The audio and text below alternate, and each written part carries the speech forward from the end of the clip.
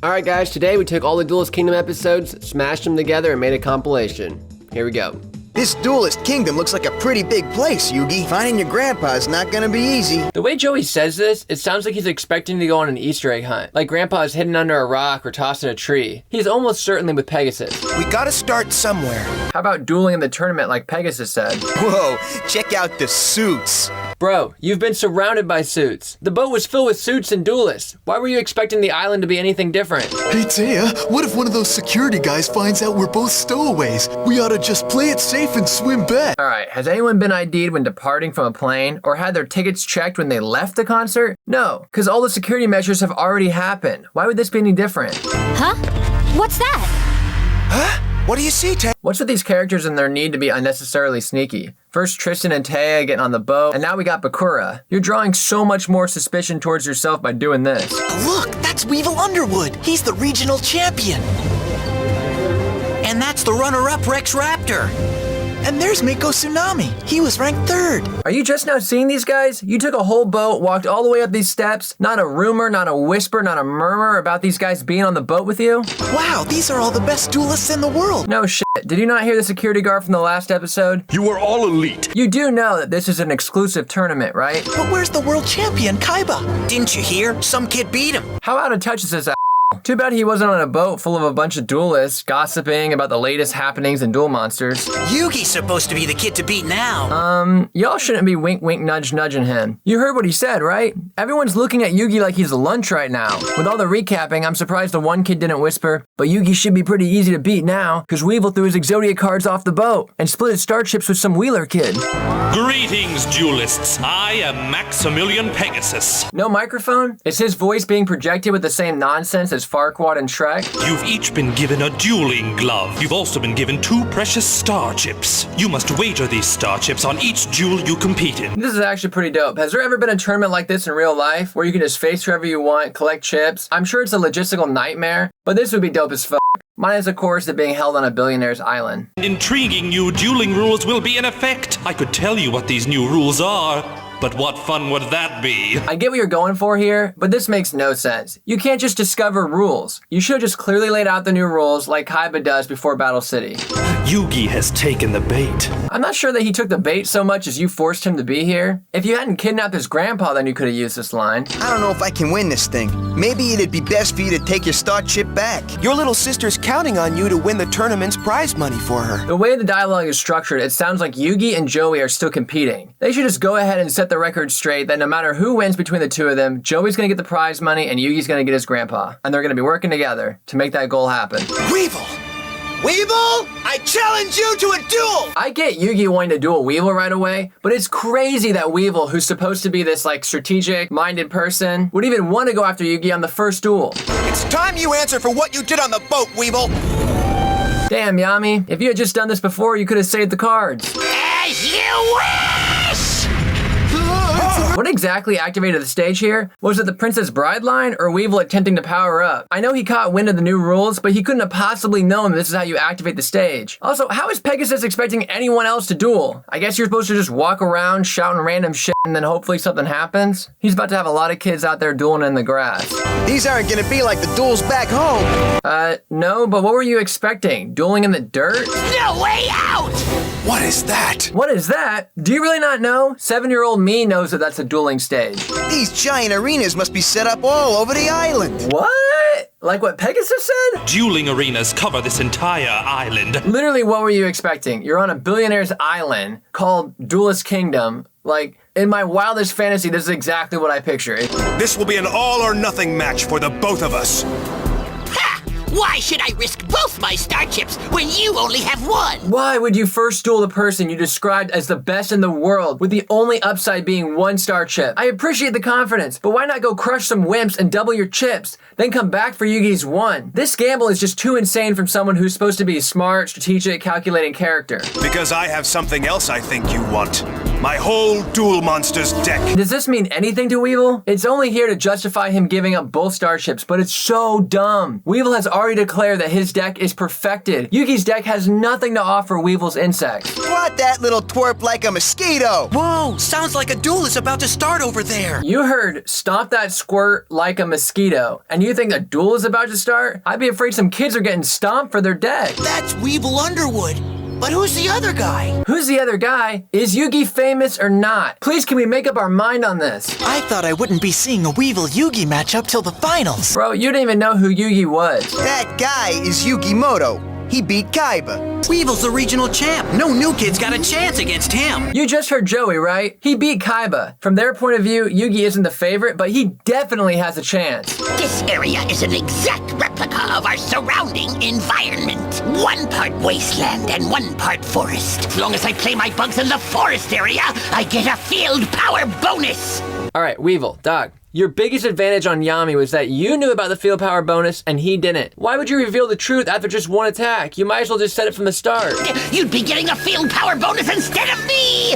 Was this stat boost reveal triggered by Weevil's monologue? Why wasn't it applied when he was summoned? He let us here because he knew he'd have an unfair advantage. So what's the alternative? Yugi and Weevil standing around arguing which stage to duel at? Like, oh, my monsters are gonna get boosted over here. Well, my monsters are gonna get boosted over here. Let's duel over here. Like, what's the alternative here? My mammoth got a field power bonus. The field point advantage was supposed to be mine alone! Weevil, dog, how did you miss this? And what makes this island so special is that it contains every type of field imaginable. Ah, yes, every single field imaginable. The forest, water, sand, and the forest. There are surprises hidden under every rock, and I know them all. No, you don't. Just see how you handle this. My Hercules beetle will So this beetle has 1200 attack here, and then 1500 attack when it's summoned to the field, before the field power bonus. You guys remember the time in the first episode when Kaiba had a monster with an equip card totaling 1800 attack, and Yugi was a little freaked out, and I pointed out that Yugi was overreacting to the situation? Y'all came at me with, well, back then, this was peak dueling. Can I just say that a whole 3 episodes later, we again have a monster with equip, this time totaling 2000 attack, and nobody blinks an eye. Yugi's attack didn't even phase that thing. Okay, so a comment like this makes sense in the world of Dragon Ball, but in Duel Monsters, it takes just as much effort to destroy something whether there's a 50 attack difference or 3000. Attack should have destroyed your beetle. Is this another trick, Weevil? The first time wasn't a trick, it was a legitimate rule, in this context, that you just didn't know. Even that 4-eyed tick's weakest bugs are gonna be tough to beat so long as he's got that field power bonus. Weevil's a no-good cheat. Be mad at Pegasus, Weevil didn't make these dumbass rules. Not only does he get a field power bonus, but I'm upgrading him with a level 3 laser cannon and a level 2 power boost. Why are you wasting these resources on this dog shit card? Yugi, for all the innocent little bugs you've squashed, stomped, crushed, or fumigated. Who wrote this? Yugi's 12. He doesn't have fumigation money. What a hilariously terrible line. I defend with the Dark Magician. I'll destroy your very favorite card first. There's no way Weevil would know this is Yugi's favorite card. Defend with the Dark Magician. So it's set face down, and Weevil just believes him that it's the Dark Magician? Why didn't I ever try that? Hold your fire! Too late, Weevil. You already ordered your attack on my Dark Magician. Alright, I'm just gonna note for the public record that in YuGiOh, once you declare an attack, you can't stop it or take it back. You have used up all your monsters. Actually, I lied about that too! Huh? This should not come as a surprise. You really think he had 6 monsters in his whole deck? Between the opening recap and the banger intro, we're already 3+ minutes into this less than 20-minute show. You would sit through 4+ hours of YuGiOh like during a Saturday morning marathon and only get 40 minutes of actual plot.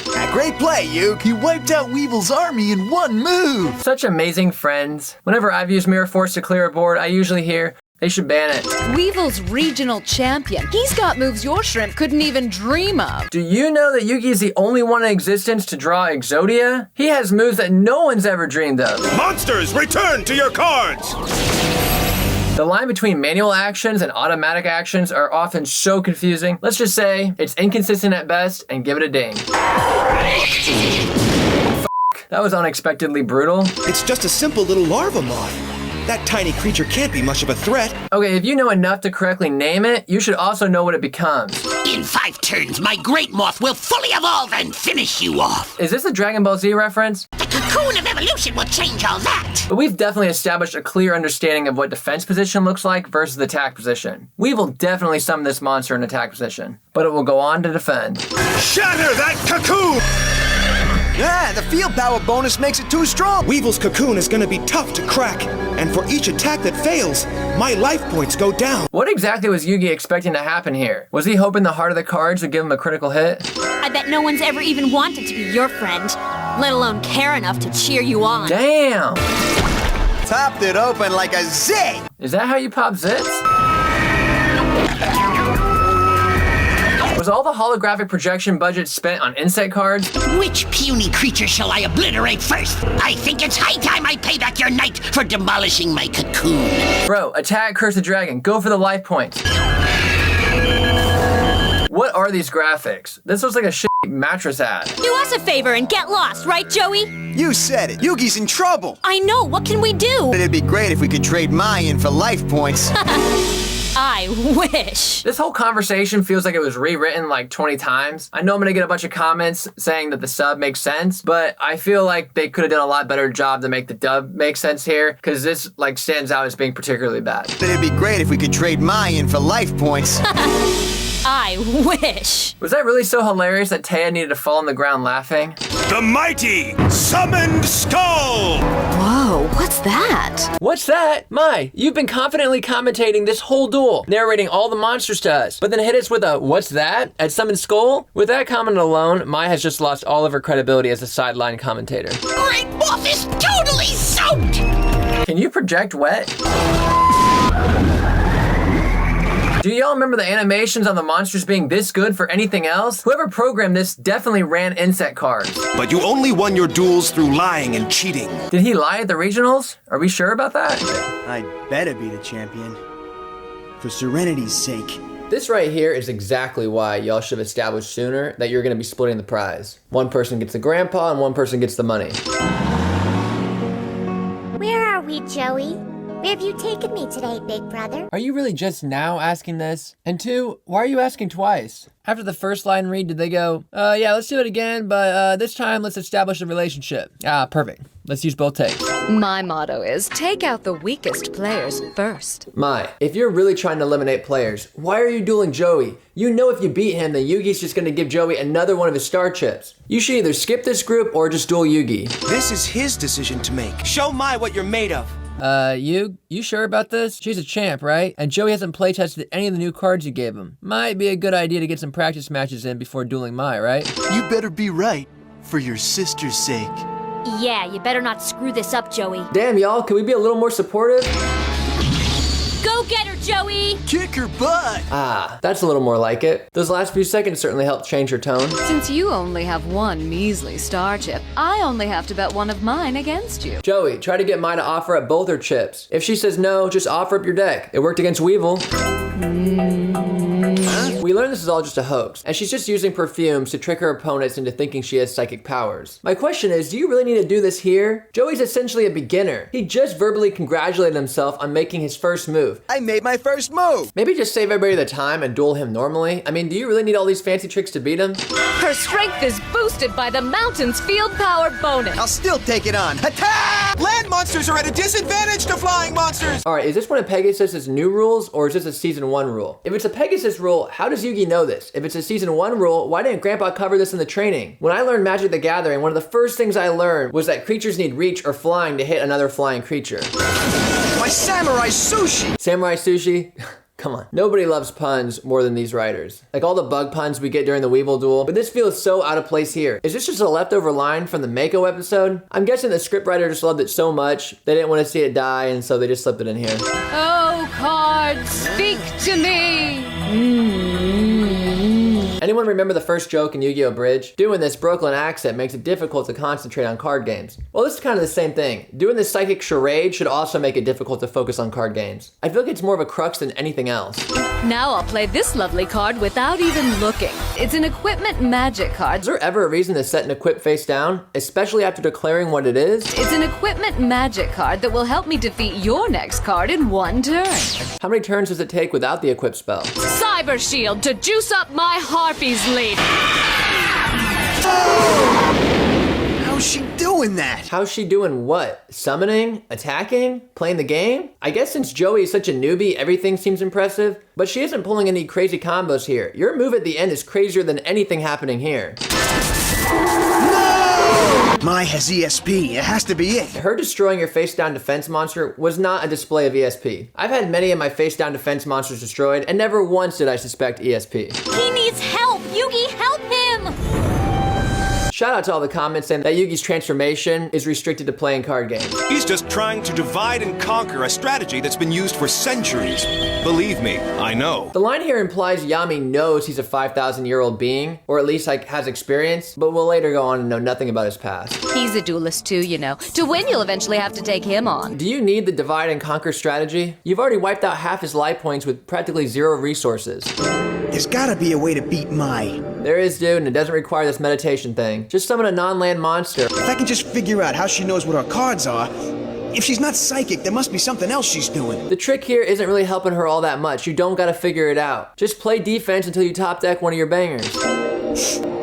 What's that strange smell? Ah, yes. The old, if you cut off one of your senses, the others become stronger thing. But if she's really got 40 plus perfumes going on, you should have smelled this before now. Come to think of it, wouldn't an aroma-based strategy be the least inconspicuous? You might as well be using stickers. You sprayed all your cards with different perfumes. No way! How could an amateur punk like you see through my aroma strategy? Mai, you ain't gotta be freaking out like this. You really didn't even need this gimmick in the first place just to beat Joey. You've already taken away half his life points. You're literally a few attacks away from winning this whole thing. How could an amateur punk like you see through my aroma strategy? So, are dueling skills a factor in smelling? Before you were winning by confusing me and trying to pit me against my friends. No. Before she was winning because you kept playing weak monsters. All you've got left is your cheap tricks, and I won't fall for them anymore. I blast your harpies out of the sky with this baby dragon. Confident smile? Check. Speech about how much you learned in the last 5 minutes? Check. Crank the background music? Check. Iconic monster? Check. Declare final attack and win the duel?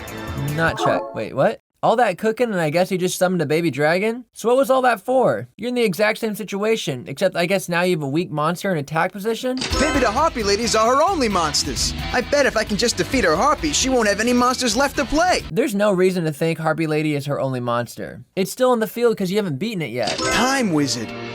This is the kind of tight spot Yugi must have been talking about. Now, if I can just remember what Gramps taught me about the way to use a magic card, it's my only chance. But do I have it in my hand? A lot to unpack here. Number 1, obviously, Time Wizard isn't a magic card. 2, are you not looking at your hand? You should 100% know if a brand new card is in your hand. 3, I guess you remembered whatever Gramps taught you about magic cards because you did absolutely nothing different here from your normal routine of playing monsters on the field. What good is that thing? Mai, you confidently commentated on the Weevil Yugi duel. You knew every card played, minus the summoned skull. You should absolutely know who the Time Wizard is. This is the only instance where Time Wizard isn't a coin flip. I guess it's to make Joey's victory feel earned? There's more to duel monsters than just kicking the other guy's butt. Joey, I love you, but let's not with the speech. You top decked a Time Wizard, skipped out on the coin flip, and she's been whooping your ass this whole duel. You, Joey, all your hard work and training paid off. Literally none of this hard work or training showed up. This was more of a testament to how useless the training actually was.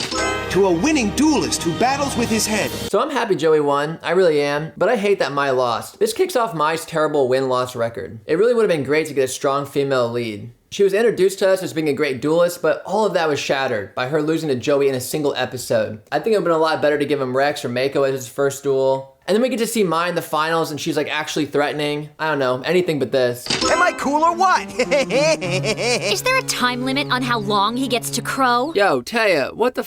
He pulled that victory out his ass. I feel like he's earned some celebration. How are we ever gonna get through the rest of the competition without anything to eat? Was there food on the boat? We never saw any, so I'm assuming no. How have you all been surviving? And I haven't seen any burger stands or restaurants since we got here. Burger stands or restaurants? All right, let me get this straight. The dueling arena surprised you, but you were expecting burger stands and restaurants. I've gotta have my 5 basic food groups or else it's metabolic meltdown! So I'm guessing you're in metabolic meltdown right now? Because you for sure haven't eaten since before the boat.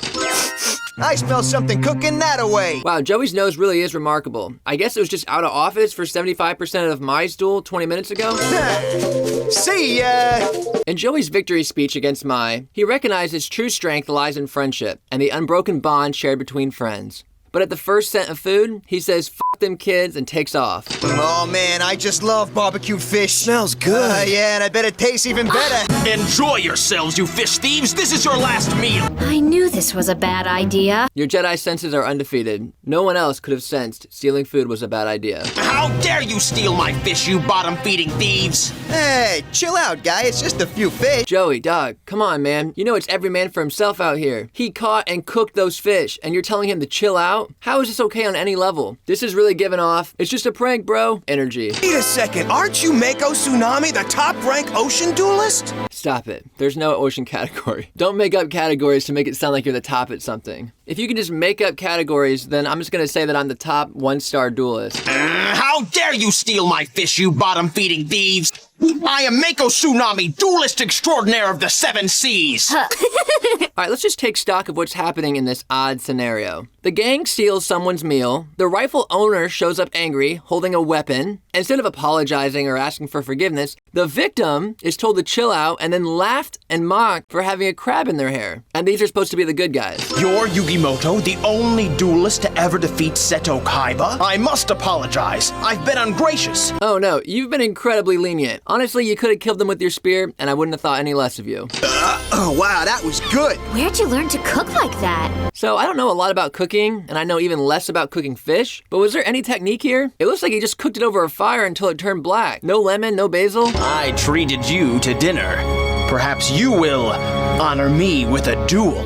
He's nuts! Wait, is he nuts? I know you're more so referring to the harpoon being thrown, but you did steal food from someone, and we're all like in a Hunger Games type situation here. Also, you did agree to duel him. It will be my very great honor to face you in a duel. Same here, Mako. So why is he walking off without dueling? Ah, forget this crazy chicken in the sea, Yugi. Bro, he quite literally just saved you from starvation. Finally, an adversary of real merit. How I have waited for this day. Mako, you say this with like undefeated energy, like you've never been challenged before. You're the 3rd-ranked duelist in the world. And there's Mako Tsunami. He was ranked 3rd. Both Rex and Weevil rank higher than you. Now, Fiend Kraken! Ensnare him! Wow, and that was just his opening move. You mean an attack? Let me go back and check something real quick. Yep, that's been the opening move every duel so far. All right. What? Water conducts electricity. They're vulnerable to electrical attack. Whoa, that is so smart! Taya, you're gonna freak. Let me tell you about this thing called Pokemon. You should consider yourself lucky, Yugi. In my previous duels, when Kuryushin attacks, absolutely nothing is left standing in its wake. I think it was quite considerate of my pet to leave you a little patch of dirt to stand on. So, is your monster secretly working for Yami? Why would it do this? Look, Mako, there's a storm blowing in. I noticed that our lifeboat was missing. I know my father is alive. I could have asked this at any point so far, but why is Mako so in love with the ocean if the ocean is responsible for possibly killing his dad? So I will win this contest, buy a ship, and search the 7 seas until I find him. Okay, this is a super sad story. And even sadder, it's brushed off like it's nothing because we have a grandpa and a blind sister to worry about. And I'm sorry, a missing lifeboat is your evidence for him surviving? Was nothing else missing on the entire wreck? I feel like this is not enough evidence to say that he survived. Sorry, bro. I understand, Mako, believe me, but I still can't let you win. All right, but you can offer him some of that $3 million, right? I mean, how much is eye surgery? Definitely not even $1 million. You could easily kick him a few $100,000 so he can get his boat, right? Ah, no! Way to go, Yugi! Yeah! Yay! F you and your dad. He's such a great guy and all. I hope he finds his father someday. But not enough to promise him some prize money. Bye, Mako. Wish he'd bring us some fish. We'd have to duel him again. Yeah, ha ha ha. Let's take his last star chip and destroy any chance he has of seeing his dad. Somehow we're the good guys. Are you just now realizing how high up you are? I think I would have noticed it right here. A fall from this height only causes minor ouchies. These characters are never in trouble. If it's a card game, they'll top deck the answer. Physical danger? Please, come on, they're practically Wile E. Coyote. I know this is a fantasy cartoon or anime or whatever, but this is why I appreciate Avatar: The Last Airbender so much. The stakes felt so real. Everything had weight. They actually felt like they were in danger. But in shows like this, when our characters are immune to everything, including the plot, it just feels so flat.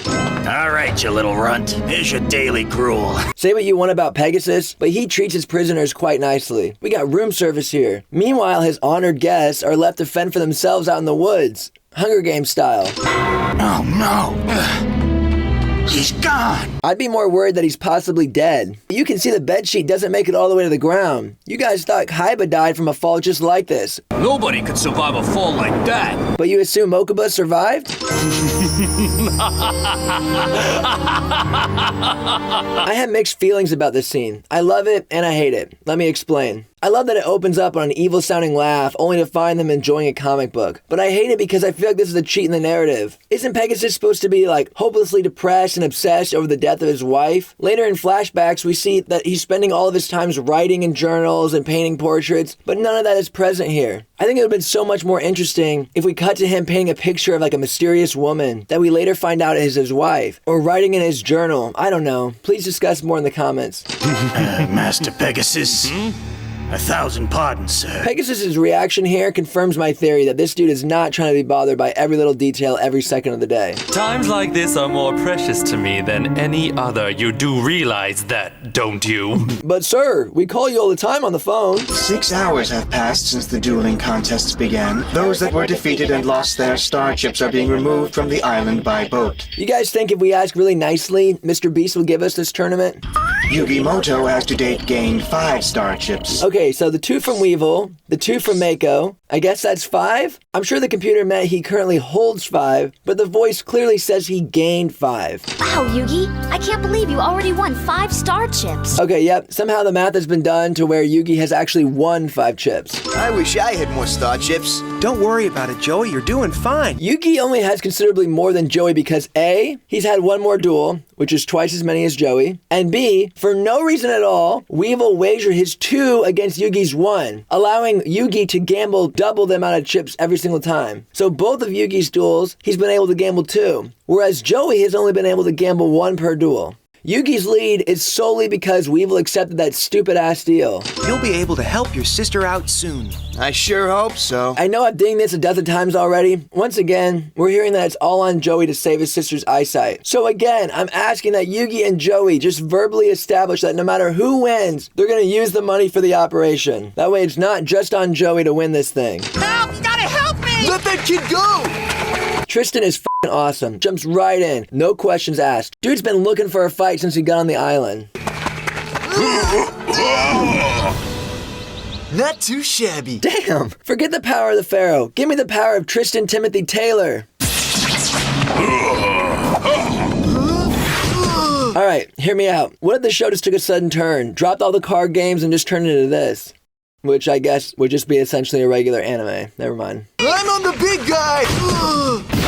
I'm off the big guy. It's times like these where you gotta tap the screen and make sure you're still watching the actual show and didn't accidentally restart the abridged series. This duelist lost his star chips, and the rules say he's to be kicked off the island. But I didn't lose my chips in a duel. They were stolen from me. My cards, too. That big creep. I say we follow him. I find it odd that the gang will take it upon themselves to help this no-name NPC reclaim his stolen star chips. But when another stranger says they lost their dad at sea, the gang couldn't possibly care less and offers nothing other than their best wishes and smiling faces. Hey,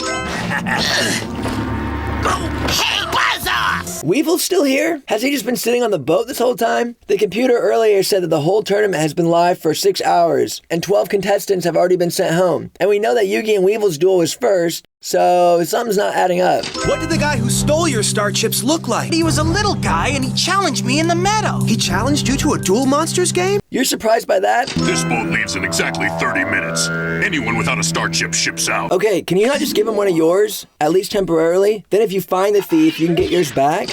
We won't let you bully him out of the game. Are they bullying him? It sounds like they're just following orders. We'll catch that little thief and bring him to justice. Believe me, kid, you can count on us to track him down and get those star chips back. Hurry up and go! But who are you guys? We're the guys that are gonna save your chips. Don't worry, you got the brilliant mind of Joey Wheeler on the case. Why are you all here making these long-winded promises? You heard the guy. The boat leaves in 30 minutes. And I always get my man, even if he's just a kid. Get the out of there! Well, maybe we should stake out the scene of the crime. It's over there. How do you know this? Did you go back to the boat off-screen and ask questions? Think the thief will come back?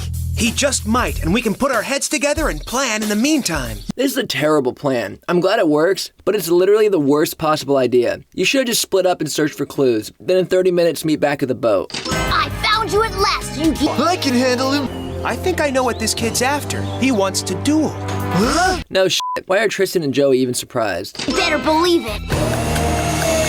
Yug, do we have time for this? I kinda like Tristan's plan better.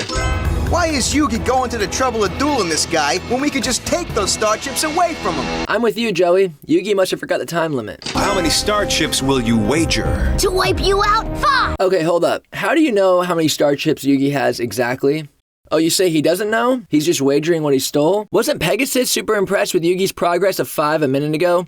Yugimoto has to date gained 5 star chips. Wonderful. I expected no less. If 5's an impressive number, then who the is this kid? Does he also possess a Millennium item? He's doing remarkable. I guess he quit Duel Monsters after this though, because we never hear from him again. Yugi should hurry if he plans to get those star chips back to the boat in time. Sorry, Tristan. I think you and I are the only ones worried about the time limit.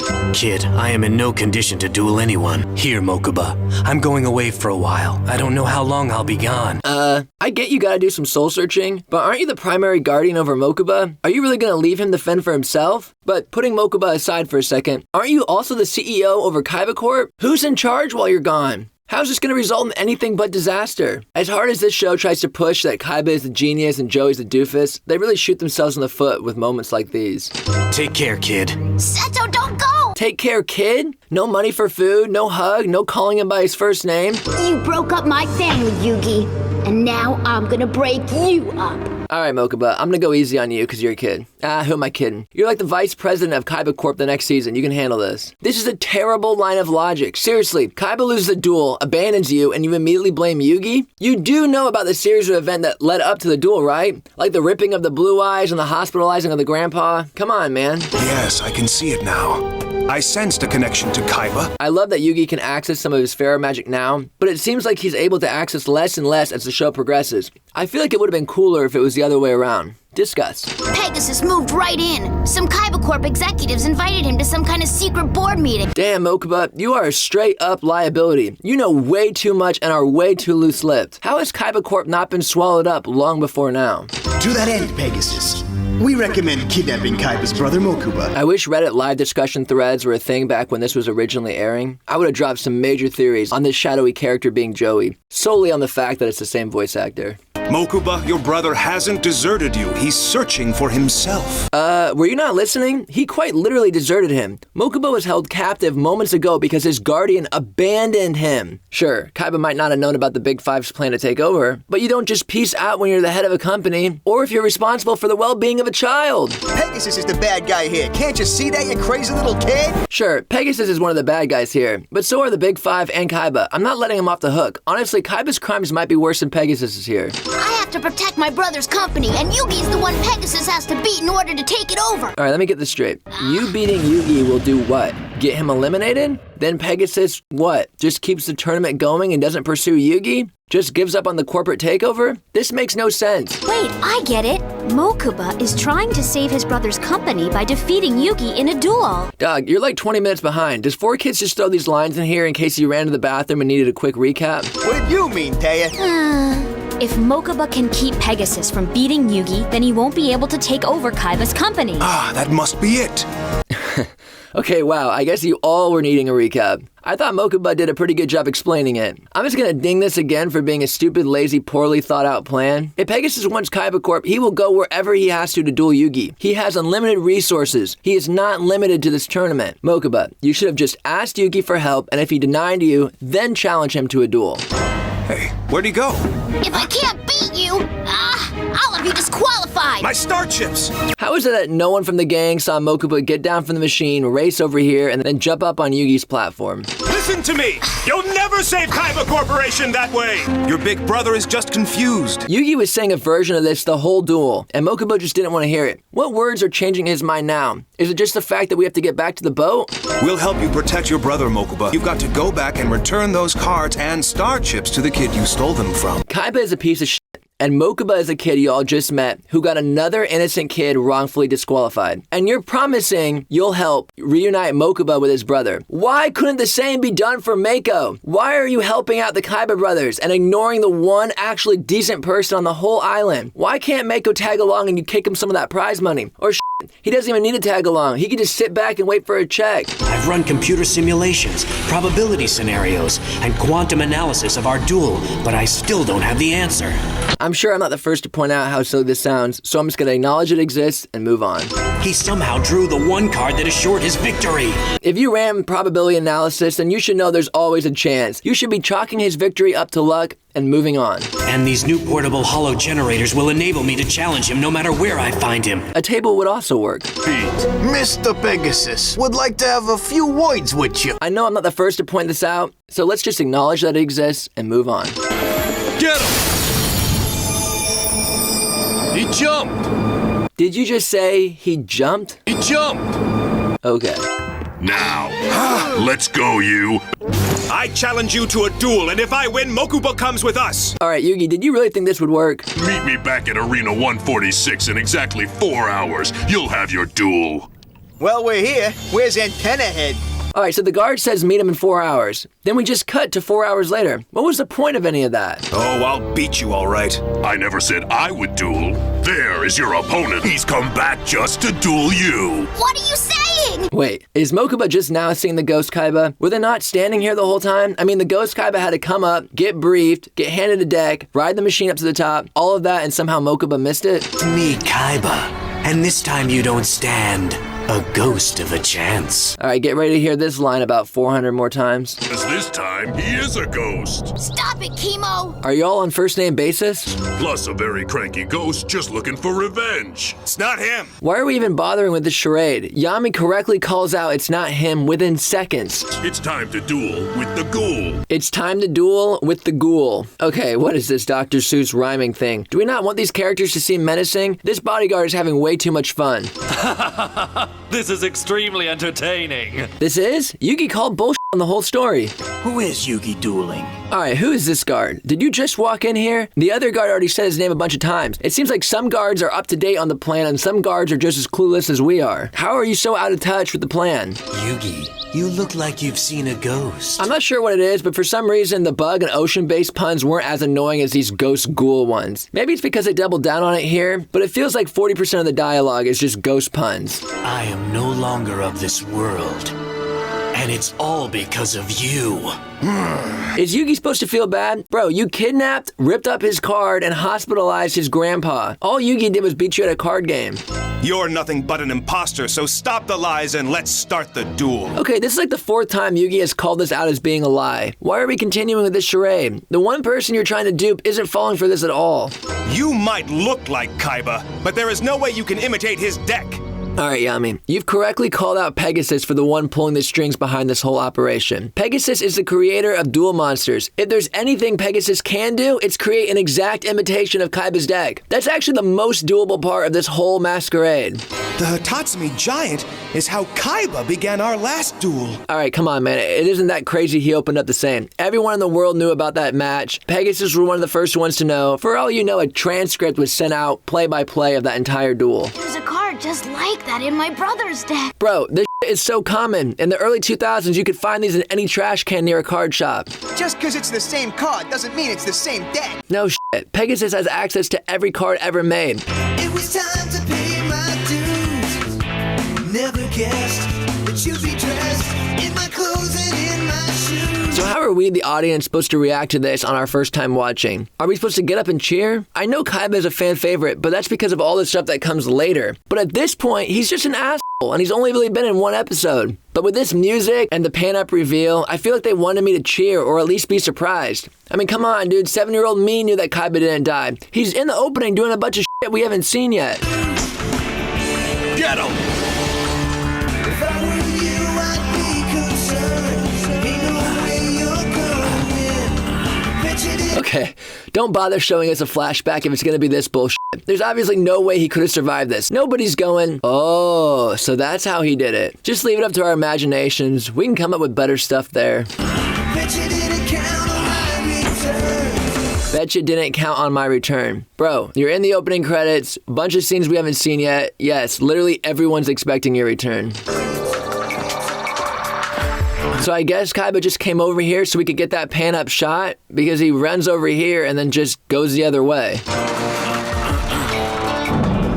Why exactly did you have this Batcave entrance installed? In case you were in this exact situation where your board of directors unanimously turns against you? And how would this entrance be a secret? Did you outsource a team and pay them in cash under the table? There's no way something this elaborate could be built without it having a record of some kind.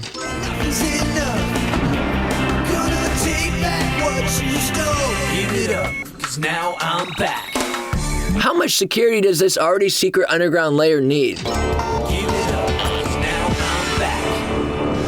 Alright, if this layer is so secret that only you know about it, why are there 3 chairs down here? At most, it would be you and possibly Mokuba. I thought I'd seen it all, but having to break into your own house? It's too long a story for right now. Too long a story? Well, maybe I'm not in such a talkative mood myself right now. I'd find that hard to believe. Who is this robot, AI, Siri, Alexa type thing? Why does she have this whole sarcastic, fun, sassy personality? Who designed her this way, Kaiba? While you were off gallivanting, a hostile takeover of Kaiba Corporation has begun. At the same time, Maximilian Pegasus kicked off his Duel Monsters Championship at the Duelist Kingdom. If Yugi can be defeated by Pegasus, or a competitor that represents him, then the new Kaiba Corporation board has promised him control of the company. This computer knows way too much. This is in as much detail as Mokuba gave us earlier. And he was physically in the room. How would this computer have any of this data? Are the Big Five sending out stakeholder emails with all the latest happenings in this potential acquisition? Yugi is unbeatable. Bro, you almost beat him. He happened to draw Exodia. If you had drawn your blue eyes one turn earlier, he'd have lost. This is like losing to someone in Smash Bros. Where the winner is left with one stock at 150% and then saying that they're unbeatable. Yeah, well, sometime after you lost to Yugi, he lost Exodia. You know how some conspiracy theorists say that computers and smart devices are all listening to everything that you say? Well, they're right, and all that info was being dumped into this bitch. Sometime after you lost to Yugi, he lost Exodia.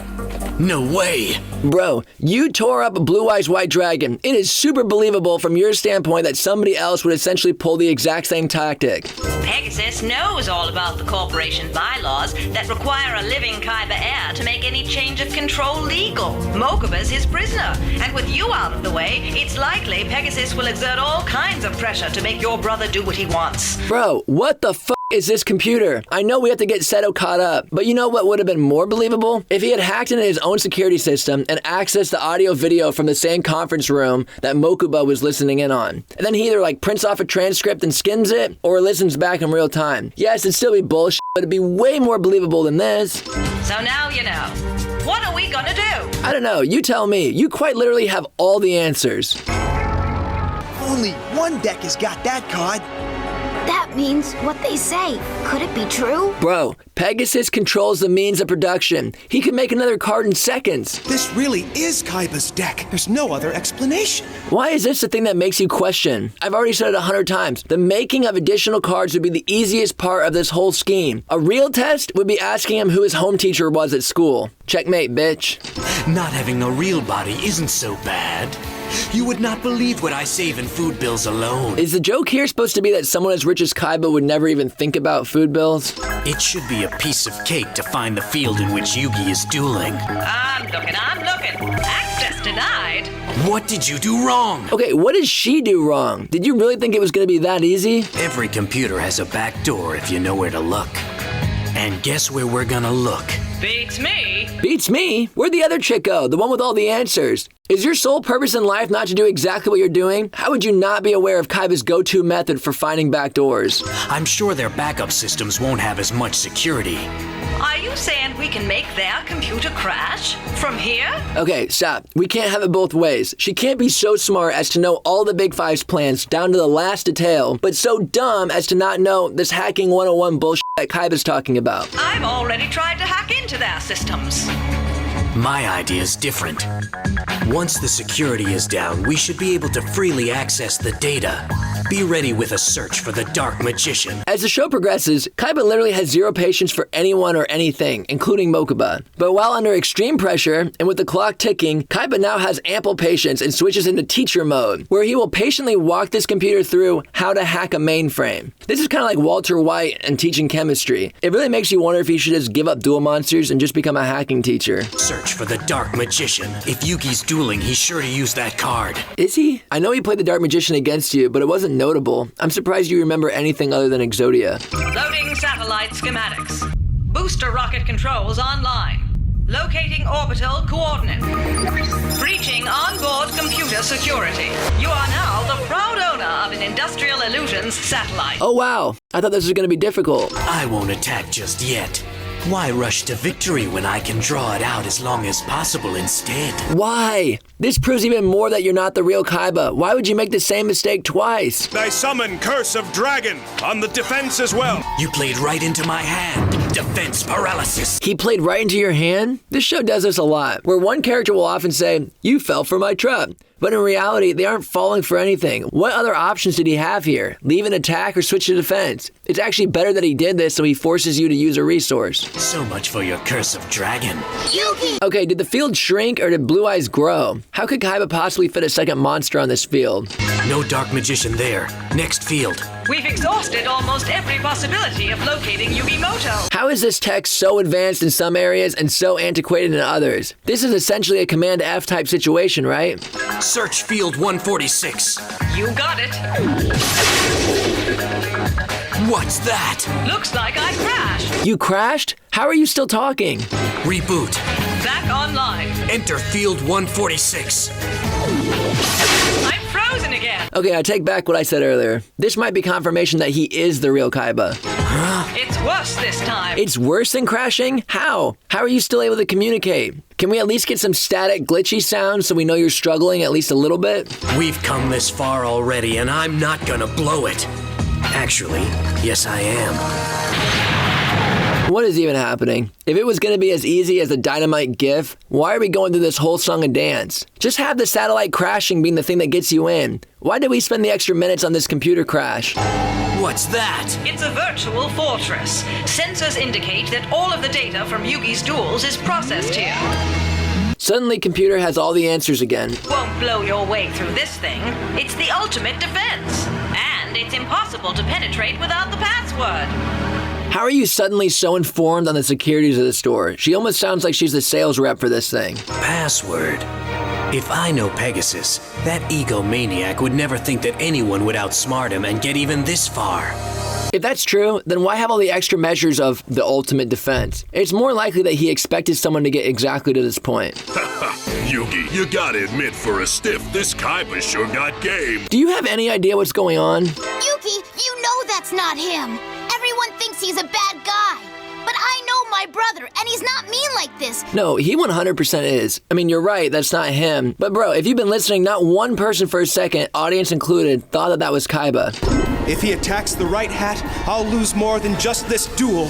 Much more. Am I missing something? What else will you lose? Because it sounds like the only wager besides the star chips is that the Kaiba bros will lose Kaiba Corp. But how does that affect you? Or why do you care? That dude's been nothing but trouble. Maybe it would actually be a good idea if Pegasus acquired Kaiba Corp. Even if you lost your starships, Joey's got enough to share and keep you on the island. So really the only thing on the line is Kaiba's stupid company. Maybe we should have spent a little bit more time on the stakes affecting our heroes and a little less time on computer rebooting. I think the part you'll find most interesting is the name of Yugi's opponent. What? Is this your idea of a joke? Is this her idea of a joke? Didn't you program her? Did you give her a sense of humor? Yugi defeated the first one using a combination of the Dark Magician and magical hack. But without Exodia, Yugi can't win. He has no other cards left in his deck that can beat the Blue Eyes White Dragon.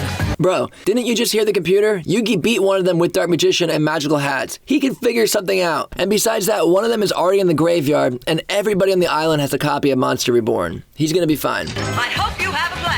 Yugi will lose on the next attack from the Blue Eyes White Dragon, unless we decrease its power from here. Can we do that? Can we do that? You just hijacked and crashed a satellite about 30 seconds ago. You penetrated what you described as the ultimate computer defense. Now you're questioning your ability to lower the attack of a Duel Monsters card? Yugi! Hang on!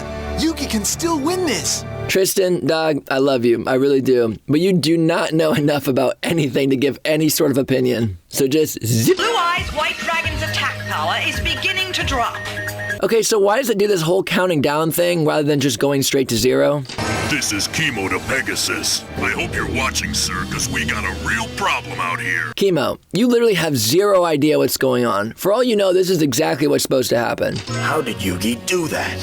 How did Yugi do what? Lower the monster's attack points? From your limited perspective, that's all that's happened. And earlier, Yugi lowered Blue Eyes' attack with Spellbinding Circle. So I guess you asked the same question then, and Pegasus just politely explained... And Pegasus just politely explained the card effect to you? It wasn't Yugi, it was Seto Kaiba. Why is Kaiba the first thought that came to his mind? I would suspect a glitch in the system before jumping straight to this. We've been locked out by a remote terminal. Looks like we've been hacked. Hey Kaiba, hey Kaiba, hey Kaiba. So was Pegasus expecting this? When and how did he get these little animated rabbits together? This isn't just like some video asset he has laying around. It's saying Kaiba.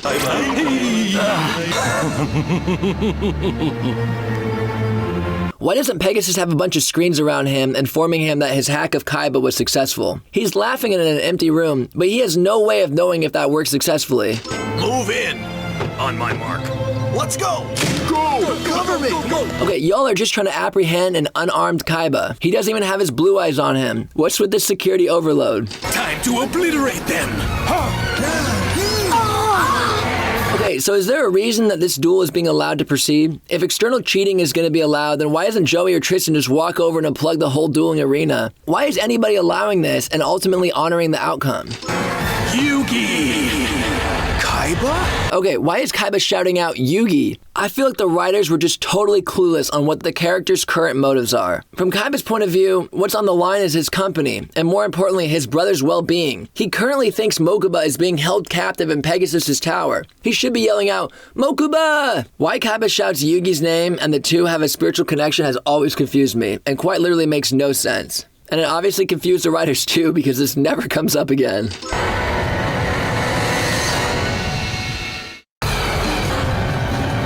Stopped.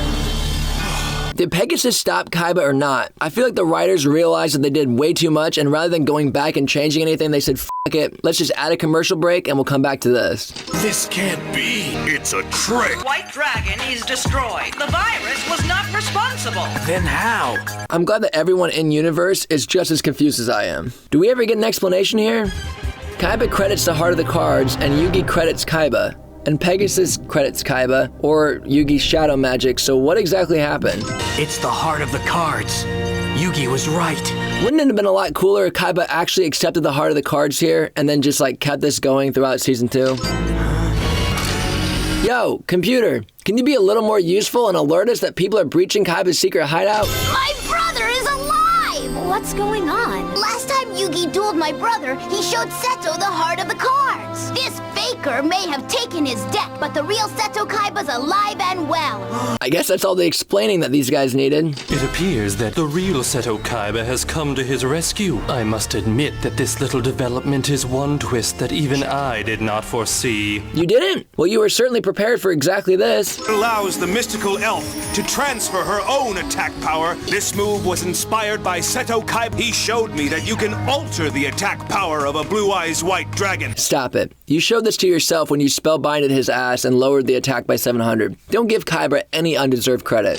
Consider this a message from the real Seto Kaiba. Blue Eyes, obliterate! If you're trying to give a message from Kaiba, what would have made a lot more sense would have been, attack with white lightning! Instead, you just use your signature obliterate, which is still cool, no doubt about it, but this isn't one of Kaiba's phrases. Never again!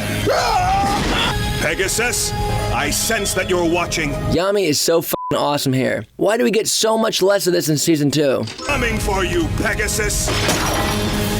The writers took a page out of the old Dragon Ball Z book when trying to demonstrate someone's power level. You've developed your shadow powers quite a bit in such a short time. So are his growing shadow powers like Zenkai boosts? Like the more he duels and wins, the stronger he gets? You've basically set yourself up for failure by making him go through a whole tournament before getting to you. You're Frieza and he's Goku. While you're sitting in your castle sipping Chardonnay, he's grinding and getting over-leveled. You brought your own downfall upon yourself, dude. That creep took Mokuba. How the f*** are you all just now noticing? You remember the whole wager, right? Star Chips and Mokuba's freedom. How did you lose track of him? Also, I have a question. So you bet Mokuba's freedom on the outcome of the duel. Yugi won. So how is Pegasus able to renege on this? Doesn't the duel bind you to the rules? In later duels, when Yugi bets his Millennium item, if he were to lose, is he allowed to say, nah, don't think so? Why is Chemo allowed to renege here? And if reneging is allowed, you've totally eliminated any stakes moving forward. I can't believe it. Mokuba! Yugi says this with like frustrated dad energy. Mokuba! This is no time to be playing hide and seek, kid! Do y'all really think he's playing hide and seek? Haven't I seen that card in your deck, Joey? Not this one, but I think I got something just like it. Why would you ever run one without the other? Wow, that was a real challenge. It ranks right up there with doing my nails. But I was ranked 4th in my district finals! See, this is what I'm talking about. Maya is smoking fools without the use of her hocus pocus aroma strategy. She just creamed a ranked competitor, proving that she didn't need any of that perfume during her duel with Joey. I can't believe such an amateur beat me. That win was 100% luck. He top-decked a Time Wizard and skipped out on the coin flip. Everyone knows if Yugi wasn't there to hold your hand, you wouldn't have beat me. Did Yugi really help Joey in that duel with Mai? He just alluded to Mai only having Harpy ladies in her deck. I would hardly call that an assist. Having Rex do all my dirty work is the perfect revenge. Is it? Honestly, Mai, you should be challenging him to a rematch, but with no sideline assistance. And again, the assistance was just stating that you only had Harpy ladies in your deck. So unless you're also gonna mind crush Joey, he's still gonna have that knowledge. If little Yugi does any of his backseat dueling, then Joey is disqualified and the match automatically goes to Rex. I'd be like, okay, fine, I agree to that, but you can't summon a monster with over 2,000 attack. Hey man, if they can make up rules, so can you. But I don't deserve to keep him if the only reason I'm winning is because of Yugi's smarts. Bro, you won one match. And as I already said, it was 100% luck. I won't just stand here and watch you throw your chips away. I hope you guys don't mind, but little Joey won't be coming out to duel today. Maybe once he grows up, we can arrange a playdate. Damn, Tristan, this started off strong, but why'd you have to take a hard left into that whole Joey playdate baby talk? Are you trying to be supportive or not? You know that's gonna trigger him. Oh, hey, what'd you shove me for? I know that shove was a little excessive, but you know exactly why he did it. I'm tired of everyone thinking they gotta come to my rescue. That wasn't really coming to your rescue so much as him just mocking you. Do what you gotta do, even if it means losing the chance to help your sister. Serenity. Are we gonna go through this every single time someone challenges Joey to a duel? Rex and Mai are being exceptionally patient. All right, then it's dino feeding time! So do we ever get an answer to what activates these stages? First it was as you wish, and now it's dino feeding time. Just don't forget what you're fighting for! What is he fighting for? I know the answer's supposed to be serenity, but it feels much more like he's fighting for his own pride, which by this show's own logic should result in an instant L. At least I'm no dueling monkey! What is dueling monkey? Is that like a euphemism for something? Why is this so triggering for Joey? My King Rex gets a nice fat power bonus! Field bonus? Now he tells me! Yeah, no kidding. Where was that bonus earlier whenever he attacked Baby Dragon? That is, if I finally figured out how to use this field power bonus thing right. Axe Raider! Hey, he got the power bonus! So what field is this, where an Axe Raider and a twin-headed dragon both share in the bonus, but a lion and a baby dragon are excluded? We're all right behind you! Yeah, right. That's why Yugi and Tristan ditched me. Dog, you shoved him, and you told Yugi you didn't need his help. I thought you were supposed to be showing us that you can do this by yourself. What a Nimrod. Big dumb jerk. Bro, there's blame to go around. You didn't need to go so hard on the little baby Joey talk. Yugi! Damn, what's with the excessive aggression in this episode? Besides, we've gotta believe in him so he believes in himself. You stole that right out of Gurren Lagann, didn't you? Oh wait, this came first? And even though he doesn't need our help, he needs to know he has our support. What does that even mean? Support without help just sounds like help but with less steps. Time Wizard! Hold on, did you just set it face down attack position in the spell trap zone and announce what it is? What was the point of that? Why would you ever announce a face down card? Watch that Time Time Wizard! This is the same level of assistance that you got mad at Yugi giving Joey before. Without Yugi's help, this chump doesn't even know how to use it! Wait, what? How do you know that? Is it because he said a face-down attack in his spell trap zone? Or do you know for a fact that he doesn't know how to use it? Joey was able to defeat my Harpy ladies, but only because Yugi coached him through it. Bro, what are you saying? Is your brain confabulating? Is this really how you remember the events? Yugi simply suggested that Harpy Lady might be your only monster, and Joey did everything else. I have a beast that'll wipe that smirk off your face permanently! Alright! Wait, does Rex have the heart of the cards too? It's rare cards awarded to the elite few who have made it to the final round of the regional championships. Shout out to all of you who correctly corrected me in episode 2 when I said Rex already had this card. You were right, it was awarded to him that night. Oh! He was my best card! Well, besides Thousand Dragon, right? Didn't no one ever teach you not to mess with other people's business? Hey! Everything all right, Joey? Damn, is there a Tristan bat signal? Joey doesn't have a cell phone, and they're like seemingly in the middle of nowhere. Let's go! Can we just agree that Tristan and Joey are pretty much the Avengers? All this time and it finally hits me. Tristan's always been looking out for me. Not because he thinks I always need his help, but because he's a true friend. These two instances aren't even almost comparable. Earlier, Tristan was trying to push your buttons, talking to Maya and Rex like you're a little baby. Here, you're being jumped by a handful of grown men who are possibly armed. But because he's a true friend. This shouldn't be a sudden realization. Tristan really is an awesome friend. Joey! Huh? What? We're here for you, buddy! And I'm sorry for all that baby talk earlier. The writers made me do it so we could have some general conflict and some minor character development. Go! Lava Battle God! Attack the green one! What? My sonic blasts are being deflected! Wait, did Joey not know it was gonna happen? So I guess he was just prepared to lose? Yeah! Oh, I get it. The red one blocked for the green one. Wait, none of you knew this was gonna happen? Why do you even run these monsters if you don't know what their effects are? Because your party's about to be crashed! Red Eyes is literally one of the coolest cards in the game. Why is Rex Raptor the original owner of this legendary card? I feel like it should have had a cooler origin story. The Red Eyes Black Dragon! Red Eyes is arguably just as iconic as Blue Eyes and Dark Magician. This is a legendary card and a legendary moment. A what dragon? That being said, y'all are way overreacting. This ain't an Egyptian god card here. Y'all have already seen way scarier cards than this. Powers are said to rival those of the legendary Blue Eyes White Dragon. Your Dark Magician and Summon Skull rival it harder than this. Blackluster Soldier is more accurate for a rival. It's about time Rex played a card that'll put Joey in his place. What? He's been trashing Joey this whole time. With Dragon Nails, my Red Eyes gets a power boost. Okay, now let's have that line about it being Blue Eyes' rival. That odor in the air, Joe. The claws are cool until you see it from this angle. How are the claws boosting a special attack here? Either make him a physical attacker that uses those claws, or change the card from claws to like Flash Fire that gives him a special attack boost. Yugi, tell me that dragon isn't as tough as it looks. Lie to me, Yugi. There is one last move that could save Joey from that Red Eyes. Kunai with chain, shield and sword, time wizard. Joey's gonna have to figure out this one all by himself. Is suggesting to use the time wizard really advice? Even if it is, it's a coin flip. That's like saying your financial advisor gave you the good advice of buying scratch-off tickets. Don't forget, dueling's more about heart than strength. I'd say it's more about strategy than anything, but in Joey's case, it's about luck. Now show this lizard what you're made of. Show this lizard what you're made of. Okay, let's pause for a second. Has Rex done anything to deserve this name calling? He's actually one of the few duelists here who doesn't cheat. I guess he's just considered a jerk because he's not dueling for someone else? Am I missing something here? Shame Joey's too much of an amateur to know how to use it himself. What does this even mean?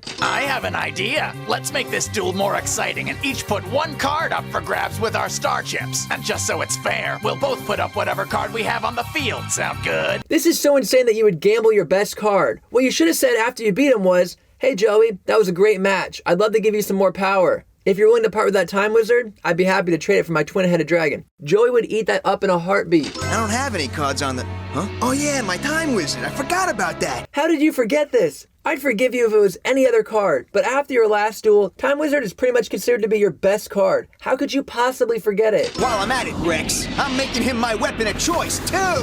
That's right, Joey. Make your move and hope that Rex forgets it's his turn.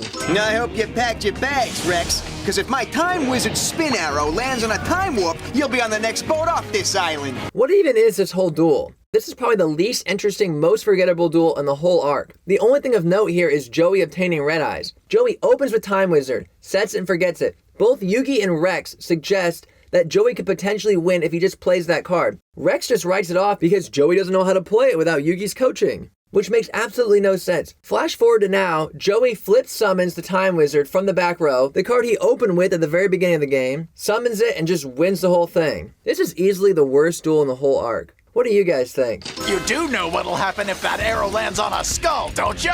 It's a risk I gotta take. It's a risk you have to take. Okay, so earlier when you said you couldn't risk gambling the Time Wizard because it was a gift? But I hate to risk this Time Wizard Yugi gave me like it was some bargaining chip. Wait a minute, what am I talking about? Maybe I don't have to. That was a lie?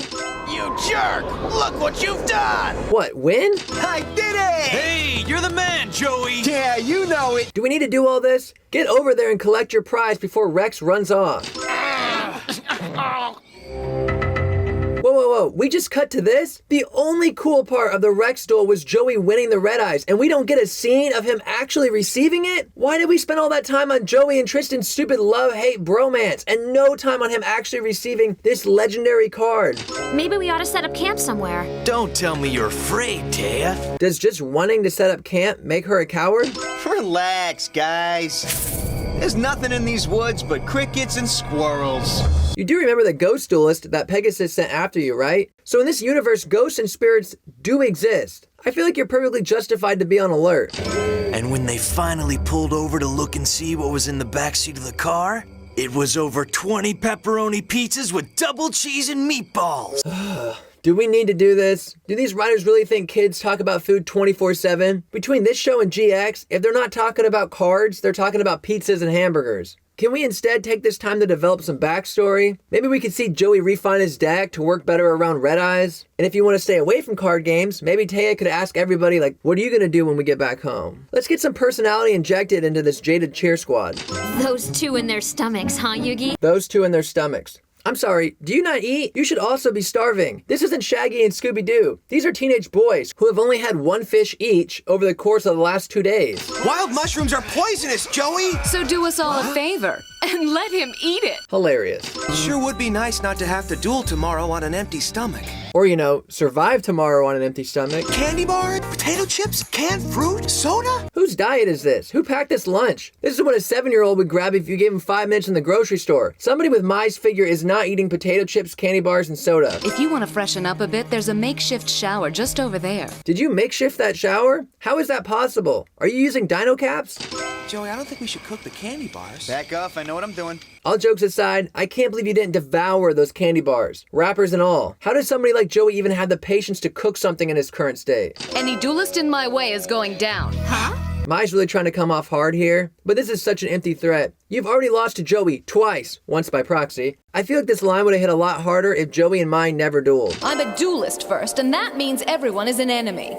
So no friends for me. I want to win, and I'll do it all alone. Both Mai and Kaiba subscribe to the idea that friends make you weak. Who teaches this? It literally doesn't make any sense. No way Panic's giant ass is sneaking up on anyone.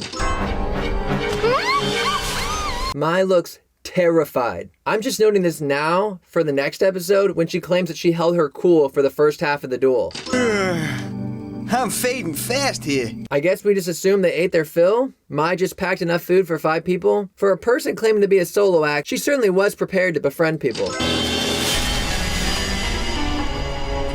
It's Bakura! What are you doing way out here, Bakura? Bakura from school just revealed himself to you after hiding in the bushes. It's the middle of the night on day whatever this is of the tournament, and your question is, what are you doing here, Bakura? I'd be like, yo, what the fuck? Why were you in the bushes? How long have you been watching us? Why are you being so creepy? And if I didn't like his answer, I'd take some serious measures. We actually thought we had something to worry about. Pretty silly, huh? There's nothing more settling than a creepy-ass white-haired dude just silently smiling after popping out of the forest. Which card would you want to be, Joey? This one. Do we have to add before Joey says anything? Why do we need to make him sound extra dumb all the time? The Cyber Commander. Tristan picked an absolute trash card. Chat, can we please give him something better? Magician of Faith. More like the Magician of Freaks, if you ask me. She is? She seems like a normal person with a badass effect to me. I could see you reacting this way if she said, I don't know, Dama, the Angel of Silence. But Magician of Faith is one of the more normal looking monster cards, and it has a badass effect. It's like Grandpa says, it's not about the the playing cards, it's about putting a little bit of your heart into anything that you care about, you know? This is an awesome line. Why don't you guys each put your favorite card into Yugi's deck so it'll be like we're all playing? That's a good idea. Yeah. This is an awesome setup to a very interesting duel. Nice job. But I should warn you that with this all-star team of cards, we'll be tough to beat. True, but maybe I'll surprise you. Magician of Faith can help you a little bit, but I'm gonna tell you right now, that Cyber Commander is gonna be a straight up liability. Their souls have been locked away. And now, after waiting for countless centuries, the legendary Millennium Puzzle is mine. Damn, this whole moment must have been a total trip for anyone watching on their first time through with no spoilers. We get this sudden twist, surprise antagonist, Mai's in trouble, maybe even murdered. That being said, this whole epic moment is ruined by the fact that Bakura is trashed by Yugi. If you're not Bakura, then who are you? I am a thief and a stealer of souls. That's not going to happen, whoever you are. Whoever you are, he just introduced himself. Then let the shadow game begin. Alright, I love this episode. The stakes are real, we're dueling old school tabletop, no holograms, and the gang has been moved from the sidelines to actually being incorporated in the duel itself. And my first card, the Cyber Commander. Why are you playing defense on your first turn? Didn't Rex say? Even 3-year-olds know better than to defend on their first move.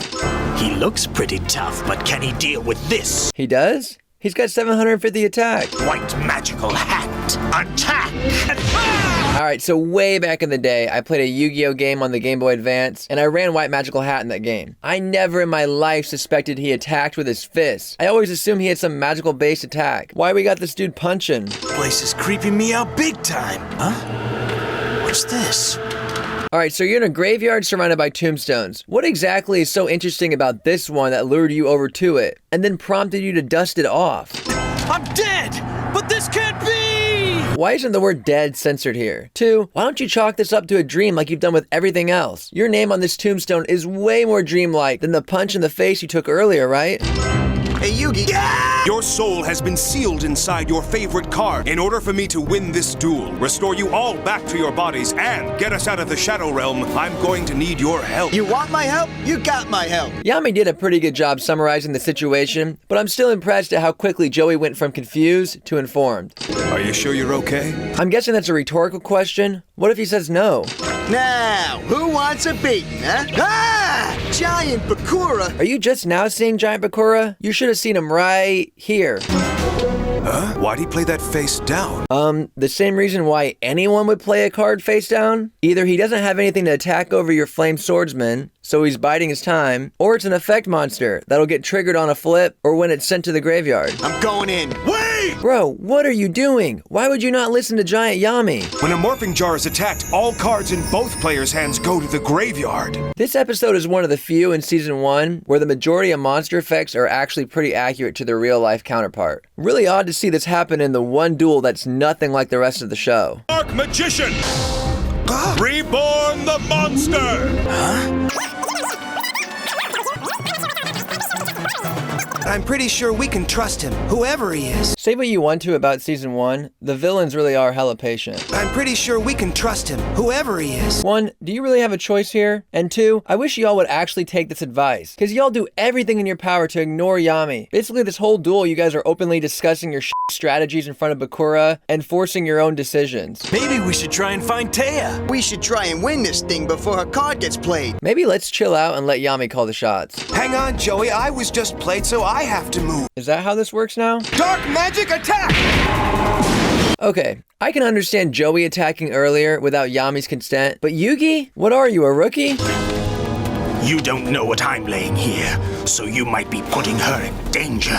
Did I already mention how much I love this episode? Finally, we have a duel that's more than just boss monster after boss monster. There's actual strategy, and the characters really have to think past the monster zone. This is what real baiting looks like. Yami doesn't know if it's a morphing jar or something else, so he has to move with extreme caution so he can end the duel without any of his friends in the graveyard. With morphing jar attacking his hand and man-eater bug destroying the field, and just desserts eating at his life points, he's truly up against the wall. Additionally, Morphing Jar was also a very smart card to give Bakura, because it quickly flushes through Yami's deck, playing heavily into Bakura's goal. Really well thought out, guys. Amazing duel. I'll just activate this trap card. Just Desserts takes 500 points from each of your monsters on the field. Wow, another moment where the card does exactly what it's supposed to do. As Yami tries to avoid the graveyard and protect his friends, Bakura punishes him by attacking him for every card he has on the field. So he's being punished for protecting. Really well done.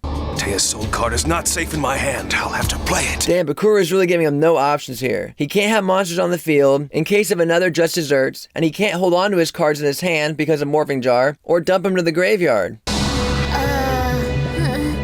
Hey! What's up? Everyone else woke up from a daze. Why is Teia in an uncharacteristically good mood? What's this? So you gain consciousness from a dazed state, somehow miss the two giants towering over you, you hardly acknowledge your friends wearing monster costumes, and go straight to freaking out that you're holding a staff. This should be the least concerning thing right now. It's some kind of magic. Magic? So I'm not crazy. The word magic was the only explaining Teia needed. There's two Yugis, the cool one up there and the puny one down here. Oh, that's not how it works at all! Why does Yugi basically turn into Cyrus here? Joey's explanation is actually pretty accurate. Oh, that's not how it works at all! Just a joke, relax. I know earlier I credit Bakura for being patient, but this is really getting out of hand. Can we get on with the duel, please? I'll show you who's puny around here. Yugi, wait! Dark magic attack! Yugi, why would you make the same mistake twice? This is ridiculously out of character for you. What was that? Whatever it was, it's making me go numb. So Yugi is familiar with Man-Eater Bug and Morphing Jar, but doesn't know the Electric Lizard? Yami's facial reaction tells us that he knew enough to know it was bad. The knowledge that each character possesses is totally random scene to scene. We'll destroy that bug before he plays it. The moment we make an attack, that card will activate. What are you saying, Yug? That one of us is gonna end up worm food? Did Joey learn anything from Grandpa? I'm fine with him not knowing Man-Eater Bug specifically, but not knowing what flip effects are is ridiculous. Give this line to Tristan or Teia. There's only one way out of this. The trap card Big Yugi laid down. But I'm afraid to use it. Let's hit the chill button. You're not in charge here. Yami is. Y'all have made one horrible decision after another. Take your own advice and trust Yami to make the calls. If anyone's going, it's me. Maybe let's let Yami make the decision here. But I'll stand in for him and say that at 100% should be Tristan. Tristan has 750 attack points. It's insane to even consider anyone else. I'm activating a trap, sacrificing my flame swordsman to do so. Alright, y'all have gone too far this time. Forcing Yugi to sacrifice his second strongest monster on the field is so fucking dumb. Let me remind you that collectively you have virtually zero dueling experience. And Yugi, you're 0 for 2 right now. Don't move another fucking muscle or even speak for the remainder of the duel. Let the King of Games do his job so he can save your life. Activating a trap, sacrificing my flame swordsman to do so. The Horn of Heaven! Another semi-accurate dueling effect here, folks. It's so strange how accurate this episode is in compared to past and future duels. Although if this were real life and pretending Horn of the Heaven negated monster effects instead of summons, Bakura would get to select his target. In this case, he would choose Teia or Yugi. And then I would activate Horn of the Heaven, negating the effect and tribute Tristan for my cost. Sorry, dog. Pretty creepy. But they got Tristan back, so maybe. Don't try and justify your forced sacrificial decision. Your attack is 2.5 times more than his. Get the fuck out of here. There is no, they got Tristan back, so maybe. No, Tristan's 750 attack is now the biggest liability on the field. If Bakura summons anything with 1200 attack or more, it's over. So what exactly is going to happen to Joey if the Reaper of Cards catches him? Does he extra die? Does he get banished?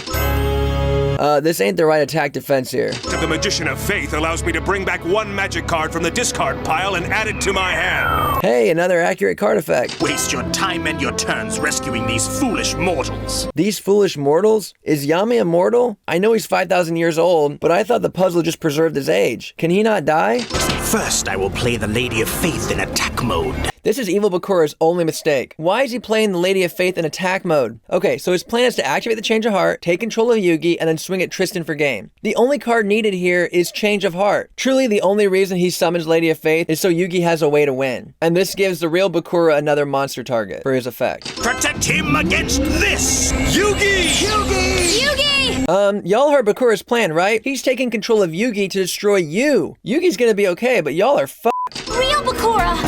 I want to help, but we must act quickly, Yugi! Bakura acts fast. He didn't waste even a second waking up from that daze. He went straight into action. This makes me wonder a handful of things. What exactly is Yami Bakura's relationship to the real Bakura? Do they talk like Yugi and Yami do later on in the show? Why can't evil Bakura sense real Bakura's emotions enough to know that he would betray him at a moment's notice? I just feel like we're rushing now, which is such a shame. Because this duel really could have benefited from more screen time. We could have taken it from, I don't know, let's say the Rex and Joey duel? It's better than being enslaved by an evil spirit! Do it! Yo, evil spirit, seriously, what are you thinking? Did you really think the good Bakura was gonna play ball? If the evil power of Bakura's Millennium Ring can pull souls from people, perhaps the power of my Millennium Puzzle can put them back. This is such an insane guess. I can't believe that worked. There's the evil dude! This can't be! So what exactly is stopping evil Bakura from just switching back? Yo, bro is a spirit. Can he die? Didn't he say a few minutes ago that he's immortal? Dreamt we were dressed as duel monsters, and there were 2 Yugis. Why y'all reacting like this? Are we hiding the truth from them? Why? How? Bakura just shared the backstory of how he obtained the necklace. This ain't Harry Potter where the wizards and the muggles need to live in separated worlds. Honestly, this is a good opportunity for Yugi to start asking Bakura some questions and learning more about the spirits of the Millennium items. Puppies! They're gone! I think you mean eliminated. Semantics. This sideshow freak giving you a hard time? Take one guess. I guess this pays me to do. Root out all the dueling filth on this island and dispose of it. Panic's one of the island's eliminators. Eliminator? What's that, Mai? I actually think Panic did a pretty good job summarizing his job description. Check out her duelist's glove. Not a starship left. But that would mean she's been disqualified. Why is Taya always like 20 minutes behind? You're out, Mai? Okay, never mind. The way Panic duels, I just lost it. This isn't right. Okay, sure, he's an ass. But she did lose, and she did bet all of her star chips on this one duel. I know our heroes are ultimately going to come to her rescue and make things right, you know, the way they see fit. But in all fairness, Panic does beat Mai, and she should technically be eliminated from the tournament. Let's see you try your intimidation tactics against me, Panic. Whoa, hold on. Did Yami read the episode title? Mai only said... The way Panic duels, I just lost it. How does he know Panic used intimidation tactics? Yugi, no problem. Show Panic here how we deal with thugs like him. This is my favorite version of Yami. Steps in, arms crossed, covered in confidence, owns every single move of the duel, truly embodies the king of games. Panic's ruthless, Yugi. He had me totally terrified. Could you be any more vague? Maybe now is a good time to mention the flamethrowers. It will take much more than cheap pyrotechnics to make me lose my cool. Bro, what? Cheap pyrotechnics? Fire is fire, regardless of the quality. Panic used those on me, too. He did? Mai's not a magical Egyptian pharaoh. She should definitely be scorched. Unless the quality does matter? Is there a reason Panic turns these off? If you're gonna use them at all, why not just leave them running? Sure, it'll get expensive pretty quick, but hey, we're on Pegasus's dollar. I do believe you're beginning to panic. Can we just get on with the duel, please? Let's stop trying to figure out clever ways to sneak in his nickname. Seeing how the blaze of my fire didn't faze you, let's turn down the lights. It definitely fazed him. He's only collected now because you turned them off. The blanket of shadows cast over my entire side of the field make it impossible for you to see the creatures I summon. Don't listen, Yugi! This is exactly how he threw me off my game! Wait, this is how he threw you off your game? So it was the darkness and not the flamethrowers? Gotcha. Celtic Guardian, defense mode! Not a very bright idea. I get that this show loves puns, but maybe let's try to use them when it makes more sense. This might not have been the best move, but what's the alternative? Attacking blindly into your pitch black field? That's cheap. How do you defend against what you can't see? Is this really different than what Mako pulled? I mean, you swap the water for the darkness, and it's pretty much the same thing, right? So how's Yugi supposed to take this guy out, Mai? Why are we going to Mai for commentary? She got her ass whooped. If I was able to figure that out, we wouldn't be in this situation. Taya, did you really just hit her with a, huh? What were you expecting, a play-by-play on how to beat Panic? So you saw my creatures, but I doubt it gives you the foresight to see what's coming next. I doubt it'll give you the foresight to see what's coming next. Is it not an attack? Has it sunk in yet, wimp? Standing up to a bully leaves you nowhere to go but down. Bro, what mixture of drugs is this dude on? He is wired. I swear, he's had more lines in the first 10 minutes of this episode than Taya, Tristan, and Bakura do in the whole season.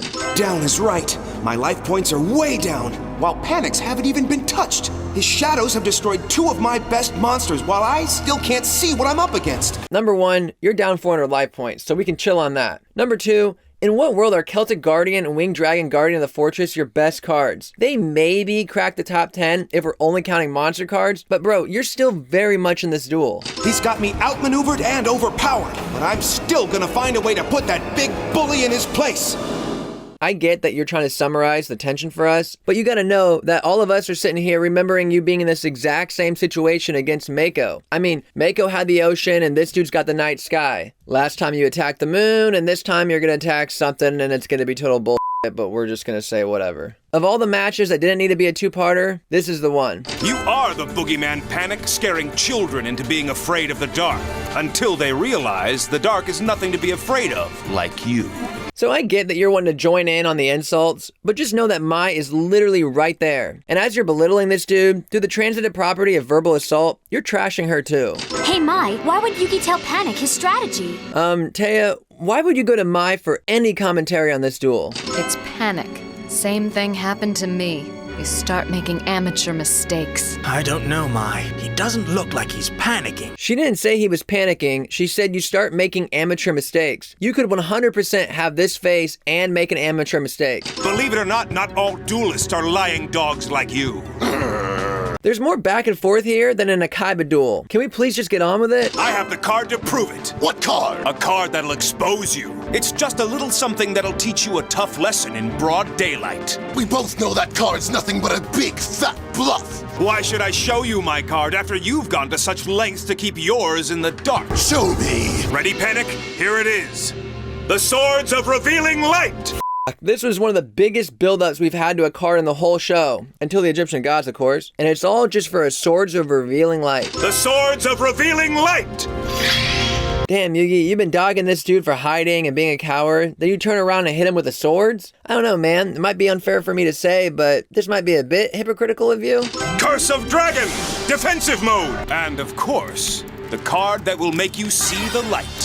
During this Everything Wrong With series, I've been nitpicking players for either announcing their face-down monsters or bluffs altogether. This is how you do it. This is the best part of the whole duel. Yugi teed up the swords, then was strategically outspoken and cocky about the 5 turns thing, all the while lying about the identity of his face-down card. All 3 of these things were done perfectly. Finally, we put some gas on this duel. Yugi is in control. We've done a 180. Really well done, guys. Still, this should have been a single episode, and I feel like it should have been Joey versus Panic. Hey Mai, why is Yugi keeping that card out if he's not going to play it yet? Who is this for? Literally, who is this question for? The children watching the show 100% understand that this is a bluff. The only thing I could think is that Taya is actually fully realized, and the actual in-universe Taya is like cognizant and asking real questions. As crazy as that would be, that might be the only logical explanation for this question.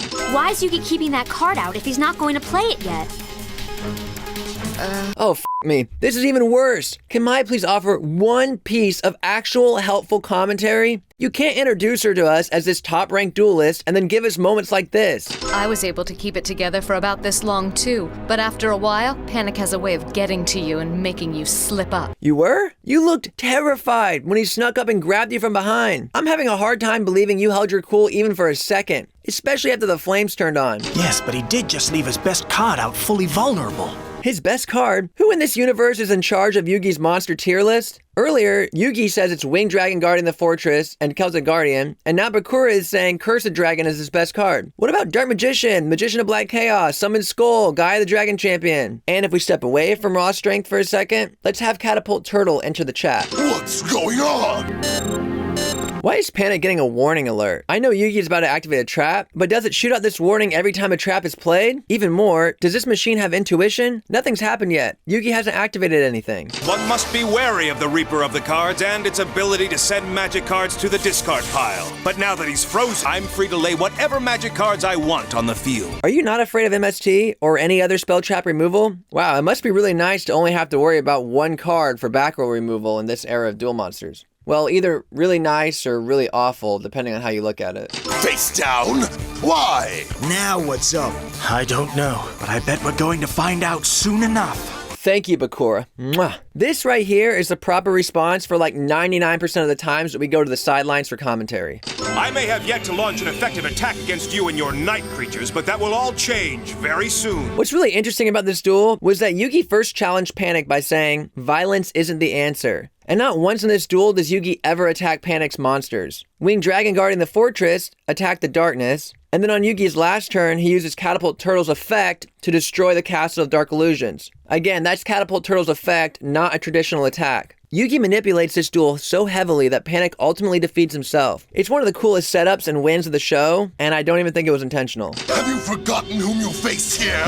Is that supposed to scare me? Did Panic change the settings? These blasters went from shooting flames at Yugi to now giving Yugi some kind of cool flame ambiance. Panic enjoys breaking people down, making them sweat, watching them squirm. Dueling is just an excuse to practice his cruelty. Are you writing a wiki page for Panic? How are you so widely informed on the psychology of this dude? Is this all from the one match you had with him? Or did you watch like some kind of 60-minute special or Netflix documentary? Then I can combine my Chaos Shield with my Castle of Dark Illusions. This is bad. Ladies and gentlemen, I give you my Valentine, Duelist Extraordinaire. But after the way Panic beat Mai, I got no idea what Yugi's chances are. Bro, you beat Mai.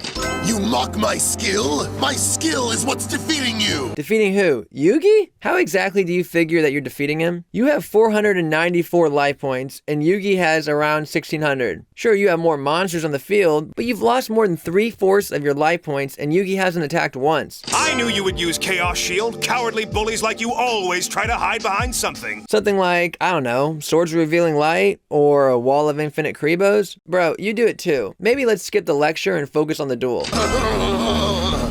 Did Pegasus order you to conserve power? Why aren't these flames set to max power all the time? Nobody talks to me that way. I am Panic, the Eliminator.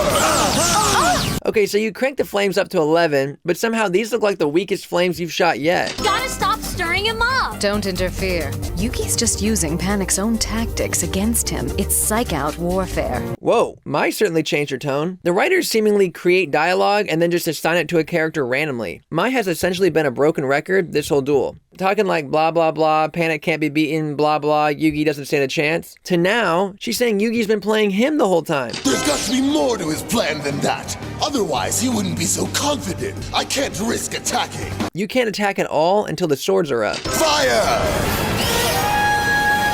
Yugi's going to be fried to a crisp! Anyone remember in episode 3 when I asked if Yami would be able to activate his latent abilities if Yugi started to drown? And then I showed that Avatar reference of him waterbending his way out? Well, it looks like I might have been onto something. I like to submit these couple of frames as evidence that Yami might be a firebender. Nothing will protect you from oblivion! We open this duel with Yugi's heartfelt speech about violence not solving anything, and standing up to bullies being the only way to defeat them, followed by a pacifist duel on our hero's behalf. But Yami just can't pass up an opportunity for a good old-fashioned mind crush. You were incredible! Your Millennium Puzzle has more power than we thought. What? Has more power than who thought? Tristan, when did you, or anyone for that matter, have time to do an examination of Yugi's puzzle? Not only did it protect Yugi, but it also saved all of us from the flames too. It did? It looked to me like your rather impressive dodging abilities is what saved you. Oddly enough, it looks like the only person the puzzle spared was Panic. And I think it only did that so Yami could mind crush him. I'm sorry, but I can't accept them. I fight my own battles. So earlier today, whenever you had Rex duel for you, that was... They're yours. Really, Joey? Yugi just won the duel and offered the chips to you. Now you're gonna like weirdly credit Joey? I get the writers are trying to squeeze a relationship out of these two, but if you're gonna do that, maybe Joey should have been the one to duel Panic and win Mai's chips back. It could have been really interesting and forced Mai to think introspectively. Earlier that day, she hired someone else to eliminate Joey, and now Joey's preventing her from being eliminated. I'm such a sensitive guy. Yeah, when you're not being a pain. Which is most of the time. I love this group's camaraderie. I really do. The banter, the back and forth, makes it feel like a realistic friend group. It's actually maybe one of my favorite things about Avatar: The Last Airbender. However, something that this show severely lacks is pacing. Avatar was paced perfectly, but y'all's show is whack. Let's recap the last 45 minutes or so. Bakura from school just showed up on the island totally unexpectedly, randomly in the middle of the night after spying on you, then turned you into miniature versions of your favorite cards. 2 of you were legitimately killed and then brought back to life, and you were witness to what you have to assume was Bakura and Yugi split personalities fighting. Is evil Bakura coming back? We don't know, and we don't have time to worry about it, because flash forward, a maniac has been shouting and shooting flames at Yugi for the last 20 minutes, and then Yugi retaliates by mind melting him. Now y'all are just shooting the shit, casually heading off to bed like it ain't no thing. I'll repay you for what you did today. You're the one who won these. So far as I'm concerned, I still owe you. Boy, it sure is good that Yugi's gonna lose all of his chips in the most bullshit way ever. Otherwise, that promise would have made less sense than it already does. And when we finally do face each other in a duel, it'll be an honorable one. Sure, it might be an honorable one, but it'll be Yugi's easiest W yet. He just trashed the dude who trashed you. That's a duel I'd look forward to, Mai. Yeah, I'm sure you do yeah, I'm sure you do, because it's gonna be your easiest match yet. With Kaiba still reeling from his loss to Yugi, it's the perfect time to seize control and bring this company's reputation back to what it once was. What's the timeline here? Yugi beat Kaiba, what, like 2 weeks ago? A month ago? As crazy as it would be, maybe your stock did take a little dip, but just wait it out. I'm sure you'll all bounce back. Do you reconstruct the company every time you receive a little negative PR? Of course, had you disposed of Kaiba as originally promised, we would have already assumed power. Okay, you're conducting a super shady business deal with someone you don't really know all that well. Is now really the best time for passive-aggressive comments? But if he's able to rescue his younger brother, we'll lose our only tie to the Kaiba name. Aren't you shareholders? Don't you own stock? How is a kidnapped body your only binding to the company? By this logic, could I kidnap one of Elon's kids and own SpaceX? Trust me, gentlemen. I have my own plans for Seto Kaiba, and the technical knowledge he possesses. Wait, did that really restore your confidence in Pegasus' ability to apprehend Kaiba? He just re-promised what he already failed to do. I could make a presidential political joke here, for either candidate really, but I won't. You are all about to become obscenely rich. Are they not already obscenely rich? Wait, did you end the call? No goodbye? Just a promise to become rich and that's it? Alright, this is a real question. What's with the random boost in animation quality? This episode we've got multiple shots with like the parallax effect, deep shading, more attention to detail. Was this considered a special episode when it aired? Or did we switch up animation companies? This is a real question. I can't believe all my business associates would turn on me after a single defeat. Are you actually surprised? You're like 18. How long were you running this company? You're saying this with like Norman Osborn energy. You didn't sacrifice years of your life to this company. You stepped in and ran the show for a few years. And how well did you treat your staff? Were you taking them out on company retreats? Did you get to know their families, meet the spouses, send Christmas cards, make good on your bonus promises? I'm gonna go with none of the above. Let's also keep in mind that they turned on Gozaburo to follow you, and you're pretty much the biggest asshole that ever lived. I feel like we both know it wasn't over a single defeat, but more so, a long overdue opportunity to overthrow your ass. You're a good duelist, Kaiba. I love that in Kaiba's flashback, Yugi compliments him. Like this is his interpretation of the events around him. If Pegasus thought I would just sit idly by as they dismantled my life's work, he was wrong. Your life's work? Bro, I feel like this would be a more impactful statement from like a full-grown adult. Like how I was saying Norman Osborn earlier. Kaiba's what, like 18? And he's maybe been doing this for like 4 years? Bro, you have not dedicated your life. Get out of here. I'll see to it that they all regret ever crossing Seto Kaiba. I love that Kaiba refers to himself in the third person. Is it fair for me to ask where this tent came from? It's a good thing Yugi has a puzzle. If he was bound by the same limitations as humans, he'd be way too exhausted to duel effectively tomorrow.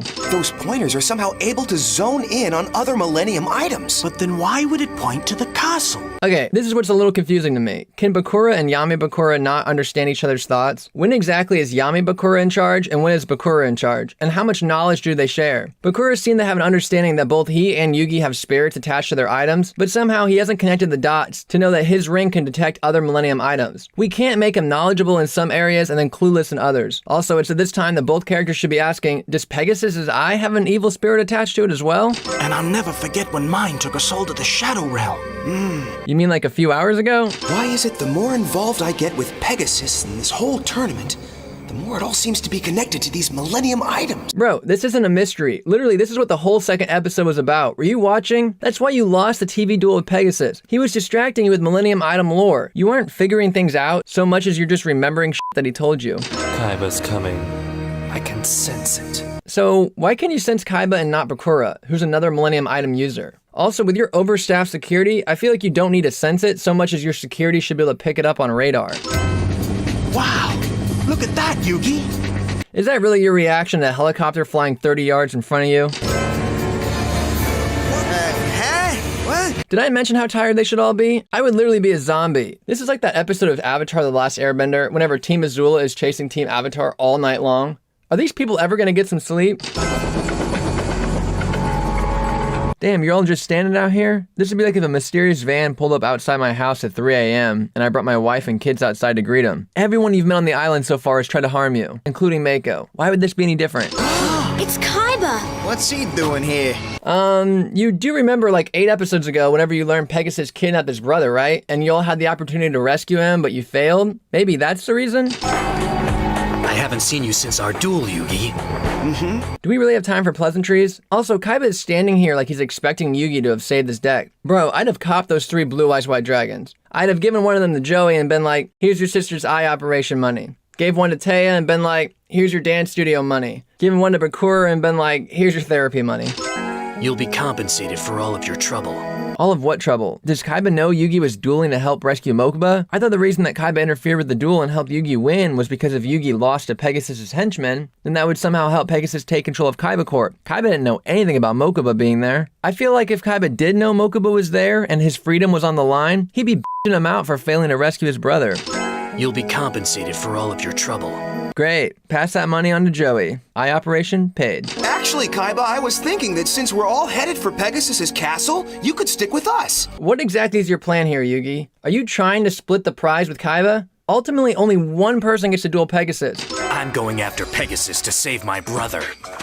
Not so I can win some silly prize. Have fun with your tournament. I know we're all supposed to think Kaiba's a jackass here, but honestly, this is 100% the appropriate response to someone kidnapping a loved one. Yami should just come out of Yugi right now, and they both go storm the castle gates. I'm going after Pegasus to save my brother. Not so I can win some silly prize. That snobby little... Honestly, Joey, this is perfectly in line with your character. It's actually crazy that you've been playing by the rules. Let's just pretend it's season 2, and I walked up to your character and said, hey, Merrick kidnapped Serenity, but to get her back, you have to... You would have already taken off. You wouldn't know where you were going, of course, but you would have gone head first into battle. So you being mad at Kaiba for wanting to go straight to Pegasus is ridiculous. Hey!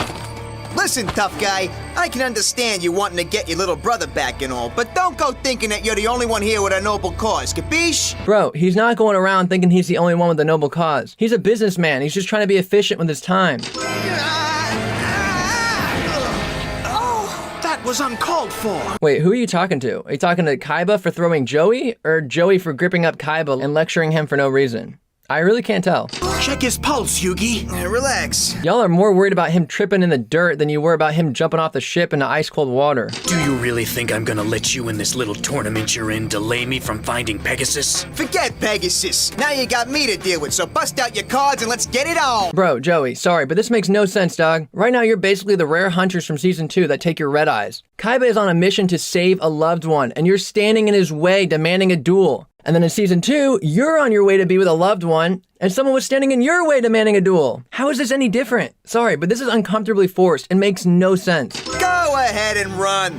Everyone knows you're nothing but a washed-up has-been. Alright, I know I've said it like 100 times, but this is the crux of the episode, and none of it makes sense. Why are you so determined to duel Kaiba? The dialogue that kicked all of this off was Yugi offering Kaiba a spot on the team, and Kaiba denied. It's crazy that Joey goes all psycho on Kaiba. Why didn't we waste a good animation on this lackluster episode? So let's get it on! I can't tell if Joey's being really brave or nuts. Or random. Kaiba may be a creep, but he's still pretty much considered the top duelist in all the world. Okay, why are you calling him a creep exactly? Just because he doesn't want to join your group, nap in the dirt, and wait patiently till tomorrow to enter the castle? I bet ever since Yugi mopped the floor with you, you can't even lay a trap card without flinching.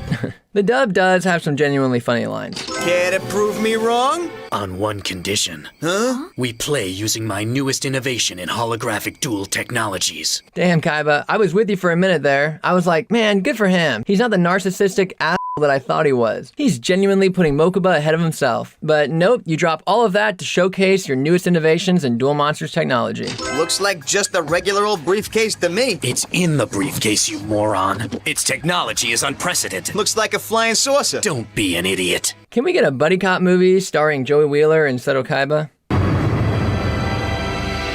Nope. Besides Red Eyes, not one of these cards deserves the red velvet briefcase treatment. So if you think you have what it takes to handle it, just strap it on. Were they really trying to get us hyped for these things? It's really no different than anything we've seen so far. If they really wanted to get us hyped, then before all of this, all the holographic projection should have been like transparent and fuzzy image with like a Star Wars treatment, you know, like the blue tint. And then in this episode and moving forward, they're all shown in like full color and it looks like the way it is right now. But as it is, from our view, the monsters are the exact same. Okay, now what happens?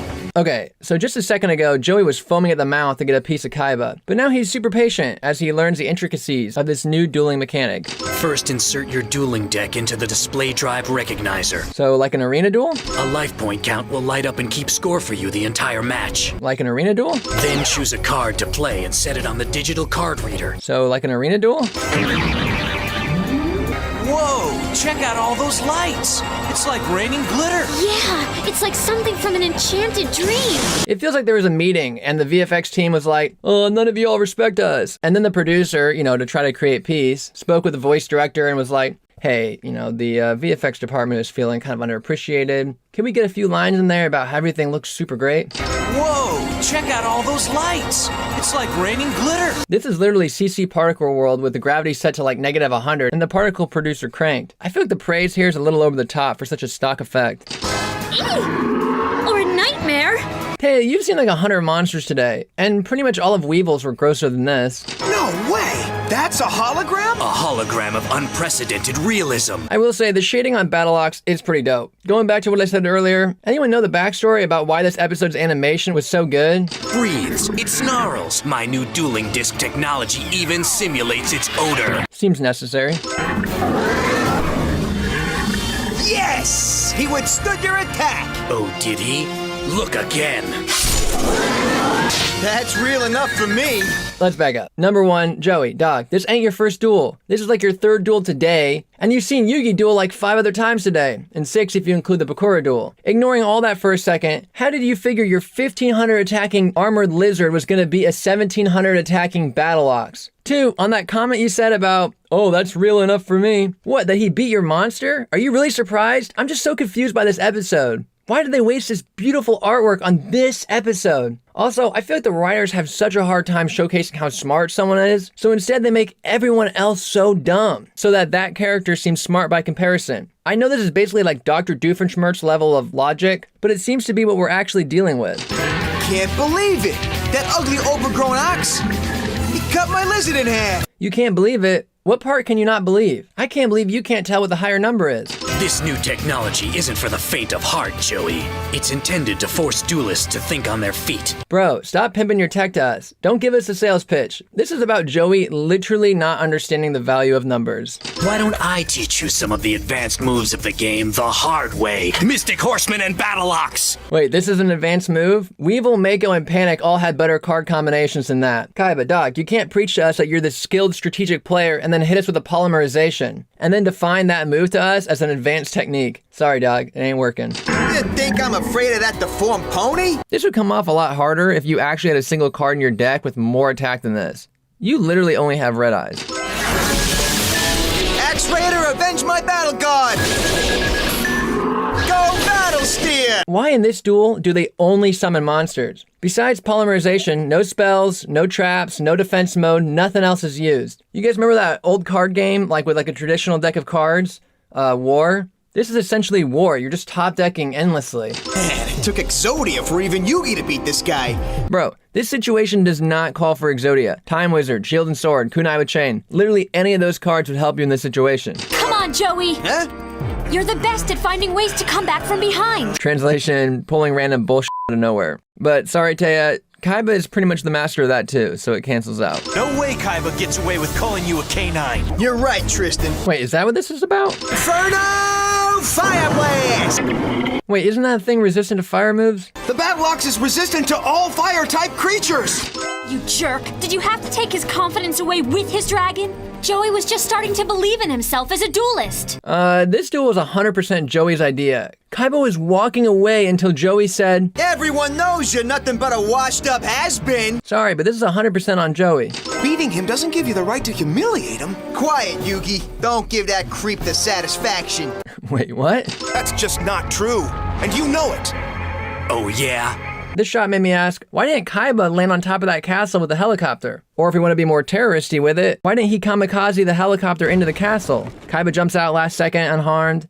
I mean, dude already crashed a satellite into a building. How is this different? Kaiba should have just kamikazed the copter into the castle. Pegasus would have forfeited immediately. He'd be like, fuck this. Open your eyes, even with your prodigious talents, Yugi. I still feel like Kaiba's giving too much credit to Yugi. This is like when Vegeta kept internally giving Goku credit that he beat him when they faced off on Earth. Goku lost that fight, and only with the help of Gohan, Krillin, and Yajirobe did Earth win. Yugi has one victory over Kaiba, and it could all be chalked up to luck. There was no strategy in drawing Exodia. No Witch of the Black Forest, Sangan, Golden Sarcophagus, none of that. And besides swords, there's no stall cards either. And the only other match of his that you sort of witnessed was his match against your ghost. And he only won that match because you helped him. Besides that, you haven't seen any of his other matches. You are basing this compliment on nothing. A skilled hotshot duelist called Bandit Keith had made it to the final match. I wish you could see the expression on your face, Pegasus. Tell you what, if you ask nice, I'll finish you fast. Why is Bandit Keith an asshole? Like, why is he being so rude to Pegasus? This makes no f***ing sense. Let's just put ourselves in this situation for a moment. Okay, so pick your favorite game of all time, and I'll go first. Okay, Super Smash Bros. Let's pretend it's 1999, and I'm at the Intercontinental Tournament in New York City. I'm in the finals, and in the player one spot is none other than Masahiro Sakurai. I'd be shitting my pants. My hero, the inventor of my favorite game, is sitting next to me, and we're playing off in the game that I love. Keith being an immediate asshole makes no sense. Do you like Duel Monsters or not? If you don't, then why are you playing? And if you do, then how are you not fanboying over the creator? You know what would have made more sense? Would be like Keith kind of being like a low-key fanboy, you know, super happy to meet Pegasus. You know, he could still be a little cocky and everything, but he should still be stoked. But then it isn't until his defeat that he kind of changes. But we don't learn about that change until the next episode when we see him again. And now he wants to destroy his once hero. Sort of like Syndrome from The Incredibles. Tell you what, if you ask nice, I'll finish you fast. Boy, I want to be a duelist like him. Why? He's an asshole. He isn't even trying to hide it. He's got Bandit in his name. Again, Keith should have been a wide-eyed, starstruck duelist. Then comments like this would have made more sense. Any final words, cutie pie? What? Asking for help's illegal! Whoa, the field is empty? Didn't Kaiba say? He was playing well, but I could see that Pegasus was still just toying with him. So why is the field empty? I do hope you're enjoying the tournament so far. Oh, I know it must seem so crude to you.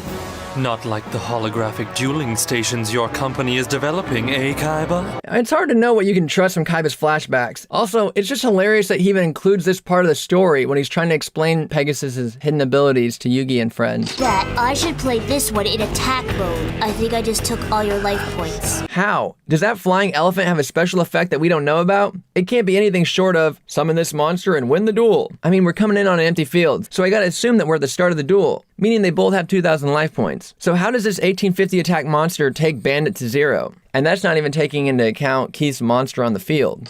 Sam is the winner. Can I just say, a victory like this would never be honored? If this actually happened, the arena would be in an uproar and everyone would be throwing down at Pegasus. At that point, you would have to assume he's cheating on some level. To grant a victory like this would be preposterous. What would have made more sense would be the kid winning, everyone cheers, the arena dismisses, then Kaiba goes back, sees the paper, and sees it was written out step by step. Sam is the winner. Okay, so Kaiba is only just now impressed? Also, I'm believing even less that Pegasus came back and had a little one-on-one chat with Kaiba. What would be the point of him sitting down to duel, only to let a kid take his place, walking back sitting next to Kaiba for all of 2 seconds, giving a compliment, walking back out to the stage to raise Sam's hand in victory? It seems much more likely that Pegasus would be standing over by Sam because he knows it'll all be over in literally like 2 seconds. I only hope my new dual disc system will give me the edge I need to beat him once and for all. So you're hoping your tech will be too complex for him to use, and while he's trying to work out the nuances, you're gonna swoop in and pull out a W. Gotcha. With such over-the-top, exaggerated lines of logic, sometimes you forget if you're watching the abridged series or the original series. It reminds me of when I faced Pegasus. I know every move you'll make before you can even make it. Ah, right there. That's why we like Yugi. A nice, honest flashback. That's still no excuse to take it out on us and turn Joey into your new system's guinea pig. Ugh, I've explained this way too much. Joey was, by every definition, begging for this fight. We may not agree with each other's methods, but at least we both understand that Pegasus must be stopped. So what part of Kaiba's methods do you not agree with? You're willing to play by the rules and sleep in the dirt and win star chips, and he's like, F that noise, I'm gonna go straight for the castle. I feel like Kaiba's methods are the more sensible here. Let's just hope our paths don't cross again before this is all over. Jeez, such extreme foreshadowing. You fully plan on marching right to the castle and ending this tonight. How could you possibly run into each other before this is all over? Damn, bro, now I'm really wondering why you didn't park closer to the castle. I can sense you, Kaiba. But for some reason, you can't sense Bakura.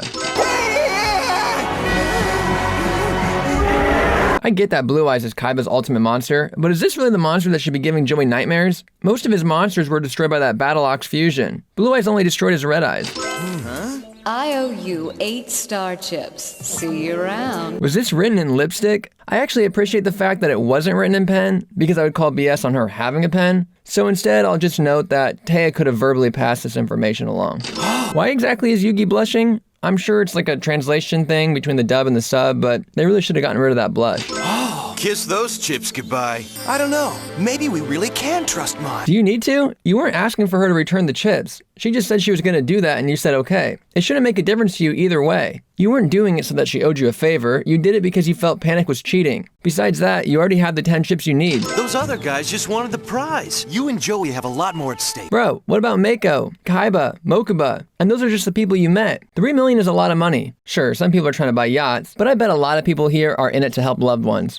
Including Pegasus, actually. If you like 'em tall, skinny, and stupid, Bones, that geek one sure fits the bill. How do you know Joey is any of those things? You guys know this tournament was invite only, right? Everyone on this island is good. There's no easy pickings. Oh yeah, you'll demolish him. So, who are they anyway? I love this line. We go from talking to, who are they anyway? Will you just keep your shirt on, Sid? I'm trying to see if I can get a tighter focus on him. How did you know Joey was tall, skinny, and stupid if you're only just now getting the binoculars and focus? Also, stupid is a very difficult thing to detect from sight alone. Don't know who the others are, but I think that little runt is that Yugi kid. Hold on, did the grunt on the left say that? He doesn't have binoculars. We better tell the boss about this, Zygor. What exactly are you reporting to the boss? Just that Yugi's on the island? We found 2 duelists. One's just a stupid git. But the other one's a good duelist. This is such a pointless intel report. There is nothing on this island except duelists. Have you been bothering Keith with this every few seconds? Yugi might be someone to note, but so would Weevil, Rex, Mako, Mai. You basically have nothing to report. Nobody's going to the castle except us, because we're teamed up with the most brilliant bloomin' duelist on the whole island. I suppose this is just as good a time as any to ask, what's the point of this team up? Obviously, I understand it from Keith's perspective, but what are these grunts getting out of it? Did Keith promise to share the prize money with you if you help him win? You guys know there can only be one winner. Ha! Any final words, mullet head? Here we go again. We got 2 different versions of flashbacks. In this version, Keith says mullet head. In Kaiba's version, he calls him a cutie pie. I'm gonna go with Keith over Kaiba after witnessing Kaiba fabricate compliments into his previous flashbacks. The note says when you play that, I should play this one in attack. I think I just took all your life points. There's no way you could have known I was gonna play that card! With a card as good as Flying Elephant, where summoning it lets you win, do you really need tricks? The problem here isn't that he knew what you were gonna play, it's that he has broken auto-win cards. You may have defeated me, Pegasus, cheated me, but nobody makes a fool out of Bandit Keith! Bro, did you figure a way around that flying elephant? Cause that's the inner monologue I'd rather hear right now. Like Kaiba worked out a plan to beat the Winged Dragon of Ra, and Bastion Masawa and Chaz Princeton figure out ways to beat Jaden's fusion monsters. If we're trying to promote Keith as this brilliant strategist, it would have been so much cooler that maybe he worked out a way to beat Pegasus, or he worked a way around that flying elephant card. Yugi and some dweeb named Joey. Nope, there's no way you knew Joey's name. I think we're being followed. I think that you're getting a little paranoid, Joey. I'm telling you, somebody's stalking us. Where are you going? to stalk them! I'm not very familiar with the nuances between the dub and sub, but I feel that most of the time the dub does a pretty good job matching the dialogue with the current situation. But moments like this are just so strange. Based on how Joey runs from the group, I'm gonna guess in the sub he had to use the bathroom. But this whole moment is just so forced. Why would you leave the group to go see if somebody's spying on you? It just makes no sense. Boss, where are we headed? To a hidden arena. In a cave? In a cave? Bro, you're in a cave right now. This is way too late to be just now realizing you're in a cave. I got all the power you need right here to build the strongest zombie deck in Duel Monsters history. So this moment really makes Keith's character kind of interesting. I like that he's actually building a deck and putting some thought into it. He's a machine specialist, but knows the game so well that he's familiar with zombie cards as well. All that's well and good, but why are you trying to build a deck by flashlight in a pitch black cave? This should have been done way before you guys even got to the cave. Maybe Taya was right. I guess all I heard was the waterfall. Okay, yeah, I was right. He was definitely taking a leak. But why did they change this? Why can't he just be peeing? Have the writers not seen Dragon Ball? I get that they removed Taya needing to pee on the boat. That kind of made sense. But this really feels unnecessary. It makes Joey's decisions here so confusing. Especially since the plot and the consequences of the whole episode hinge on him making this decision. Can I help you? Oh my goodness. Can I help you? Bro, the clunky dialogue that kicked all this off was thinking that you were being stalked. Then you decided it was all in your head and the noise was just from the waterfall. Then a menacing looking person approaches you and you hit him with a, can I help you? Why not, hey, so you're the creep that's been stalking us. I knew we was being followed. That would have made a lot more sense. What, you? Bro, if you're gonna knock him out and then kidnap him, just take his chips. Joey's been gone an awfully long time. Joey supposedly went off to find a potential stalker, and you guys were saying it was all in his head. So technically, it's conceivable that he'd be gone forever. Because according to you, he's searching for something that doesn't really exist. You don't suppose he got lost? No way. That's totally possible. Even he didn't know where he was going. Okay, let's split up and try to find him. Our friend is missing, let's split up. I feel like this suggestion would have made a lot more sense coming from Yami Bakura. Hand over all your star chips and crawl out like a scared little puppy dog. Bad doggy! Alright, so a few episodes it was monkey, and now it's puppy. How many animal trigger words does Joey have? 4 star chips! Nice going, boss. He fell for it. Fell for it? Fell for what? You literally knocked him out, physically brought him here, and are essentially saying, duel us or we'll take your chips. You're giving him no choice here. Send him straight to the grave with a zombie card. Right, Keith? Oh, wow. I had totally forgotten about this magic card, boss. No one would ever forget their most powerful card. Sure, sometimes if I haven't dueled in a while and I log back in, to play online, I might forget some of my tech cards. But these dudes are actively in a tournament. Also, Keith, he just drew the card. What if Bones hadn't drawn this card? Your whole little strategy would have gone to shit.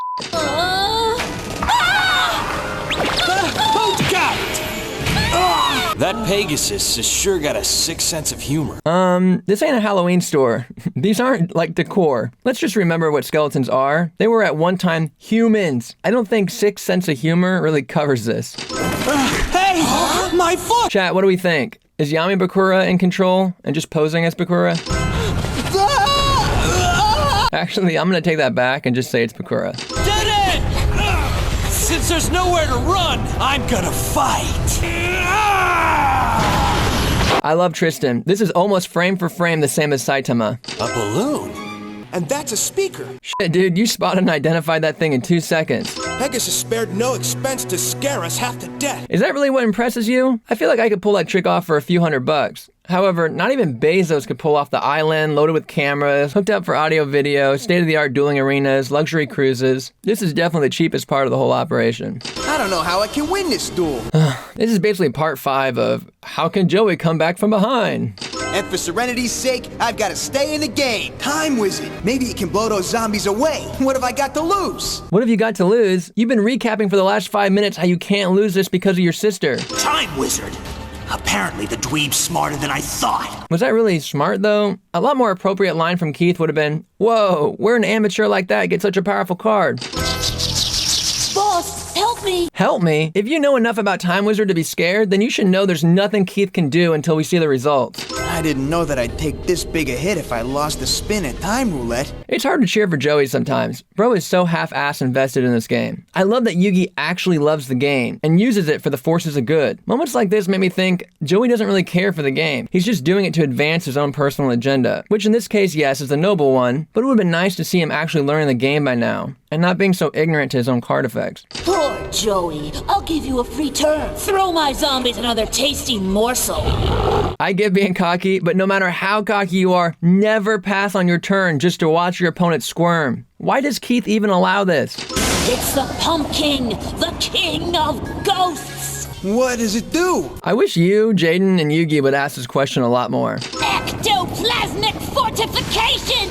Who's this? For the what's this? Ectoplasm is the ghostly substance that gives my zombie monsters their power. And Pumpkin, as the king of ghosts, can combat them. Do we need all this? Couldn't we have just said he raises their attack? Moments like this are why short duels become two-parters. Remember, if you leave the arena, you forfeit the duel and all your star chips belong to me. What? Is this news? Has it worked any differently since you joined this tournament? Battle Warrior! And then I add shield and sword. My zombie's attack power has dropped to 0! Smash those zombie freaks!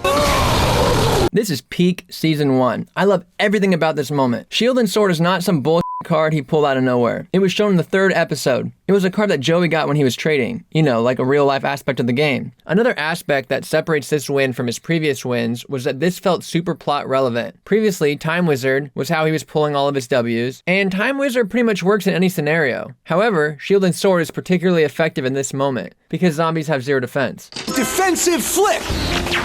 Why do the monsters glitch here? The only other time we see this is whenever Kaiba is planting a virus. With their attack points at 0, the zombies can't come back to life! Is that really an issue right now? See you around, loser. Oh, wait, boss! Damn, Keith just says f all and gets out of there. Don't you have like a famous I've never lost a duel record? I mean, you've been touting that this whole time, and even Yugi mentioned it. How are you so nonchalant right now? Your almost perfect record has been tainted. Wait up, boss! Why does he have to wait up? Why can't you all just move along? What a jerk. I love that Taya bites her tongue until Keith is out of earshot. Guys, look, I'm really sorry. I didn't mean to drag Ollie into this mess. Please don't tell me Joey's apologizing. Bro, you were kidnapped! Daylight!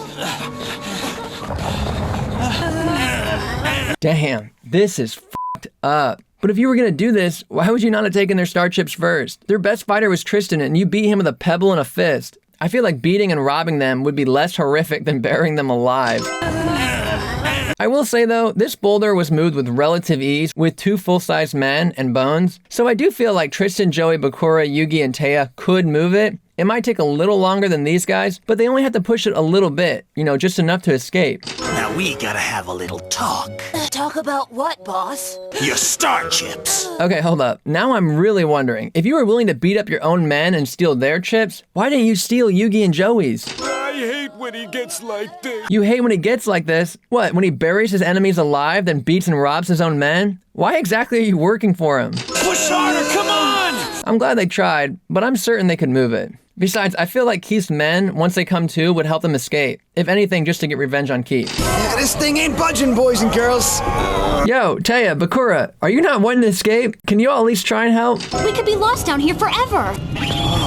Huh? So was the ring waiting on confirmation from Taya that they would be stuck down here forever before activating? And if the ring is willing to help, how about blasting that rock? So it could be leading us right to his castle. Pegasus. Alright, so a lot to unpack here. 1, how is Pegasus watching this? 2, how did he plan this? He ain't Darcidius, where he can allegedly control the outcome of events. A lot had to happen before Yugi and Joey were forced into this situation. First, Joey had to leave the group and then get abducted into this specific cave. Yugi and friends had to then go find and meet Joey in that cave. Then Keith and his goons had to lock them in the cave. Then our heroes had to be unable to move a boulder. And finally, Bakura's ring had to activate. Which of these things does Pegasus have control over? Literally none of the above. I know you all got mad at me last time, but I'm gonna bring it up again. It would have been nice to see Pegasus doing something other than drinking wine and being evil. I would have liked to have seen him do some diary entries, maybe spend some time on some paintings. Let's add a little bit of dimension to this villain. Right now, Rex Raptor is a more interesting antagonist. But what's playing on Dungeon TV? Oh goody, it's another installment in the sad little saga of Mokuba. These cutaways age so poorly. Like, Pegasus is seemingly getting enjoyment out of watching a child prisoner in solitary confinement. Is he evil, or does he just want his wife back? Moments like this would suggest he's pure evil. It's just you and me now, kid. Can we stop with this whole kid thing? What loving brother, or really any brother, only refers to their brother as kid? He came for me the day Mom and Dad passed away. Okay, so this is very sweet, but this isn't necessarily exceptional big brother behavior. This is just the job description. When we were growing up, you never lost at anything. You'd never give up. You'd just keep on going till you'd beaten everyone. Again, this is sweet, but bro, you know a chess game against grade school kids is not equivalent to corporate takeover. And you're gonna beat Pegasus the same way. The same way as in reference to what? The chess game? So Mokuba is correctly prophesying that this will all end in a game? Come soon. Bro, I get this is sad, but you're acting like you've been tied up for a month. It's been one full day. I've been grounded longer than this. All the rocks are neatly arranged. It seems man-made.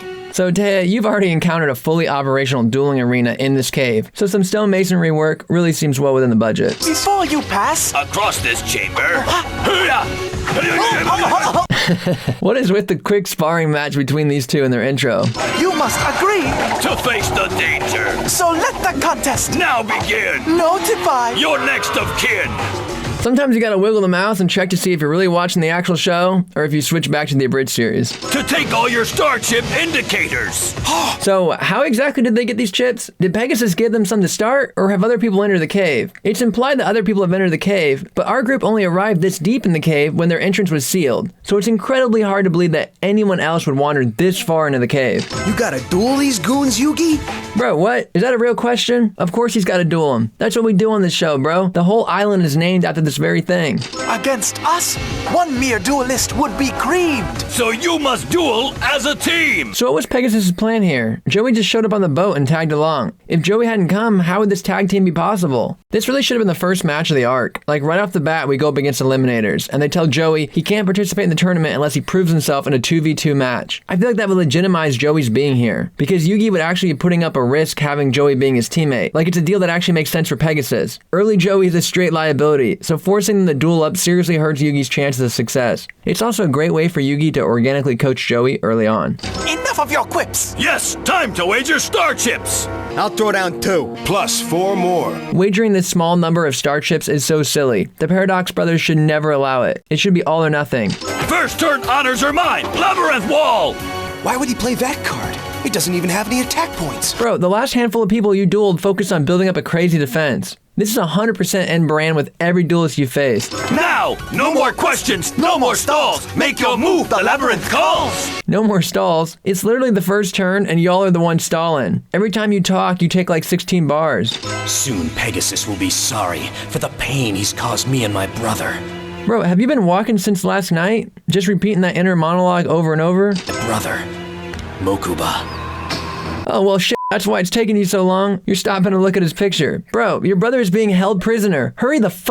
Make your move. Go. Now. Jeez, these are literally the most impatient assholes ever. Bro, you know this shit is confusing as f***.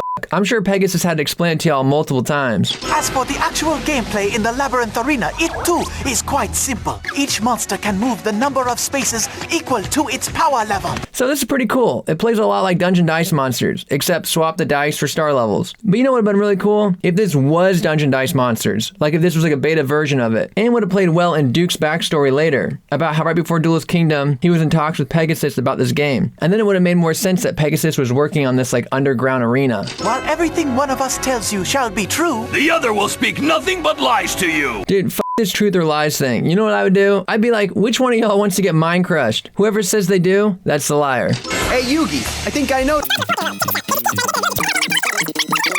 Bro, let's focus on the duel and we'll worry about this bullshit later. Because if they were, as they said, one truth teller and one liar. Can I just ask, how the f could you possibly duel while being forced to lie? I lay a card face down defense, but really I put in an attack. I am my battle phase, but that really means I attack. Pot of Greed allows me to draw 3 cards. Don't worry about it, Joey. That riddle was just meant to throw us off course. And boy oh boy, did it work. We spent a good 10 minutes on this riddle. This is not good. Their wall shadow can move through the maze walls, and that means he can strike when we least expect it. So, just like Mako and Panic, these villains have all the creativity of Pokemon gym leaders. I'd have come up with way more interesting challenges for our heroes. The deck out. A deck designed to both stall and force our hero to draw cards, forcing a deck out. The hand control deck. A deck designed to force our heroes to continuously discard cards, leaving them with virtually no hand. A back row lockdown deck. A deck designed to shut down all spells and traps. I'll just keep Axe Raider as far away from the wall and just sneaky weasel as possible, right? Right, Chaz? Good move. I hope Joey can keep this up. Are we really praising this? Also, Taya, sorry, but you have no commentating equity. Don't sweat it. With Yugi as his partner, Joey can't lose. Sure, Bakura, but this hardly mirrors Duel Monsters. Kunai with chain! It captures any opponent that attacks. I laid that trap card to help Yugi. What a team! Yeah, they're working together to beat those wacky brothers. Joey's really getting to be a much better player. Yo, let's not get too far ahead of ourselves. He played a trap that increased the card's defense. That's pretty entry level. To stop our decline, these two we must halt! Don't look at me! It's not my fault! Are you all actually sweating because they beat a 1600 attack monster? They really should have been the first duel of the show. Master Pegasus, 1,000 pardons for interrupting your greatness. I'm growing tired of your constant interruptions, Croquet. Given the history we've seen with the staff at the start of the season, these guys won't bother Pegasus with anything. I can't even imagine what the other interruptions are. I thought you'd want to know Seto Kaiba's been spotted on the island. Homeboy, he landed a helicopter here last night. This should not be the first time you're hearing about it. You are literally outing yourself as being terrible at your job. You need to get fired immediately. Why are you, the head of my security, always the last to learn these things? Pegasus out here finally asking the real questions. What's happened to you, brother? Why haven't you come? You said you'd always be here for me. Mokuba, you have to understand that traveling across the globe with practically all your assets frozen is a much larger undertaking than these bowling flashbacks you're showing us now. And if Pegasus tries to get in my way, he'll live to regret it. If Pegasus gets in your way. Hasn't he already? Your brother is kidnapped, and Pegasus put a hit out on you. I can't even imagine what other measures Pegasus could possibly take that would push us even further. I gotta be on my guard. His goons are everywhere. It's amazing you haven't run into any yet. You've been walking non-stop since yesterday. So it's the famous Seto Kaiba, searching for your little brother, no doubt. You're coming with me. Actually, you're coming with me. What's hilarious here is they are both wanting to go to the same place. I don't even know what the fighting's about. I guess they're just fighting over who's taking who to the castle. Kaiba's like, I'm bringing you to the castle. And Kimo's like, no, I'm bringing you to the castle. And you're gonna start by getting me into that castle. Damn, bro, are you planning on manhandling him the whole way to the castle? You don't look any closer than you did yesterday. So with your current speed of travel being slow as fuck, I can't even imagine how you're planning to drag a conscious man and your briefcase all that way. Then I'll lay one more card. In defense mode. Aren't you gonna tell us what it is? Are you serious? Why would you even ask that question? You do know no one takes Pegasus by surprise. He probably already knows you're here, somehow. Somehow? Croquet alerted Pegasus of Kaiba's presence on the island. The whole security staff is on high alert for Kaiba. You yourself weren't surprised at all at Kaiba's presence on the island, whenever you spotted him earlier. It was as if you were actively looking for him. But sure, we gotta hype up the Millennium Eye. Big brother! Bro, let's just keep the locket open. No! My Celtic Guardian! Is that not Yugi's monster? Salamander Flame Strike! Good show! Not only does Salamander increase the swordsman's attack strength, but because of the worm's weakness to fire, it negates the bonus points the worm got from the monster tamer, returning its attack power to 2,200. Damn, Bakura, when did you get so good at this? Why do we keep cutting back to Taya and Tristan's reaction when you're dropping knowledge bombs like this? Oh no, the Trinity! It's in the class of Exodia! I wish. As a kid, I always heard about Gate Guardian. You know, he was a legend on the playground. Nobody had him, but everybody talked about it. He was supposed to be like this invincible card. So you can imagine my disappointment whenever I finally read his effect and learned its summoning conditions. Now what do they do? I don't know. This looks bad. Don't be so downbeat, Bakura. If they don't beat him, we'll never get out of the labyrinth. Tristan, thanks for cheering me up, mate.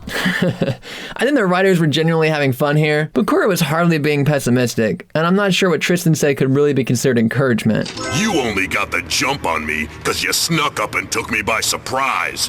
What's to stop me from spinning around right now and knocking your... Are we supposed to be amused by his arrogance? He's not Hercule Satan. We all saw the clip. Homie, you snuck up on Kaiba. I'm not really sure what they were going for with these guards. Try it and I'll drop you where you stand. Well, when you put it that way, nothing would please me more than to reunite you with your brother Mokuba. Every time we cut back to these guys, it's like we got some talking, followed by a threat, followed by another threat, followed by insincere compliance. It feels like we're right back to where we started every time we cut to them. No one will ever keep us apart. But what about Pegasus? Sorry, Mokuba, but I gotta remind you that he left to gather his thoughts after losing a children's card game to Yugi. Like his decision to abandon you all happened pre-Pegasus. So sure, you can be mad at Pegasus because he's, definitely deserves some blame, but this is really on Kaiba, bro. Where's Mokuba? In Pegasus's grip, just like you'll soon be, Kaiba. Chemo, did you really do all that work just to set off an alarm? Do you not have a phone on you or like a walkie-talkie? You should have radioed this in a lot sooner. Also, Kaiba, how are you not anticipating this? You might be rich, but you would make a horrible Batman. Sir Chemo has reported in. It seems Seto Kaiba has been spotted in the tunnels. Croquet, Pegasus has cameras all over the island. Like the whole island, random caves and interiors of the castle are all on video. Pegasus should have known the moment they arrived, and should even know their location minute to minute as they wandered the corridors. Also, didn't Chemo enter a code to get into the building? Weren't at least one of you notified? Y'all are so terrible at your job. I beg your pardon, Master. You can beg later, when you are punished. Whoa, can we get a little more clarity on that? Flame Swordsman is about to flame out! Cute pun, but doesn't flame out mean to fade softly? I think incinerate would have made a lot more sense. The water! Yugi's gonna use it as a conductor for an electrical attack! Alright, these are still holograms, right? Should this really work? What's wrong? What's wrong is that by flooding the whole field with your tidal surge, you attacked my magical hats. And hidden underneath one of them was a trap. Okay, Yug, I'm fine with you activating a trap, but let's not pretend like this is a chain to their attack. They attacked the magical hats last turn and you did nothing. What's happening this turn is just a regular trap activation. And now, with the magic of my polymerization card, I'll combine Joey's red eyes with my summoned scum. Okay guys, let's just take a moment to honor an iconic Duel Monsters moment. We had the legendary Beast-Skull Dragon going up against the Gate Guardian. This is pretty much peak season 1. So, literally 2 of the coolest duel monsters in history are out on the field and you can barely even see them. Suijin, Tidal Shield! Should this really work? Yeah, the Suijin counter worked for them because he was part of Gate Guardian. So it had a special anime effect where if you attacked a piece of Gate Guardian, the other pieces would defend. But that shouldn't work when he's a standalone monster. Besides that, after you monster reborn him, shouldn't he be back at the start of the maze with Beast-Skull Dragon? Not up here with Dark Magician? Copycat copies one card your opponent's drawn on the field. Okay, this sounded like he read the card effect right off the card. Let me play that again. Copies one card your opponent's drawn on the field. So, if the card effects are written right on the card, then that retroactively brings up a lot of other nitpicks from previous episodes, and even more from future episodes. So let's just pretend like this did not exist. What was... How high are these underground ceilings that a maneuver like this is even possible?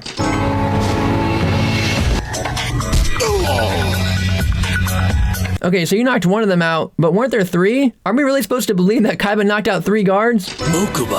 Oh, Seto, I always knew that you would come and rescue me. Bullshit. We've been listening to your doubting ass for the last 3 episodes. You couldn't stop him from capturing me. Is he too much for you to handle? What if he's got you, too? Just give me 1 second to pick this lock. Is he picking that lock with his hand? What do you mean there's another test? Yugi and I just beat you 2 in a duel. Isn't that enough? Bro, they were super upfront about there being 2 challenges. One was beating them in a duel, and the second was knowing which door leads out. Okay, guys. Any bright ideas? Sure. Don't I always? Haha, but Joey was kicking ass in that last duel. He made a handful of crucial plays that ultimately led to their victory. So I don't know if he's really the prime target for mockery right now.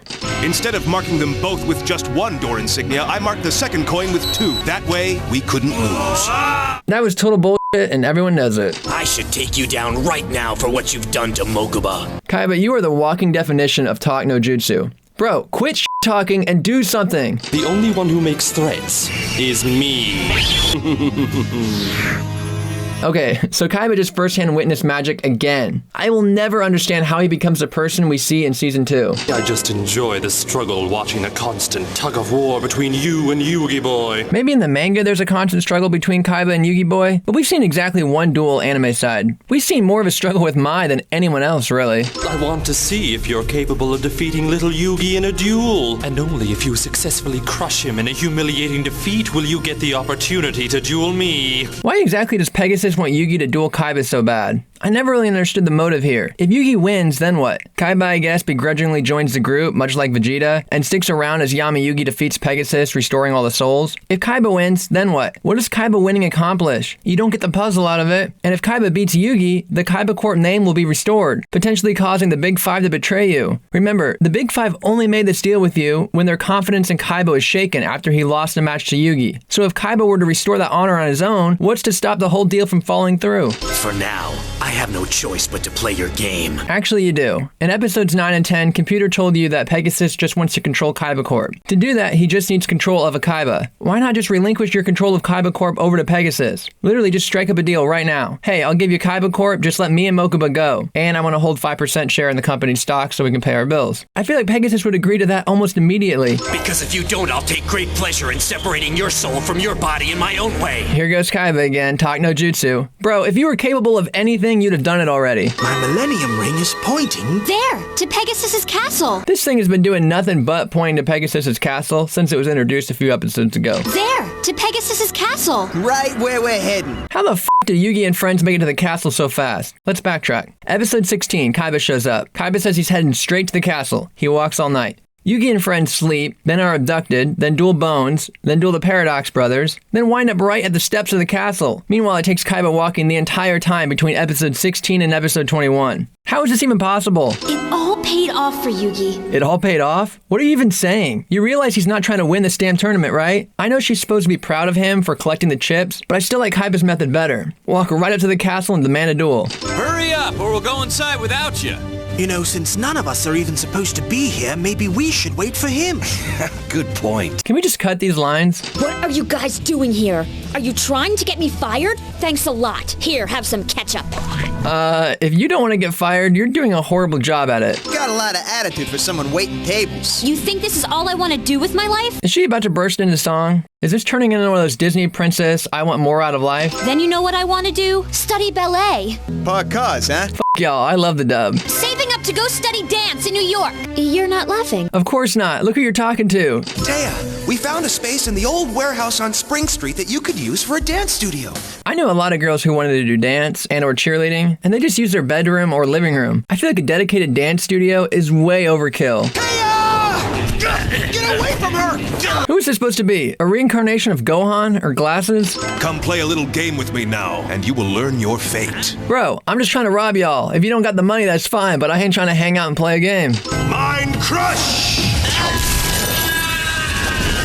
What exactly is happening to these people? Do we get an explanation? Are they banished to the Shadow Realm? You know what would be a potentially good movie? Anyone here familiar with Dragon Ball GT? Specifically the Omega Shenron arc? Basically, the Dragon Ball characters have been overusing the balls, and they are filled with negative energy, and that energy becomes 7 dragons. Then Goku has to defeat them. Each of the dragons are different wishes that Shenron has granted over the course of the show. What if there is a movie where Yugi has to face all the people that he's banished to the Shadow Realm? Like they've been in the Shadow Realm studying him, formulating a strategy, then they get released and he has to defeat them, either as like one ultimate villain or like a series of villains. I don't know, just a thought. Let me know what you think. You won't have to worry about him anymore. Bro, he wasn't like a long-term stalker. She literally just met him a few seconds ago. And she wouldn't even be in this mess if you hadn't suggested the sketchy-ass warehouse before scoping it out. It's Kaiba! What the heck's he doing here? In episode 16, he said, I'm going to Pegasus's castle. And y'all basically said, good luck getting in without any chips. So 100% you guys should be expecting him to be standing right outside the castle trying to get in. I can't allow you to face Pegasus. He's mine. Is there a reason Kaiba isn't just being honest? Yeah, so I went inside and Pegasus said he'll only free my brother if I defeat you. Pegasus might be forcing me to fight Yugi, but it's a rematch I've wanted all along. Stop it. Don't give us this inner monologue bullshit so we, the audience, don't see you as a puppet. But how he did it is a mystery that still eats away at me. Oh, I can tell you. It was Exodia. I will help you, Mokuba. There's not a power on Earth that will stop me. Not Pegasus, not Yugi.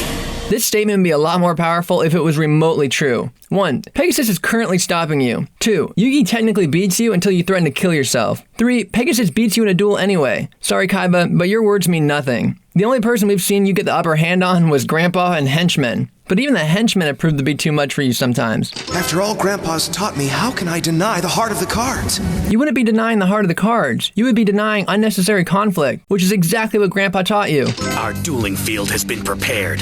Has been prepared? How does this not immediately raise red flags from our team? Obviously Pegasus wants this. Yug, you should immediately decline. All right, Kaiba, it's time to duel. So did Kaiba choose this location just in case he needed to jump? Was this planned all along? I'm here for the Duelist playoffs. I need 10 star chips, right? Whoa, Keith just now got here? He's been walking since episode 18. He for sure should have beaten our friends. But the real fun's on the annex roof. You gotta check it out. What's with this cordial convo between these two? Did they go to school together? It's those punks I trapped underground, but how'd they get out? Bro, not only did they get out, but they beat you here. You're good, but oh so predictable. Predictable? Bro, shut the fuck up and duel.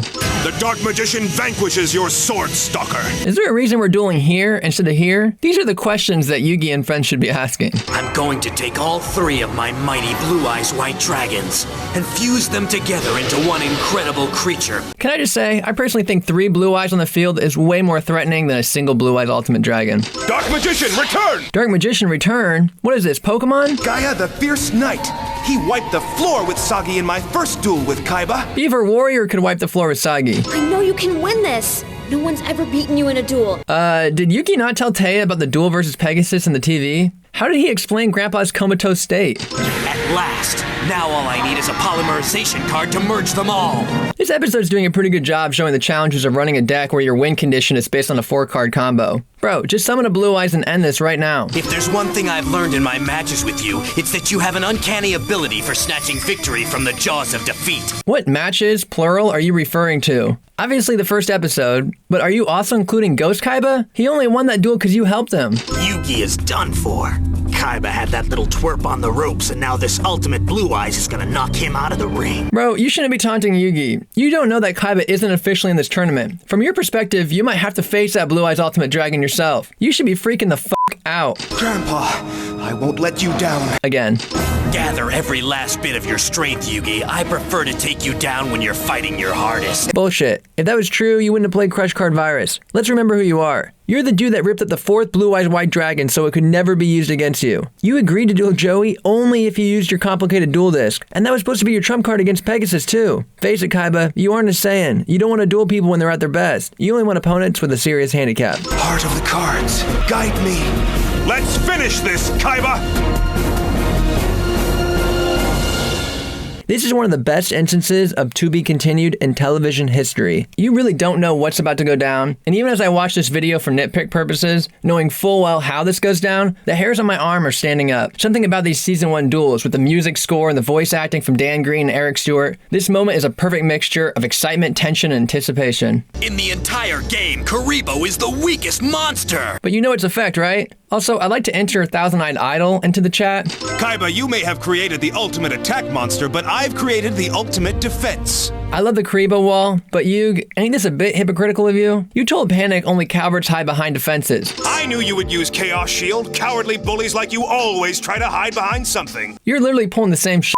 But I guess it's okay when you're the main character. Kaiba hasn't said a word. It's like he's in another world. Yami, you've been able to sense people's feelings as well as a Jedi until just now. You should be able to sense Kaiba's struggles and offer to help him defeat Pegasus. What's with Kaiba? He's just standing there completely spacing out. Now you know what you look like to all of us whenever you're sitting there thinking about Serenity. It's almost sad to see a player of his caliber take losing so hard. Is that really what's sad? Not his brother being trapped with Pegasus? And don't tell me they don't know, because they 100% know what's going on. Attack! Ultimate Dragon! Is there a reason Kaiba doesn't ship Blue Eyes into defense mode? He's got 3800 defense. That's basically as good as the Karibo wall. You can attack my Blue Eyes again and wipe out my remaining life points, but if you do, the resulting shockwaves might cause me to lose my balance. We haven't seen hardly any shockwaves this duel, and certainly none from the Celtic Guardian. The resulting shockwaves might cause me to lose my balance. Also, yes, the elephant graveyard in the room. It's insane that Kaiba pulls the suicide move against Yugi. Pegasus should never honor it. My fate is completely in your hands, Yugi.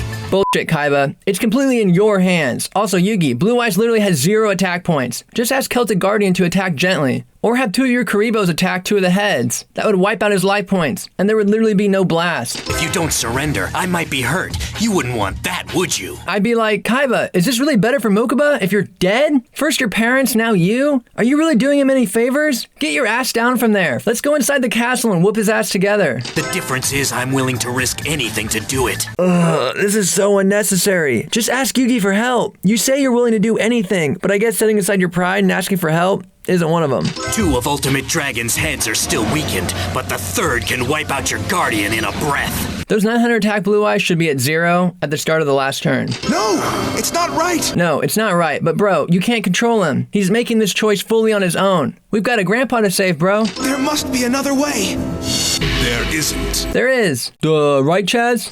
This isn't like you! You've gotta stop! Taya, why don't you slow motion run over to Kaiba and try to talk him out of standing on the cliff? This isn't like you! This isn't like you?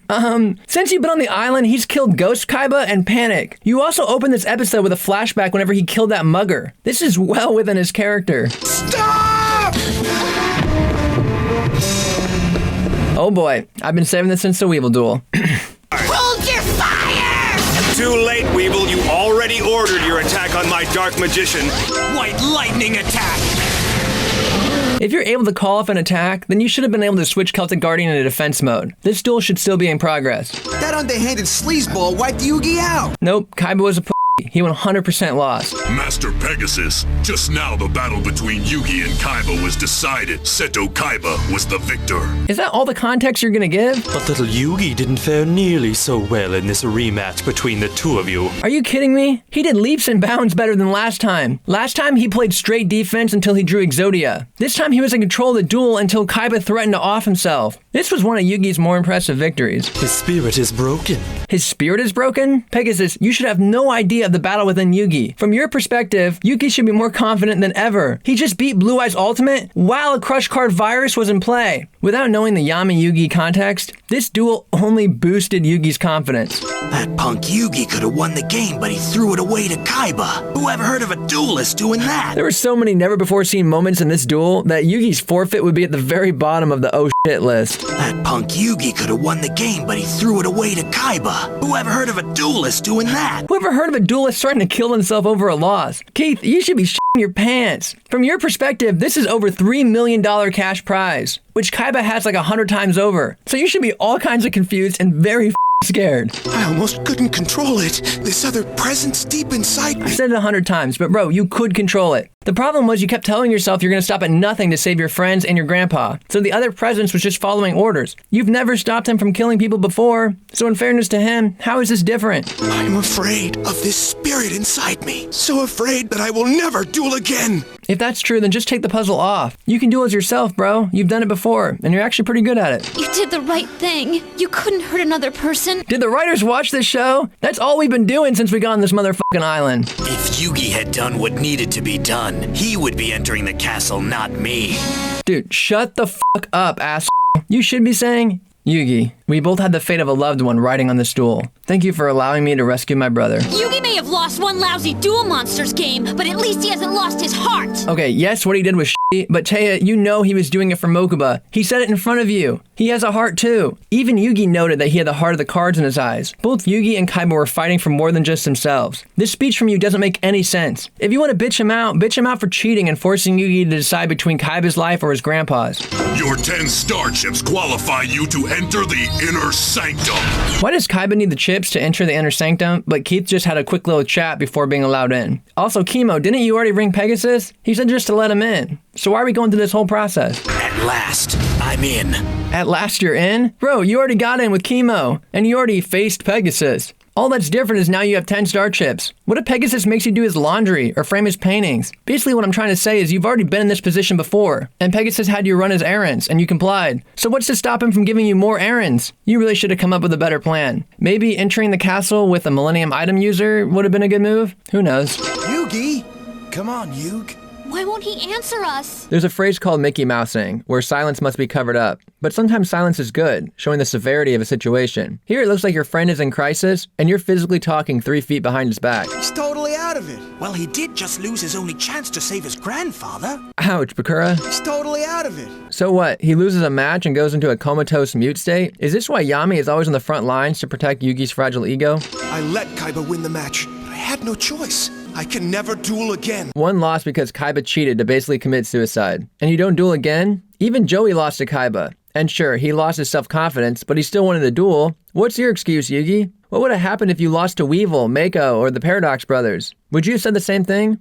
Survey says no. He just lost a few star chips is all. Here, take mine. What an MVP Joey is. He might not understand why exactly, like what the reason for Yugi being upset is, but he immediately goes, Yugi, you don't have enough star chips anymore? Here, you can have mine. What a champion. I owe you big time for ever getting me this far.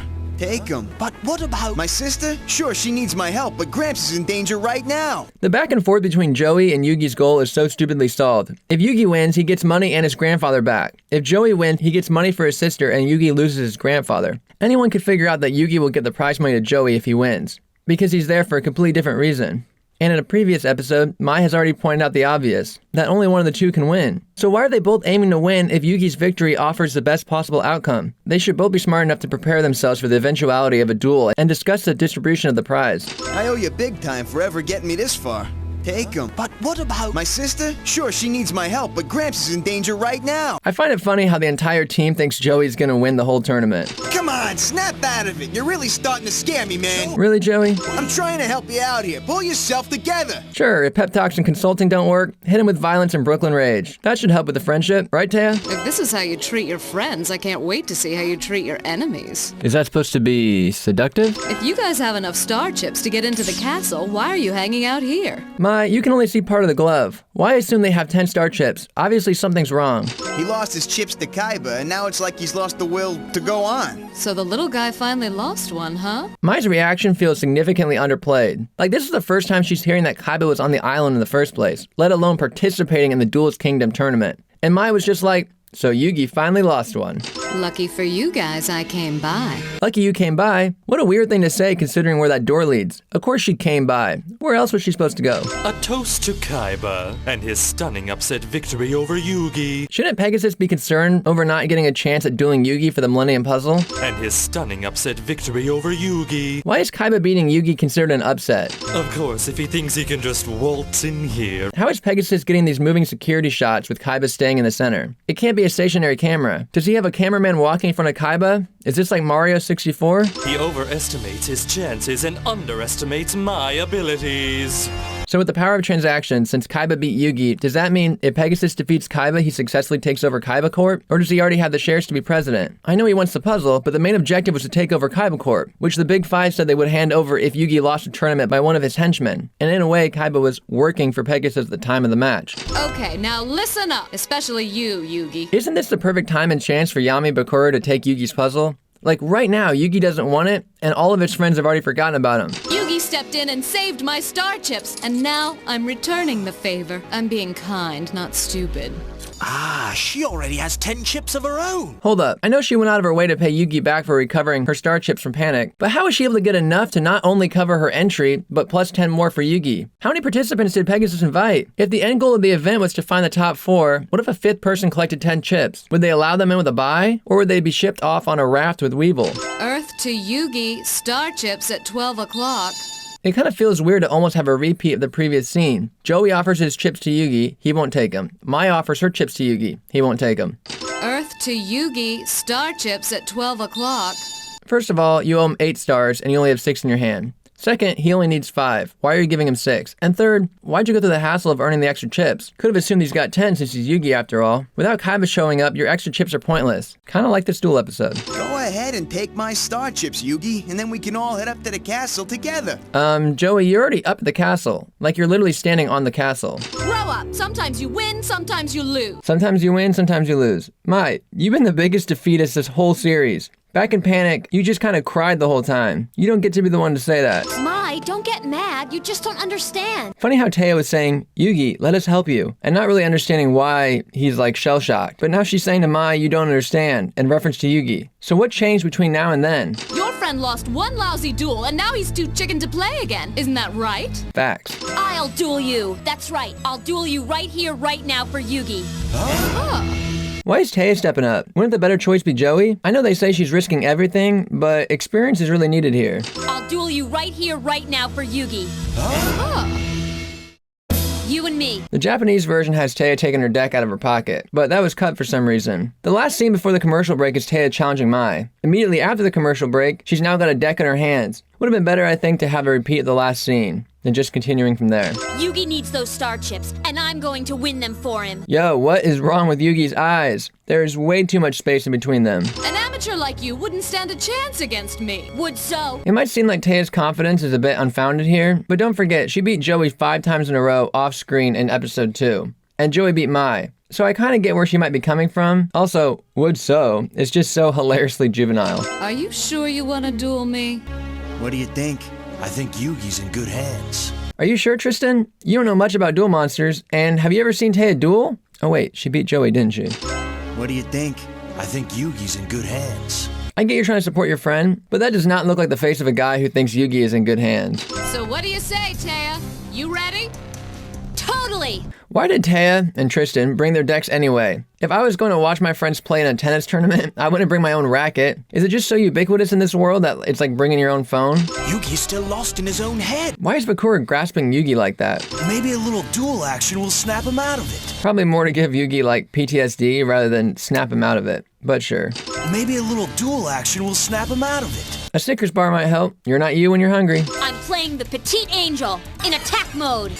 What is that? Wait, do Joey and Tristan not know what kind of deck Taya runs? Also, I'm pretty sure we saw her duel Joey in the first couple episodes. Also, they just saw Kaiba make a mockery of Kaiba, so they have no reason to judge a monster by its looks. I play Harpy Lady, attack mode! Consider the rule of 3. She somehow always seems to have it turn 1. Whoa, that was close. That was close. YuGiOh monsters can't dodge. How many games have you guys watched now? Huh? Wabaku? Okay, so Taya starts with 5 cards in her hand, plays 1 monster, drew another card, then played another monster. She should now have 4 cards in her hand, not 6. Wabaku? Oh, I remember this. It's a trap card. A powerful one. If only I can remember what it does. If there were only words on the cards. Thanks, 4 kids. If only I can remember what it does. How do you play and use a card in your deck but not remember what the card does? Can we just go home now? Yugi ain't getting those chips. Okay, a rocky start, but I think Tay is back on track. I think like most of the duels we've seen have started with a monster in attack position, and then that monster getting destroyed. Hey, nitpick, put a montage of that happening here.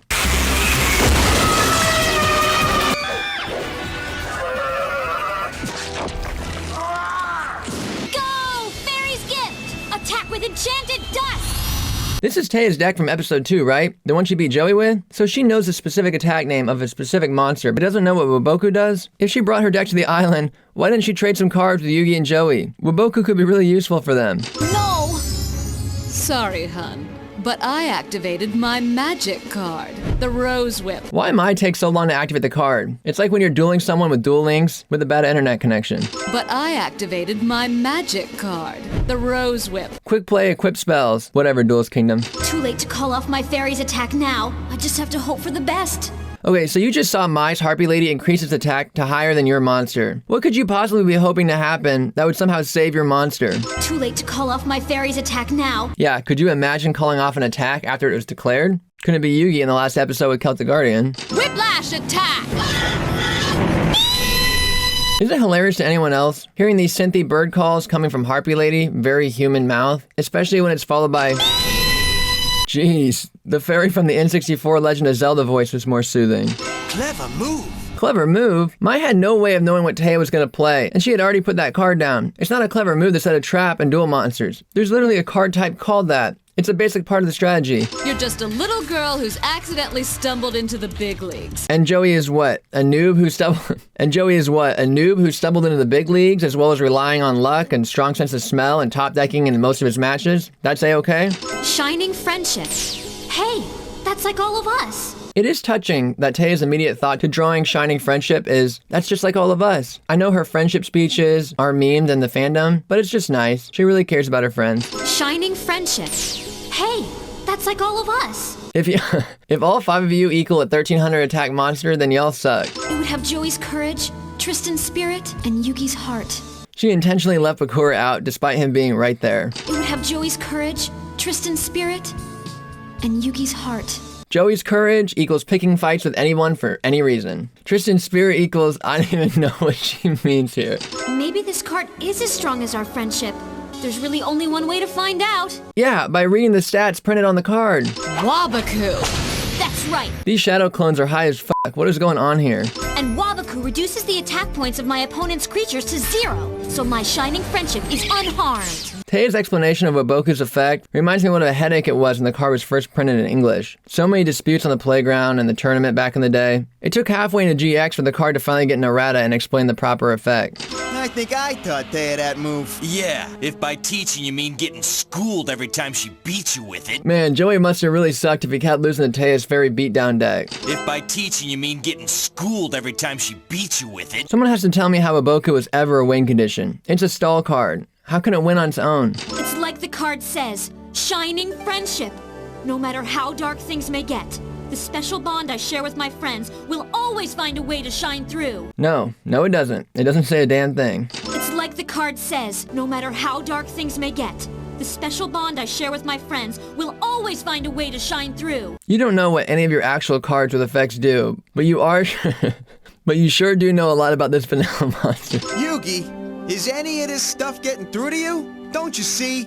Teia's putting herself on the line for you. Teia is not putting anything on the line. There are no stakes for her. Sure, she loses, Yugi misses his chance to challenge Pegasus, but there's really nothing for her to lose. Don't you know the rules yet, Teia? Since I flipped your Magician of Faith over with my attack, you get a card back from the graveyard.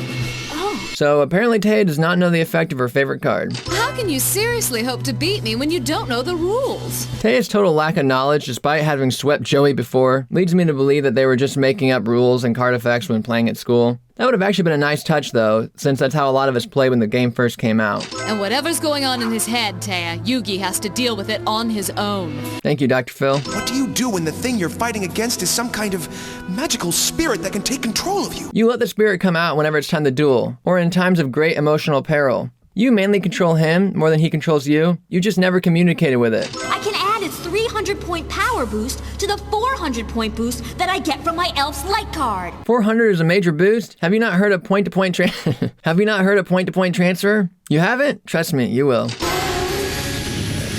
Now Shining Friendship is 2,000 attack points strong. Wait, the Elf's Light can transform Shining Friendship into a totally different looking fairy monster now? Since when could equip cards do that? Does the magic of Dispel not apply to you, Mai? Bro, those reactions for Dispel, imagine the reactions for Pot of Greed. I think Teia's doing better against Mai than you did. Why does Tristan always have to make a jab on Joey every chance he gets? I almost forgot. My Harpy's Feather Duster. This card could win it for me. Almost forgot. Could win it for you? Seriously, were the translators smoking with this one? We just saw Mai consider playing that card 20 seconds ago when it would have saved her and her Harpy. She's about to forfeit the duel. This line of thought makes literally no sense in context.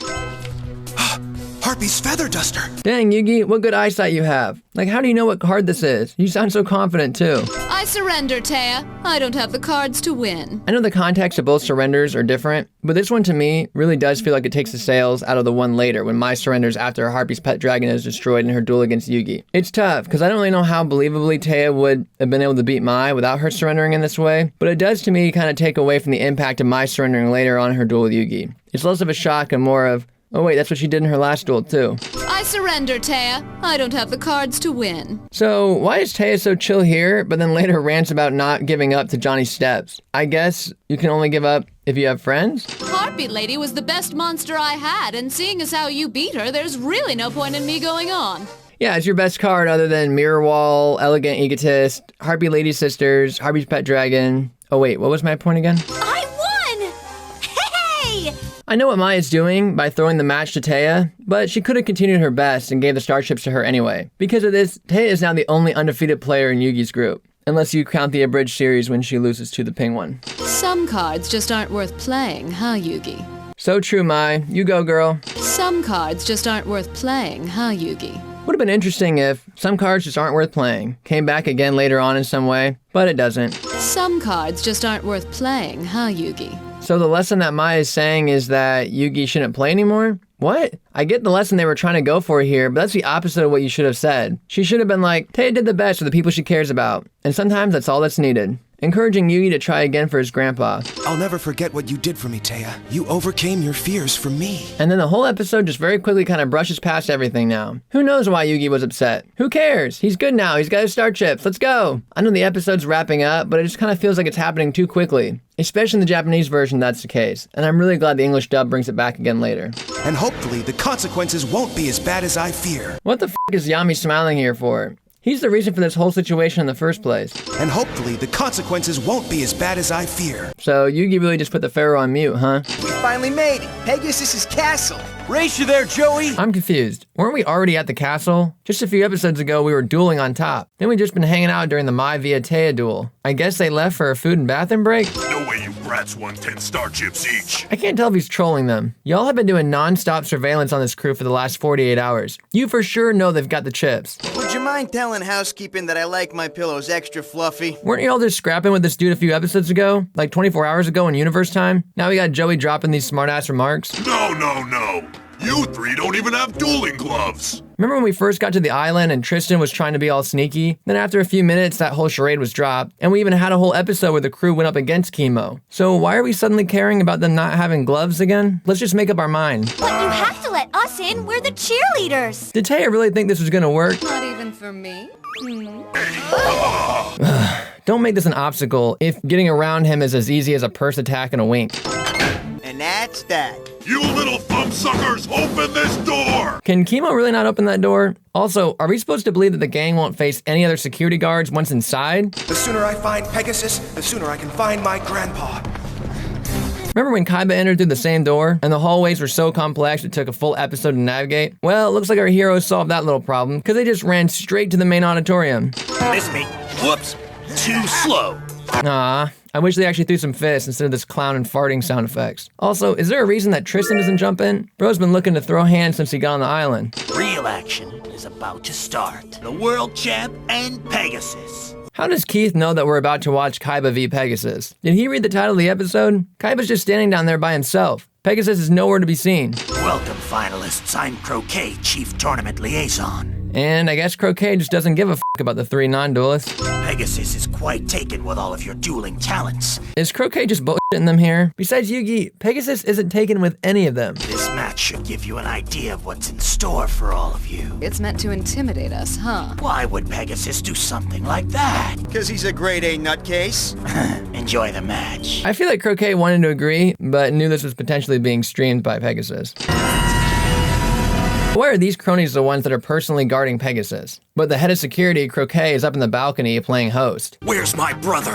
What? No hello, no how are you? I thought we were friends, Kaiba boy. Haha, but you just saw him like an hour ago. Do you really need a big hello? Besides, it's not like I hurt your kid brother. He's perfectly safe. In fact, you can have him back if you like.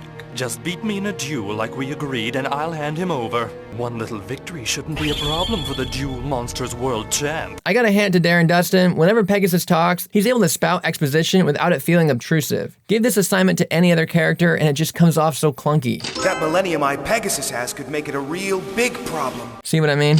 What could be more noble than fighting for someone that you love? That line right there, yes, that's what I've been saying for the last 10 episodes. I fucking wish we knew about Pegasus' dead wife earlier, because it would make this whole scene and this whole episode so much more impactful in the first watch through. How could you be in here after I defeated you? I should have known you'd find a way. I certainly did. Yugi has passed all the tests that I have presented him with. What was the final test exactly? To see if he had friends who were willing to duel for him?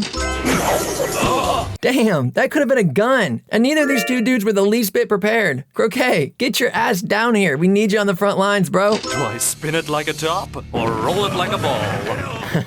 Why are the security guards scrambling to catch this? I just want someone else to operate your little device for me. I smell a rat. I love how Keith angrily pipes up here, but he was impressed by Kaiba's suicide threat. You still haven't learned that fighting isn't the only way to inflict damage upon an opponent. I get what Pegasus is trying to say here, but he does know how Kaiba won his last duel, right? Kaiba's brother! See what I mean? Something's not right. It's like he's been hypnotized.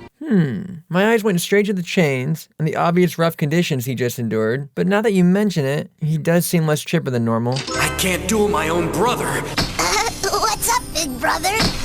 You came for me. Did we need the flashbacks to sell us on the fact that it'd be hard for Kaiba to duel his brother? Check out the automated bridge. Forget the bridge! An entire arena's coming down! Forget the arena. Pegasus has the ability to abduct souls. This should be good. The two biggest legends in duel monsters going at it? This is what it's all about. I love how Mai is like super stoked for the duel. Like she's over here promoting the hell out of it. And I'm over here thinking like, oh shit, I forgot how diabolical Pegasus was. That Millennium Eye Pegasus has changes everything. You have to. Yug, don't forget, Kaiba's the guy who took 5 of your stars. Joey, why are you interrupting? Earlier you were saying that you hoped that Kaiba would win. And that was before you knew about Mokuba's soul. And I couldn't live with myself if I held back on anything that could help Kaiba get his brother back. Then toss him your puzzle, because that could actually give him a chance. Get his brother back. Easy, buddy. Joey, every speech from you is about your soon-to-be blind sister. We're talking about an actual child who is an empty vessel. Don't hit him with an easy buddy. Yo, writers, do you want us to feel the weight of this moment or not? Don't f***ing add bullshit lines like this. Look at you, the first move and already you're nervous. Here, defense mode. Feel better? Bro, I actually love Pegasus as a character. I wish we had more of him in this season. The voice acting is so on point. He's sneaky and sinister and a great mixture of like funny and taunting. And we know there's more to him than meets the eye, but we don't know all the layers just yet. In my opinion, he is the best villain that this franchise has ever produced. He just needed more screen time. Blue eyes on my first draw. Bro, you get blue eyes every damn time. Something's not right. This is all too easy. Pegasus doesn't even seem to be trying. Bro, we're one turn in, and you've dealt 0 life point damage. Let's cool it on the accusing him of not trying. Like he knew exactly how I was going to attack him. What does that even mean? How else can you attack? This would make more sense if it was like Yugi's duel with him, where he had the dragon capture jar for Yugi's dragon. But you're impressed by him being prepared for your generic attack. Like, that's just duel monsters, bro. You draw, normal summon, attack, set, end. Another good card. Another good card? Bro, are you not the richest motherfucker on the planet? Are you not holding $1 million+ in duel monster cards? Was your deck not crafted by you? Every card in your deck should be a good card. I'd like to play a little guessing game. A game? We're in the middle of a duel here. We're hitting a little too close to the Abridged series with this one. But wait. Something else is coming. Yes, I see blue. I see white. Could it be? Yes, of course. I see the blue eyes white dragon. I fucking love Pegasus. Sorry guys, I promise this is the last time I'm gonna bring it up in this episode. How many fucking bullshit prophecy mind reading hoaxers do we have in the show? We've got Mai, Esperoba, Ishizu. All of it is so boring and played. This is the only time it works. I love the mocking, the taunting. Pegasus is calm, cool, and collected versus Kaiba being frantic and frustrated. I think it just works because the voice acting is just so stellar. Pegasus must be up to his old tricks. What old tricks? Bro, you'd have guessed the Blue Eyes White Dragon too. In a few episodes, you're gonna correctly guess that a rare hunter is using Exodia, and that's like a way larger leap than this. Must be using his Millennium Eye to look at Kaiba's cards. You use the puzzle. Viewers at home, if you were in the WCS, would you rather have the puzzle or the eye? I'm going puzzle. Even his great skills don't stand a chance against Pegasus's powers. All right, let's not discount Pegasus' skill. He created the game, so he thought of all of these strategies. He also built a deck that can counter anything. Yes, the eye gives him an advantage, but it alone can't win him duels. Let's also remember that against most duelists, Kaiba has a significant advantage. He's rich. He can afford cards that Wheeler can only dream of. Without my Blue Eyes White Dragon, I have no choice but to switch my monster to defense mode. Can you not summon another monster?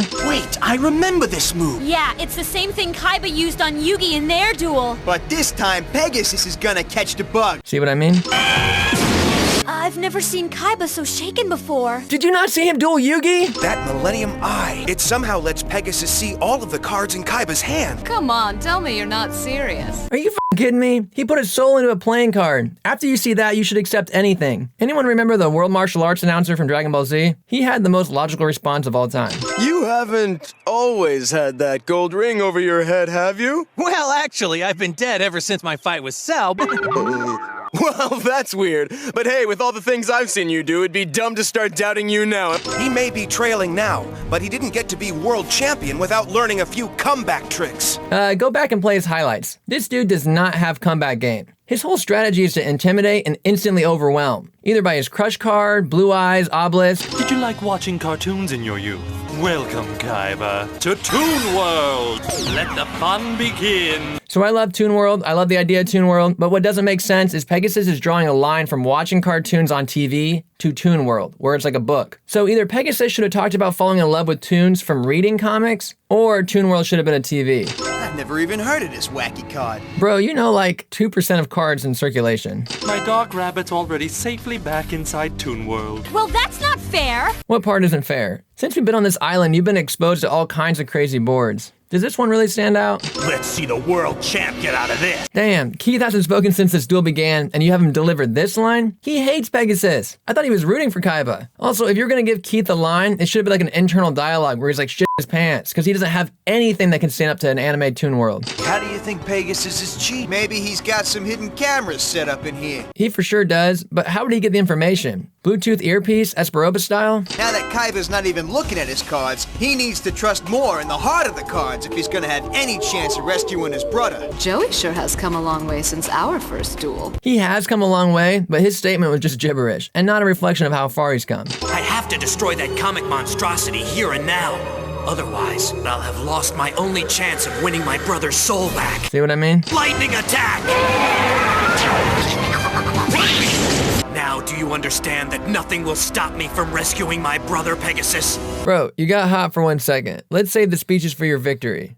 Oh wait. But Kaiba's just declared an attack on that Dragon Piper. His stalker will be charging right into a trap. But he can call off the attack. Right, Chaz? Welcome to your new home. And while your soul is away, your body will be employed as my obedient servant. Take away that empty shell. Teach it to wash dishes or something.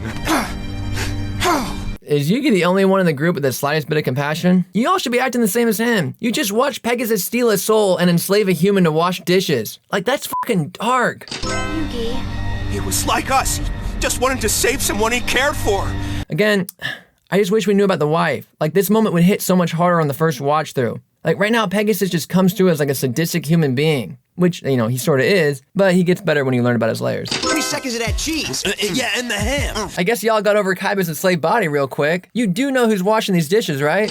If this was a dual munchers competition, you two would win. Taya takes no days off. Always gotta clap back with some kind of snarky remark. So I'm cool with Pegasus painting these two, but only these two? That's a little strange. Why not his parents, or that cartoon rabbit he loves so much, or croquet? Also, why so high up? Let's get the love of your life a little lower so we can actually admire her. On behalf of Mr. Maximilian Pegasus, I'd like to congratulate the 4 finalists. I trust you all have your playoff entry cards. First off, you already congratulated them and introduced yourself yesterday. Second, are we really bringing this up now? Y'all sure made a big deal overemphasizing the star chips, but you failed to remind anyone about this little extra twist. In your invitation to the Duelist Kingdom, you received these 2 cards. You must have one of these to participate in the final tournament. Why? Why can't we just have the chips and you get to pick your prize? This is becoming a video game where there's too many collectibles. Each card provides unique prizes. How did the non-duelists go from being trespassers to honored guests? Each card provides unique prizes. I love this setting, where before battle, everyone's just sitting and chilling. Like, what are the conversations around the table like right now? It's crazy that they would sit at the same table as Keith, considering what he's put them through. I mean, could you imagine the same setting playing out in the Battle City Blimp? We were robbed of like the greatest Thanksgiving banquet ever. You got Merrick, Fake Merrick, Shizu, Evil Bakura, Duke Devlin, Yami, Kaiba, Taya, Tristan, Joey, Mai. We were robbed of that. Of the millions of cards I own, I run across the 2 that I don't. So why does Keith not have a card? I mean, it makes sense for Joey because he wasn't even invited, but Keith should have had one. I mean, I'm fine with him stealing Joey's, but him not having one is just silly. Your host has added a special ingredient to your soup. How did we time that to float on cue? Open up the eye and look inside it. Each of you has been randomly assigned a letter. What a horribly inefficient way to match them up. Might as well have just done eeny, meeny, miny, mo. And now, the island's computer will pair up the letters to determine tomorrow's duel matchups. The island's computer will pair up tomorrow's duel matchups. This ain't high tech, it's fucking ABCD. Let me guess, A and B are together and C and D? If you wanted to sound high tech, make up some bullshit like the computer's been analyzing your duels and it's pairing you up accordingly. Gee, I wonder who's going to have to face who. Are you fucking kidding me? It might as well have been 1, 2, 3, 4. Let's not add this fake suspense. Honestly, at home, first time watching, you've already know the matchup. Let's just use the context clues we've already been given. Okay, we've had Joey v. Mai. Mai's alluded to wanting to duel Yugi. And Joey's been shit-talking Keith. Once I know who I'm dueling, I can use tonight to prepare. This is the most logical line in the entire show. Doesn't matter who I'm up against if I don't have one of them glory cards. Shouldn't Keith be thinking the same as Joey? C versus D. Who has C? Me, runt. Damn, with that angry energy, it's like Joey already knew it was Keith. Who else were you gonna come out with that energy? Mai? Yugi? Looks like it's you and me, Mai. I'm looking forward to this duel. Me too, and may the best duelist win. It's hilarious that Yugi's stoked. I mean, he already knows how this is gonna go down. She's coming off of a loss to Taya. And Bandit Keith versus Joey Wheeler. I love that Bandit Keith is his officially recognized name. So it has begun. So what has begun? The tournament's been underway for a few days, and Croquet just said enjoy your feast because tomorrow the quarterfinals begin. But I guess we needed a reminder that Pegasus was in the show? I can't believe you drank the entire eyeball soup. Really? I'd eat anything if I was hungry enough. And y'all haven't had anything to eat for days, besides my snacks and Mako's burnt fish. Good night. Later. Damn, not only do the non-duelists get a meal, but their own rooms? Are we sure Pegasus is evil? In the next season, Kaiba will deny healthcare to his participants. Time to catch some Z's. Don't snore too loud.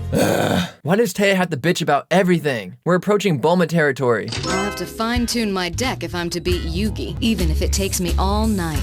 Mai deserves a win for this scene alone. Either she goes back up against Joey, or she beats Keith. I just feel bad for her. She's the only one editing her deck and focusing on the W. Tristan thinks that Pegasus cheats in all his duels. Well, he does. Okay, but Tristan and Joey were wise to this last episode. Why are we just now doing something about it? Also, can this not wait? Pegasus doesn't have another duel till the finals, so we have at least another day to worry about this. I mean, Kaiba's one of the world's top duelists, but Pegasus beat him like he was an amateur. Are we not even considering the fact that Kaiba might have been distracted seeing his kid brother enslaved? No one can beat Kaiba that easily. Well, besides Yugi. He could be good at guessing cards like a psychic or something. I once spoke to a psychic. The lady said I'll have a nice girlfriend within 6 months. It's been a year, not a single date. I don't believe in psychic powers. Okay, but was she able to duel through TVs and abduct souls? There's bound to be tons of proof hidden in that tower. Tons of proof meaning a single telescope? Also, what happens if you're right? Then what? Are you just gonna call him out? Besides, this theory is already bunked. Kaiba put his hand down and Pegasus continued to know his cards. So what are you guys looking for exactly? You suspected a telescope, and those can pack away. Isn't it past your bedtimes? Pegasus out here doing the job of his entire security team. How'd you find us? There was a fucking light coming from the tallest room in the tallest tower. You will now be disciplined. Oh, what's going on? Okay, so Grandpa told us that the more souls Pegasus steals, the more powerful he becomes. And then this scene suggests he can capture multiple souls at once without having to first duel them. So why can't Pegasus abduct souls of entire arenas whenever he hosts these tournaments? Or like all the duelists whenever he first introduced himself to kick off Duelist Kingdom? Oh no!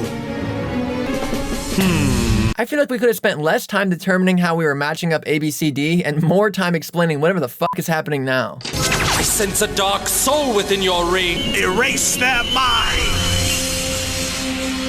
Bakura just gave the verbal command to erase their minds, and I guess the ring did exactly that, and potentially transported them back into their beds? Also, the problem now is we're in the last minute of the episode, and I'm overloaded with questions. Is Bakura stronger than Pegasus? If he is, why didn't Bakura take Pegasus' eye right then? Why does Yami Bakura protect Taya and Tristan? Why doesn't Pegasus remember anything the next morning? What a horrible nightmare.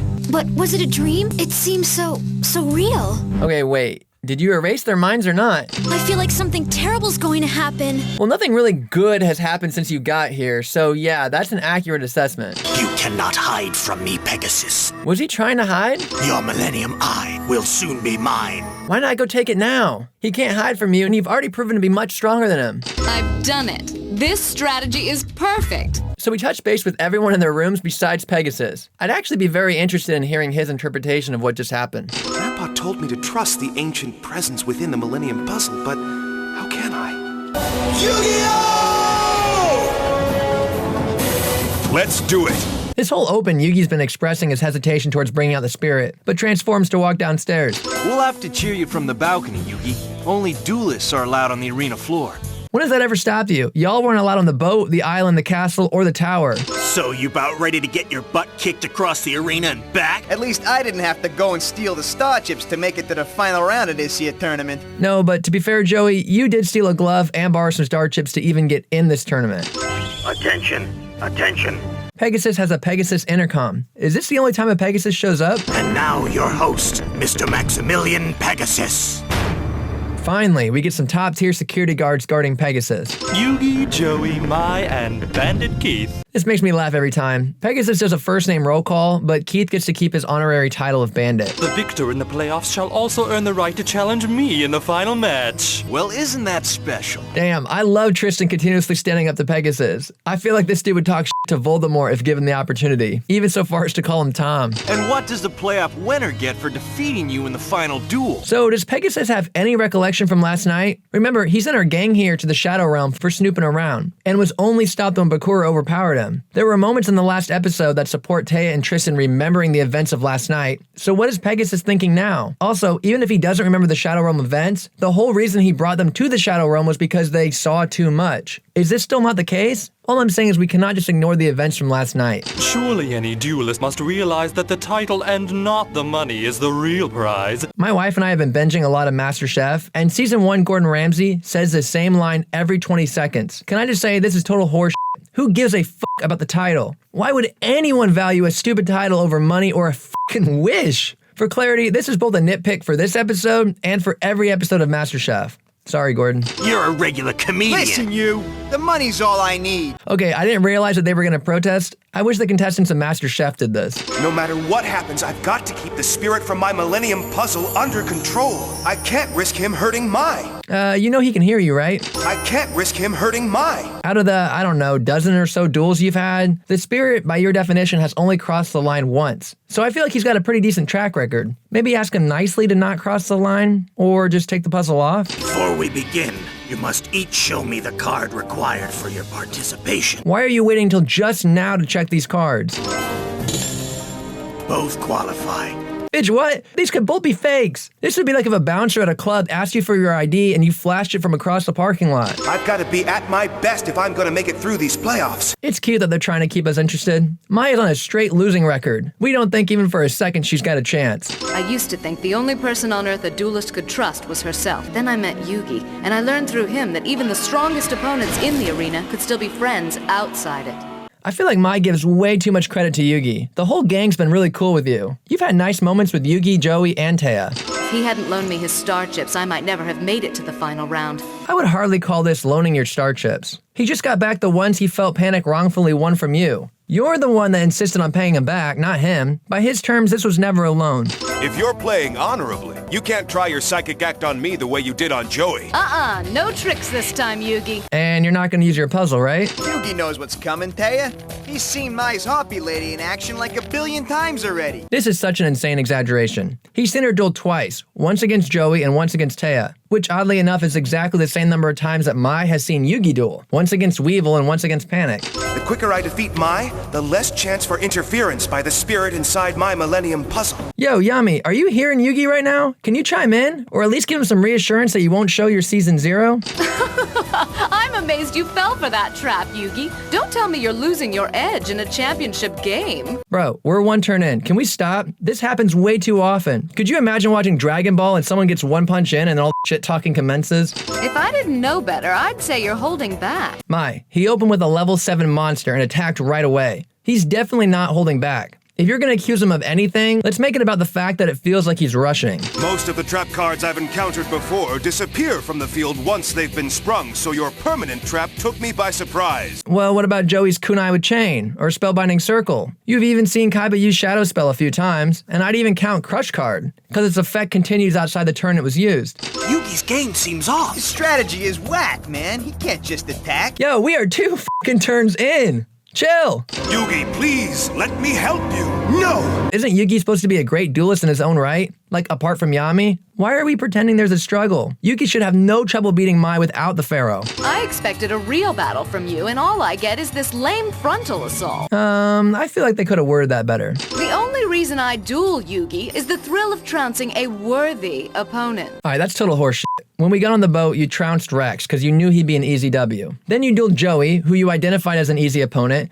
Then the episode that you recruited Rex, you were dueling some random NPC. The last time we saw you duel, you accepted a match from Taya, who would never qualify as a worthy opponent. This is such a dumb line. I get that we're trying to give Mai a nice moment and a powerful speech, but you can't rewrite her entire arc. It seems like you're still shell-shocked about the trouncing you got from Kaiba. We've spent 2 whole episodes where Yugi is shell-shocked. Can we please get past this? Are you gonna put your heart in it, or are you going to punk out? I wish she'd sip it. Maya's even more obnoxious when she's winning. Is she obnoxious when she's losing? Mai's just trying to help Yugi. She's been dreaming of this rematch. Rematch? No attack this time. Instead, I'm gonna sweep your trap away. Can you not sweep and then attack? Let me help you, Yugi. We can defeat her together. Okay, there's like 100 options here. Yami, if Yugi is insistent that he's in control, can you just offer advice? And Yugi, can you just pick and choose what advice to follow? Why does it have to be all or nothing? Allow me to introduce the ever-faithful servant of Harpy Lady. That's an entrance. Why don't we ever talk about Harpy's pet dragon? I had to take a hard look at myself and admit that the reason I relied on tricks was because I was afraid. Anyone else missing Kaiba? I feel like he put the kibosh on all this chit-chat. I actually can't believe that Bandit Keith and Pegasus haven't chimed in more to get our players to hurry the hell up. I meant no harm. I only wanted to help.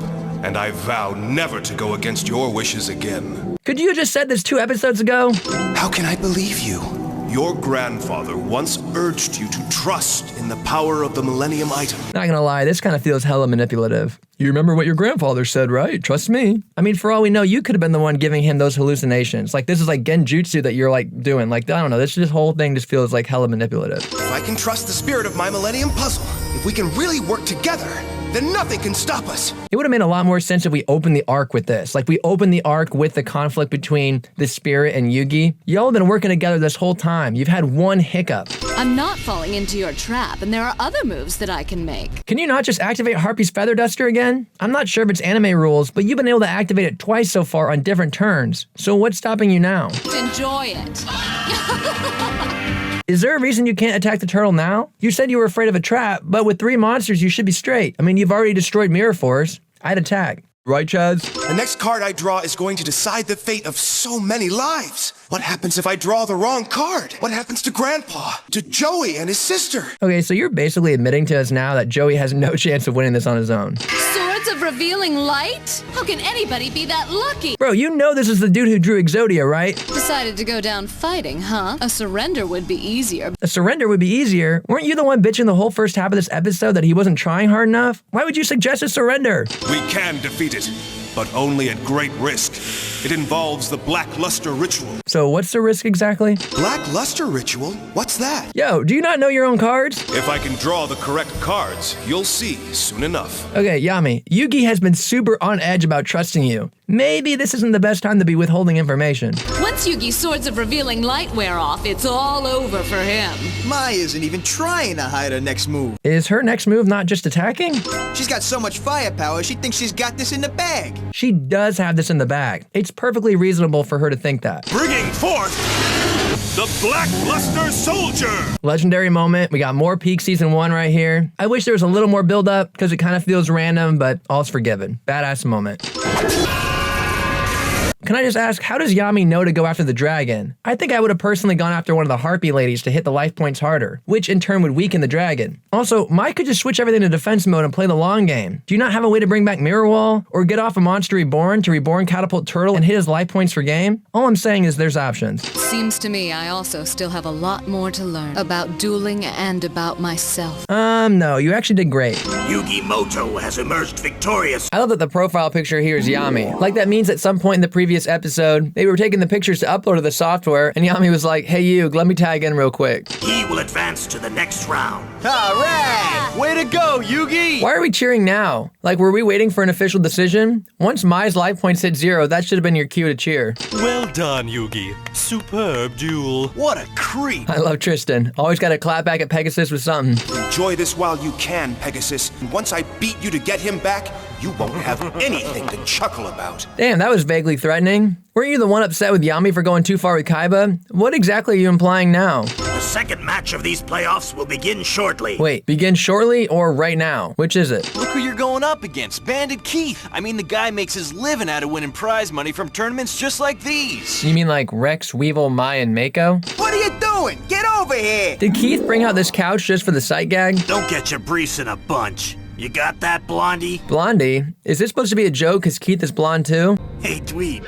If you find it within the set time parameters the regulations allow. You mean there's a time limit? Come on, man. Of course there's a time limit. You think Pegasus is gonna sit around and wait forever? No fair! That's barely enough time for Joey to even make it back to the room! Can you help him? If you all want to be useful, now's your chance. These are the rules, and they will be enforced. This might be the only rule that we see get enforced since we've been on this island. Hey, would you guys mind if I took off my boots? Keith, I get that you're mocking the situation, but you're a little too relaxed. If Joey gets disqualified, you're on deck against Yugi right now. So whether or not Joey makes it back, you're up. Can't we just disqualify that punk right now? We all know we ain't coming back anyway. Keith, dog, it's literally 5 minutes. You're acting like Nappa whenever Vegeta gives Goku 3 hours to show up. Like, dude, just chill. You know he's not looking for that Glory of the King's Hand card. He's looking for a place to hide. Nobody in universe or watching the show believes this shit. The first thing Joey did when he saw you was swing. Whenever you all got matched up, he was ready to go. And then this morning, whenever you saw him in the waiting room, he was talking shit to you. He literally isn't scared of anything. But there's only 1 minute left. Oh no. He had better hurry up. I don't know, maybe it would have helped if you were looking with him? Why are you guys standing here yapping with Keith? Man, what if he can't find that card? Yeah, maybe we shouldn't have let him go searching all on his own.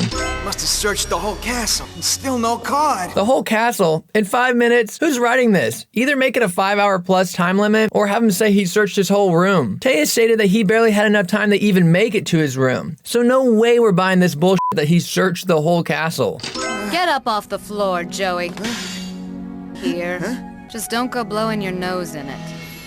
Mai's card. How did Mai know Joey needed a glory card?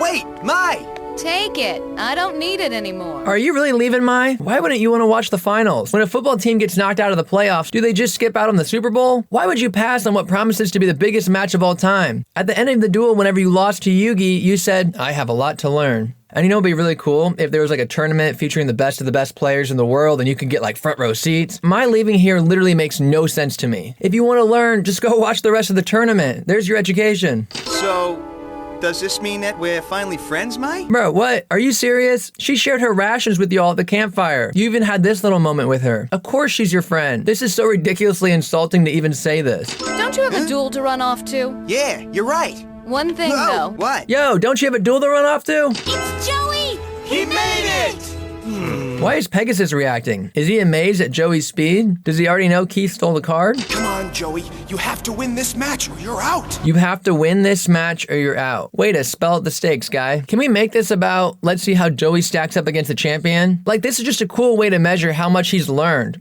Any OG Dragon Ball fans here? Anyone remember Roshi / Jackie Chun talking about the importance of tournaments as a means to see how you rank among the best in the world? It'd be cool if this moment was more about that for Joey. I'm not saying to ditch the sister subplot, but the fact that everyone and their mother, even on the first time watching, knows that Yugi is gonna win and give Joey the prize money. So instead it'd be cool to highlight Joey's growth, so we can see Joey as a victor rather than someone who fell short in winning the prize money. Joey Wheeler, Bandit Keith, your peers, and gracious host. I love that we're on such a tight schedule that Joey is held to a strict 5-minute time limit, but we have time to acknowledge peer support. Do you think that title gives Keith an edge? Nah, Joey's got something a lot better than titles. He's got guts. I agree with Tristan. What good has a title done anyone on the island? Weevil, the regional champion, got squished. Rex Raptor, the regional runner-up, got wrecked. Mako, who's supposed to be the best ocean duelist or whatever the hell that means, got washed. The professional eliminator Panic was wiped out. The undefeated Paradox brothers were obliterated. Kaiba, the world champion, was beaten by both Yugi and Pegasus. Since we've gotten on the island, we've done nothing but stomp decorated veterans. Titles literally mean nothing in this world and are only used to quickly hype up an opponent. Just remember what you're fighting for, Joey, and you can't lose! Remember that when it comes to your duel against Yugi. This is the moment you've been waiting for! This is the moment he's been waiting for. The quarterfinals, not the finals themselves, or beating Pegasus, or covering his sister's eye operation, or reviving Grandpa. He's been waiting for the quarterfinals. Now all he has to do is play something stronger, and he'll be able to destroy it. What is this, the first episode? I wonder why Bandit Keith played a machine monster. Bro, you're a fan of this game, like the competitive scene. You knew who Mako was and that he specialized in water cards. You knew who Rex Raptor was and that he specialized in dinos. You knew who Weevil was and that he specialized in insects. And later you're gonna say you kinda knew who Rebecca was, that she was this up-and-coming prodigy. It's crazy that you wouldn't know that Keith specializes in machines. Guilty of the Night has a higher attack power than Keith's monster. What is this, the first episode? My attack's not working. Great Scott, it's not. Great Scott, it's not. Who writes these Bakura lines? Half his lines he's dropping actual dueling knowledge, and the rest of the time he's just dropping random bullshit phrases like this. It's like the writers did a first pass giving him lines explaining the game, and then someone on the team said, that might be a little too similar to the others. How can we distance him? We could sprinkle in some random phrases. That's why he played a machine card. They're magic proof. They can withstand attacks from any card that uses magic. What does that even mean? No machine is without its glitch. So, what's their glitch, Yugi? And ask the dude who suggested they even have a glitch. They can only use that strong offense one way, against head-on attacks. This could be cool, but it makes no sense. What the f does that even mean? What monster doesn't have head-on attacks? How does your Dark Magician attack? Is it not head-on? Does it not fall into traps? Remember whenever you were dueling Bakura, every one of your monsters fell into a trap from a head-on attack. Different kinds of monsters too, like monster effects, spells, traps. Why are we implying now that machines, although they're strong, are more likely to fall into traps from head-on attacks? It makes no sense. I swear they put this line here just to sound good. Attacking those metal freaks will just get me clobbered. So, I'll play this face down. Good thing Joey's deck got a random boost in effective trap cards since the last time he dueled. I gotta draw him out, get him to attack me. Whoa. My mistake. Just forget what you saw. I love this moment. This is something we never see again. It really gives Keith's character here life and like a uniqueness to him. It's a baity trick that I could legit see some people trying to pull. Really love this moment and moments like this. That card wasn't a machine.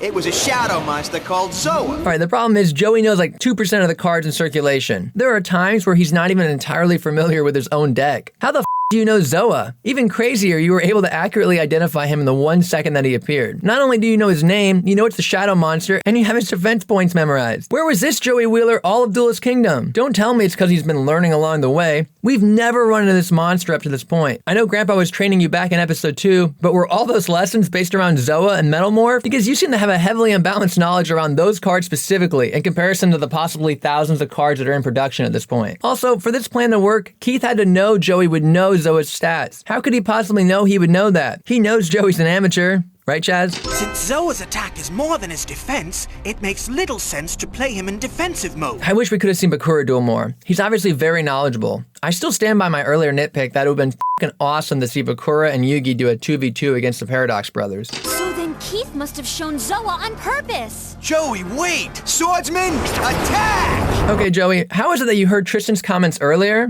Whatever that was, it sure looked ugly. But not metal. Tristan's right. But you can't hear the gang now while they're voicing their concerns. That new metallic paint job he's sporting deflects all magic attacks back to where they came from. Why does it feel like whenever Joey's dueling, the playground rules apply? Like this type of never happens to Yugi, but whenever Joey does fucking anything, it's always, haha, you dweeb. Don't you know whenever you inflict damage to me while I'm holding 2 or more cards in my hand, the damage gets sent right back to you? It's always some fucking bullshit made up on the spot thing. Like it's meant to make Joey look like an amateur, but all it really accomplishes is just confusing the audience. My swordsman's been outmaneuvered. As much as the corny puns stand out as poor dialogue, the moments when they avoid using the pun stand out even more. As I'm watching it, I hear in my head, my flame swordsman is toast. So when Joey doesn't say it, or some other fire pun, it's like, yo. You should have seen the look on your loser face, you dweeb, when your swordsman's own attack toasted him. Oh, okay, now I get it. We were saving the pun for Keith. I only wish you could have seen the look on your face when that metal Zoa of yours got shish kebab. I f***ing love Joey. Throws Keith's taunt right back at him. At first I'm laying his face down. Oh, and it's a trap card, so don't bother attacking. This is probably my favorite duel in all of Season 1. It's got a perfect back and forth. I love watching Joey and Keith go at each other. Joey constantly switching between fake bluffing and real bluffing. I love how many iconic moments we get out of this duel. Like every duel before this has followed the same format. Our hero is losing, then some bullshit happens, and then they win in one turn. This episode really breaks that mold, and it's like the perfect back and forth. Absolute cinema.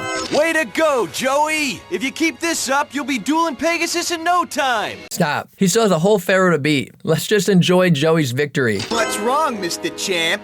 Don't tell me you're losing your cool to an amateur like me. I f***ing love Joey. Again, throws Keith's words right back at him. Everything about this duel is perfection. Man, this has got to be the closest match I've ever seen. Are you f***ing kidding me? Mai versus Yugi, Yugi versus Mako, Yugi versus Kaiba, Joey versus Bones. Literally every other match was one attack away from ending. And that goes double for that dweeby friend of yours. I knew you were gonna use that dweeby little time wizard dweeb. I'm switching my slot machine monster to defensive mode. That slot machine can't take a blast from my red eyes no matter what mode he's in. Yeah, but defense will protect his life points. And now my red eyes will attack. Flash, flare, blast! Man, you're as predictable as you are brainless. Yeah, but what options does he have? He has to either attack or not attack. If he chooses not to attack, that can be just as dangerous. And you know what else I got? 2 more 7 completed cards in my deck. Yeah, well, just because you have them doesn't mean you'll draw them. Yeah, that logic might work in the real world, Joey, but we're in fantasy land. Look at Mai, Mako, Kaiba. Everyone in this world opens with their perfect go-to combos. Unfortunately for Keith, plot convenience is not on his side, and he has to resort to cheating to get the cards he wants. Well, what do you know? Check out what card I just drew. Yo, Pegasus, why are you letting this continue? This match is the only thing stopping you from reuniting with your wife. Call him on his cheat and then just let's go. This isn't Battle City, where like Kaiba and Merrick wanted everything to play out so they could obtain all their god cards. There is no reason Pegasus shouldn't shut this whole game down. You dweeb, it's all over for you. Thanks to this. The Pillager. Good card for sure, but how do you know this card's gonna clinch the W? You have no idea what Joey has in his hands. It could be all vanilla monsters. I win! What? No way! Sorry. Who am I kidding? I'm not sorry. This is the best duel there is. Yo, we think it's all over, and then this fucking laugh, and then the grave robber with time machine. This is true peak season 1. That being said, Joey should have still taken that life point damage. Red Eyes was still hit. The time machine can bring back a monster from the previous turn, then... Bingo! My dragon's back! I love this duel. I fucking love everything about this moment. He actually won! Alright, go, Joey! Yo, is that all the cheering you guys are gonna do? I've seen you guys celebrate harder whenever Yugi sets a trap. This is probably the best duel you all have seen, and Joey just beat the brakes off the highest ranking duelist in America. You should be quite proud.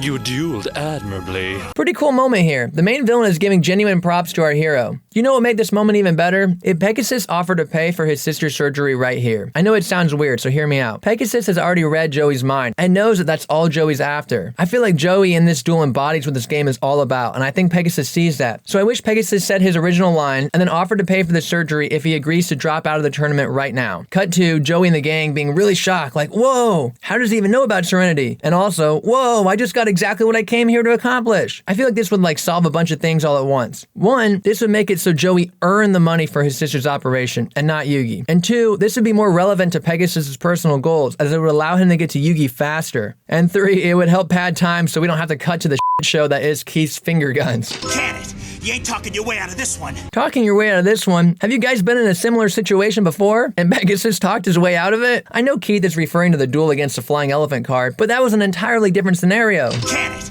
You ain't talking your way out of this one. I wasn't gonna bring it up. I feel like it's been covered enough on other channels, but this whole fucking moment is just bullshit.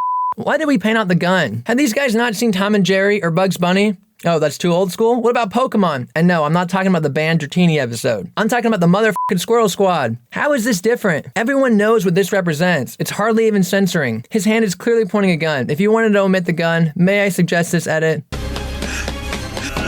Pegasus! Yes, it's also very clunky, but at least you could avoid the finger pointing. What is even the point of the bodyguards? Also, by removing the gun, we're left to wonder, what the f is this guy doing? Now, the finalists for the next match will receive a 10-minute recess. I love that this dude is totally unfazed by the fact that his boss was just held at gunpoint, and he did virtually nothing. Pegasus, why don't you just use your trapdoor on this little bastard? Or better yet, if Keith wants cash so bad, why not hire him to replace your guards? He certainly fits the bill, and you know he's looking for work. You could pay him with machine cards, liquor, and cash. Now, the finalists for the next match will receive a 10-minute recess. Our host wants you both in top form. I love that a quick 10-minute recess will be all it takes to get our heroes in top form. I guess we can't put this off any longer, bud. Actually, you can. Use the 10 minutes to decide what's more important. A 70-year-old man's freedom or a 15-year-old girl's eyesight. Then one of you forfeits and the other one duels Pegasus. Sorry, but this tension is just lost. This is it. To save my grandpa, I must duel my best friend. I'm sorry to keep bringing it up the whole arc, but if they're gonna keep doing it, I'm gonna keep doing it. What other outcome was there? Y'all entered the tournament with different goals in mind. This would be like if in Dragon Ball, both Krillin and Goku were trying to collect the Dragon Balls for like totally different wishes. Like each one of them wanted to bring back their dad or something. And then right before obtaining the 7th Dragon Ball, they had a sudden realization that only one of them was gonna get their wish. It's just so f***ing dumb. This is it. To save my grandpa, I must duel my best friend. Or you can just nicely ask Pegasus to skip this match. I mean, really, between the two of you, one of you is getting the money, so no matter who gets it, it's just going to Joey. Can we just skip this? Whatever it takes, Pegasus must be defeated! Do we ever get an explanation on Grandpa's cryptic message here? Like, Pegasus turns out to not be such a bad guy. So what's this whole scene about? Who would have guessed that out of all the duelists who started in this tournament, 2 best friends would wind up in the final match? Well, when you say it like that, it does sound crazy, but when you think about it, it makes total sense. Let's replace the word friends with alliance. The reason these 2 made it so far was because they hadn't dueled each other. If you think about it, everyone who made it to the quarterfinals were in alliances.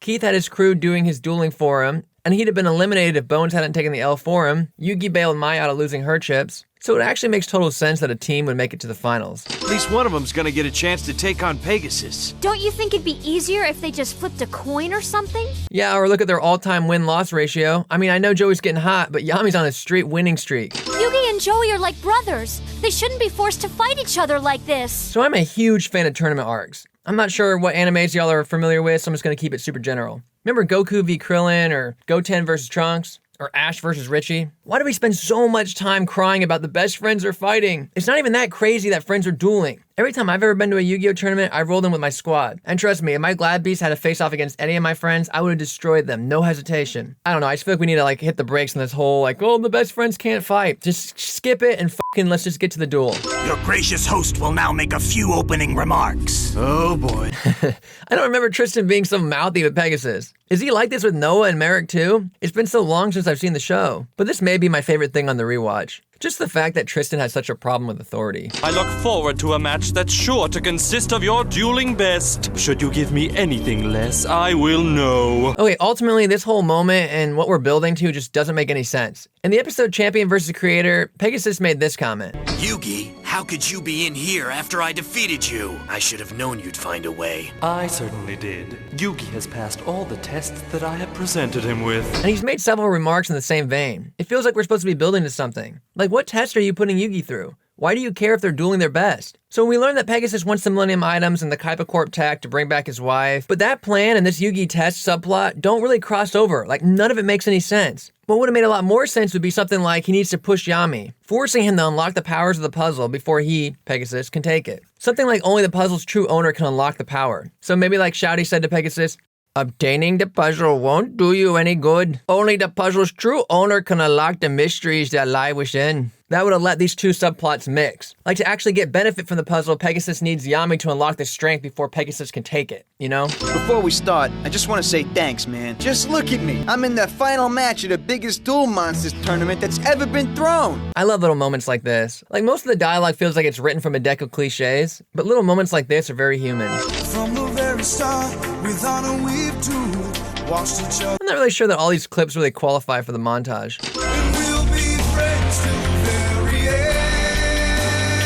Let the match begin. I love that Croquet came in with the rhyme. Sometimes I gotta check to see if I'm still watching the actual show or if I've switched back to the abridged series. Let's duel! This is like the 5th time that they've said let's duel. You know, it was one thing when Joey and Yugi had duels back home and there wasn't anything big on the line. But here... everything is at stake. Okay, we did all this. You said your lines, they said their lines, Pegasus had a line, we did a song. Just shut the fuck up and please get on with the duel. Hopefully, after everything's said and done, there'll be a way for both of them to get what they fought so hard for. I almost don't even have words for this moment. The whole fucking arc, we've been teasing this idea that only, one of them's gonna get saved and the other one's gonna get not saved, I guess. We all fucking knew, even on our first time watching, that this shit was gonna happen. I'm glad Bakura's saying it now. I just wish he said this like 30 episodes ago. Wishful thinking, Bakura. Why are you even bothering to read the gang's mind? We already know that you have to put effort into actually reading a mind, and you can only do one at a time. So why are you focusing on anyone in the balcony? 100% of your attention should be on Yugi, no? I'm not gonna pull any punches in this here duel. Joey's really not kidding. Check out the score. He's in the lead. Bitch, we're one move in. I know it's surprising since we're 7 minutes into the episode, but maybe hit the brakes on making any calls. Anyone can score an early lead in a duel, but only a few can play well for the entire match. Only the best. Why are we acting like this is new information? You guys have seen this firsthand for like 15 duels. Joey left his knight on the field completely unprotected. Just one of those amateur mistakes could cost him the match if he were dueling Pegasus. You just did the same exact thing with Celtic Guardian, bro. Guilty of the knight is no more. Good move. Now let's see what old Joey can come up with. There, Armored Lizard in defense mode. Whoa, wait, no life point update from Tristan? No worried gasp from Taya? No card explanation for Bakura on how Gaia is a warrior monster and that might just give Yugi an edge? No comment from the Chaz about how Joey is a slacker? No smirk from Pegasus reminding us on how his Millennium Eye works? Did we really just make a move and go straight into the next move? Let's fucking go! I know Joey has a better monster than that. I wonder what he's planning here. You got a 2300 attack monster out. Yeah, he's got red eyes, and with like a series of cards and a coin flip, he can bring out Thousand Dragon, but that's really all he's got that can beat Gaia. Keep in mind that we're on the second turn. It's entirely possible this was the best move available to him. What's he playing that throwaway monster for? I can't wait they actually recognize him as a throwaway monster in universe. Like, if you know it's a brick, then fucking toss it and load up on staples. I think that Joey played that mediocre monster of his so Yugi would be lulled into a false sense of security and attack. Why does everything have to be overanalyzed? Does no one just set monsters to buy time? Am I the only one? You're not the only one with powerful moves ready to play. Well then, bring 'em on, pal. This duel is really heating up. Yeah, the smack talk from Joey is heating up a little, but this is actually the tamest duel we've seen so far. Red Eyes, Black Dragon, and Summoned Skull, combine yourselves into one! The Black Skull Dragon. This may or may not be my favorite duel monster of all time. Drop a comment below with your favorite Season 1 monster. You played a fine move, and now allow me to play mine. I think this duel's heating up again. Heating up again? What's your definition of heating up? I'd say it heated up when Joey pulled Beast Skull Dragon out of fucking nowhere, and it hasn't cooled down since. I don't think I've ever seen such an exciting duel. Sure, Beast Skull is badass, but literally every other duel has been more exciting than this one. Right, Chaz? Magical hats! Good move. That'll sure slow Joey down big time. Who are y'all cheering for? My hat's off to you, Yugi boy. Okay, I love Pegasus. I love Darren Dustin as the voice actor, but please no, let's not sully this great character and voice actor with these shitty lines. Now I gotta depend on luck, not dueling skill to help me find this dark magician. That has to be a joke. Bro, luck has been the deciding factor in every one of your duels. Okay, guess I just gotta take them down one at a time. Or you could summon a monster and then attack 2 at a time. Sure, you might hit the Dark Magician with your weaker monster, but then you'll know where he's hiding. As long as you use a monster with more than 1500 attack, you'll survive the match. I play Garuzis in attack mode. Your turn. Joey, use Garuzis to attack one of the fucking hats. The reason you summoned him was to lure out Dark Magician, so why didn't you just attack another hat? Seriously, you should have attacked with Garuzis, then Beast Skull, and this match would be over. Now he's got something else hidden under those hats I gotta worry about. And knowing Yugi, it's probably a trap. Except if he knows that I know that he knows what I know, forget it, I'm just gonna attack. Yeah, this is pretty much me in every game back in the day. Nothing, I missed again. Bro, it'd be over if you used Garuzis. The world is a place where fate intervenes when you least expect it. Why are we doing this now? I've been saying since episode 8 that we should have had cutaways of Pegasus doing something other than drinking wine and laughing. And I suggested maybe painting or writing or something to ease us into this twist. Why are we choosing now, at the end of the arc, to sloppily reveal his entire backstory? Like, why didn't we cover this in the Night Before episode? Or in episode 16 and skip over that boring Joey v Kaiba match? Any Avatar fans here? Anyone else love Zuko alone? We get to spend a full episode with the antagonist and explore his complexities. Like, I would have loved the Pegasus alone episode. When against all odds, you found that one special person in all the world that fills your heart with joy. What exactly does this have to do with the current card game being played? This started out as a metaphor or life lesson regarding magical hats or something, but turned into Pegasus' backstory with no relation to the current duel. Really goes to show this could have fit anywhere else. That's when tragedy strikes. Is there a reason this room is empty? Like, this is a real question. Was this flashback better explained in the sub? I'll look out for an explanation below. When fate hits you with a cold slap of reality and shows you who's boss. This is very sad, but why did you bury her here? This looks like the same shitty cemetery that Tristan went to in episode 13. Aren't you rich? Is this really the best headstone you could get? I'm surprised she's not sealed away in like a preservation chamber like in Dragon Ball or whatever the hell Noah is being preserved in. In memory of all I have lost, I fight on with all I possess. Y'all, I'm calling the writers. This shit would have hit so much harder if you gave it to us as a slow drip through the whole arc. The Champion vs. Creator episode would have been epic. Y'all fucked up. Both the Dark Magician and the Skull Dragon have equal attack strengths. A battle between the two of them would just result in a standoff. A stalemate, huh? What is this, the first episode? Joey's really learned a lot the past few weeks. He plays like a pro. But in the duel against Pegasus, it's going to take more than an expert duelist. It's going to take someone who can also stand up to the power of his Millennium item. Okay, then why did you let him think he had a chance at this? Like, this is emotional abuse. You're telling him, try your hardest, don't forget you're doing this for your sister, you can't let her down. All the while knowing he doesn't stand a chance. This is so fucked up. Right, Chaz? My Millennium Eye tells me that they are indeed dueling each other with everything they've got. Nope, your eye ain't saying none of that. My Dark Magician becomes 300 attack points stronger. Excellent work, Yugi boy. Why is Yugi getting an applause for putting an equipped spell on Dark Magician? But Joey, who brought out Beast Skull Dragon using this ridiculous series of cards, didn't even get a reaction? Poor Joey. He really got slammed there. You think this duel's over for him? Well, it depends on what he does next. Depends on what he does next. This cannot be real commentary. Hey, Yug, just know it's been a real honor dueling you. Likewise. How cool. Even now, in the midst of battle, they're friends first. I love how we're having a sweet little moment while Dark Magician is looking like this. My attack's getting smothered. Why is Pegasus reacting? Didn't his Millennium Eye see this? How did you play Mako while it was still my turn? Nope, sorry Joey. We are way too late in the arc to start questioning the rules. Here, this is yours now. You should keep it. Your sister needs that money. Okay, instead of yelling or being upset, I'm just gonna say this very calmly. Yugi knew all along they were both gonna get what they wanted. So all this really was just emotional abuse. Making him think he was about to lose the chance to save his sister's eyesight, knowing all along he was just gonna give him the card. I don't even have words for this moment. I should know. I've collected the best cards in the game. The best cards in the game? Yeah, you got Blue Eyes, but there's tons of boss cards we've seen on the island that I know you ain't got in your shop. Red Eyes, Great Moth, Pumpkin King, Harpy's Pet Dragon, Gate Guardian. The list goes on. And now, for your dueling pleasure, Castle Pegasus is proud to present the creator of Duel Monsters and all its wondrous cards. Do we need an intro? He's been in the room with us since this morning. But with this introduction and the odd camera angles, Croquet is suggesting that this is some kind of villain face reveal. And thief of my grandfather's soul. Thanks for the recap, Yug. At last, I finally face Pegasus. Again. It will take all the wisdom my grandpa gave me and all the power in my cards. These monsters are pretty dope, and you could make a case for Celtic Guardian and Stone Soldier, but sorry, I can't let that Beaver Warrior slide. It will take all the wisdom my grandpa gave me and all the power in my cards. Yeah, it will for sure, but I'm gonna say, aside from a few select duels, all of your matches have pushed you to your limit, forcing you to access all of your grandpa's wisdom and all the power of your cards. Before we begin this duel, I want you to agree to keep your promise. If I defeat you, you'll release my grandfather's soul to me. But of course. Okay, that was a pretty easily won request.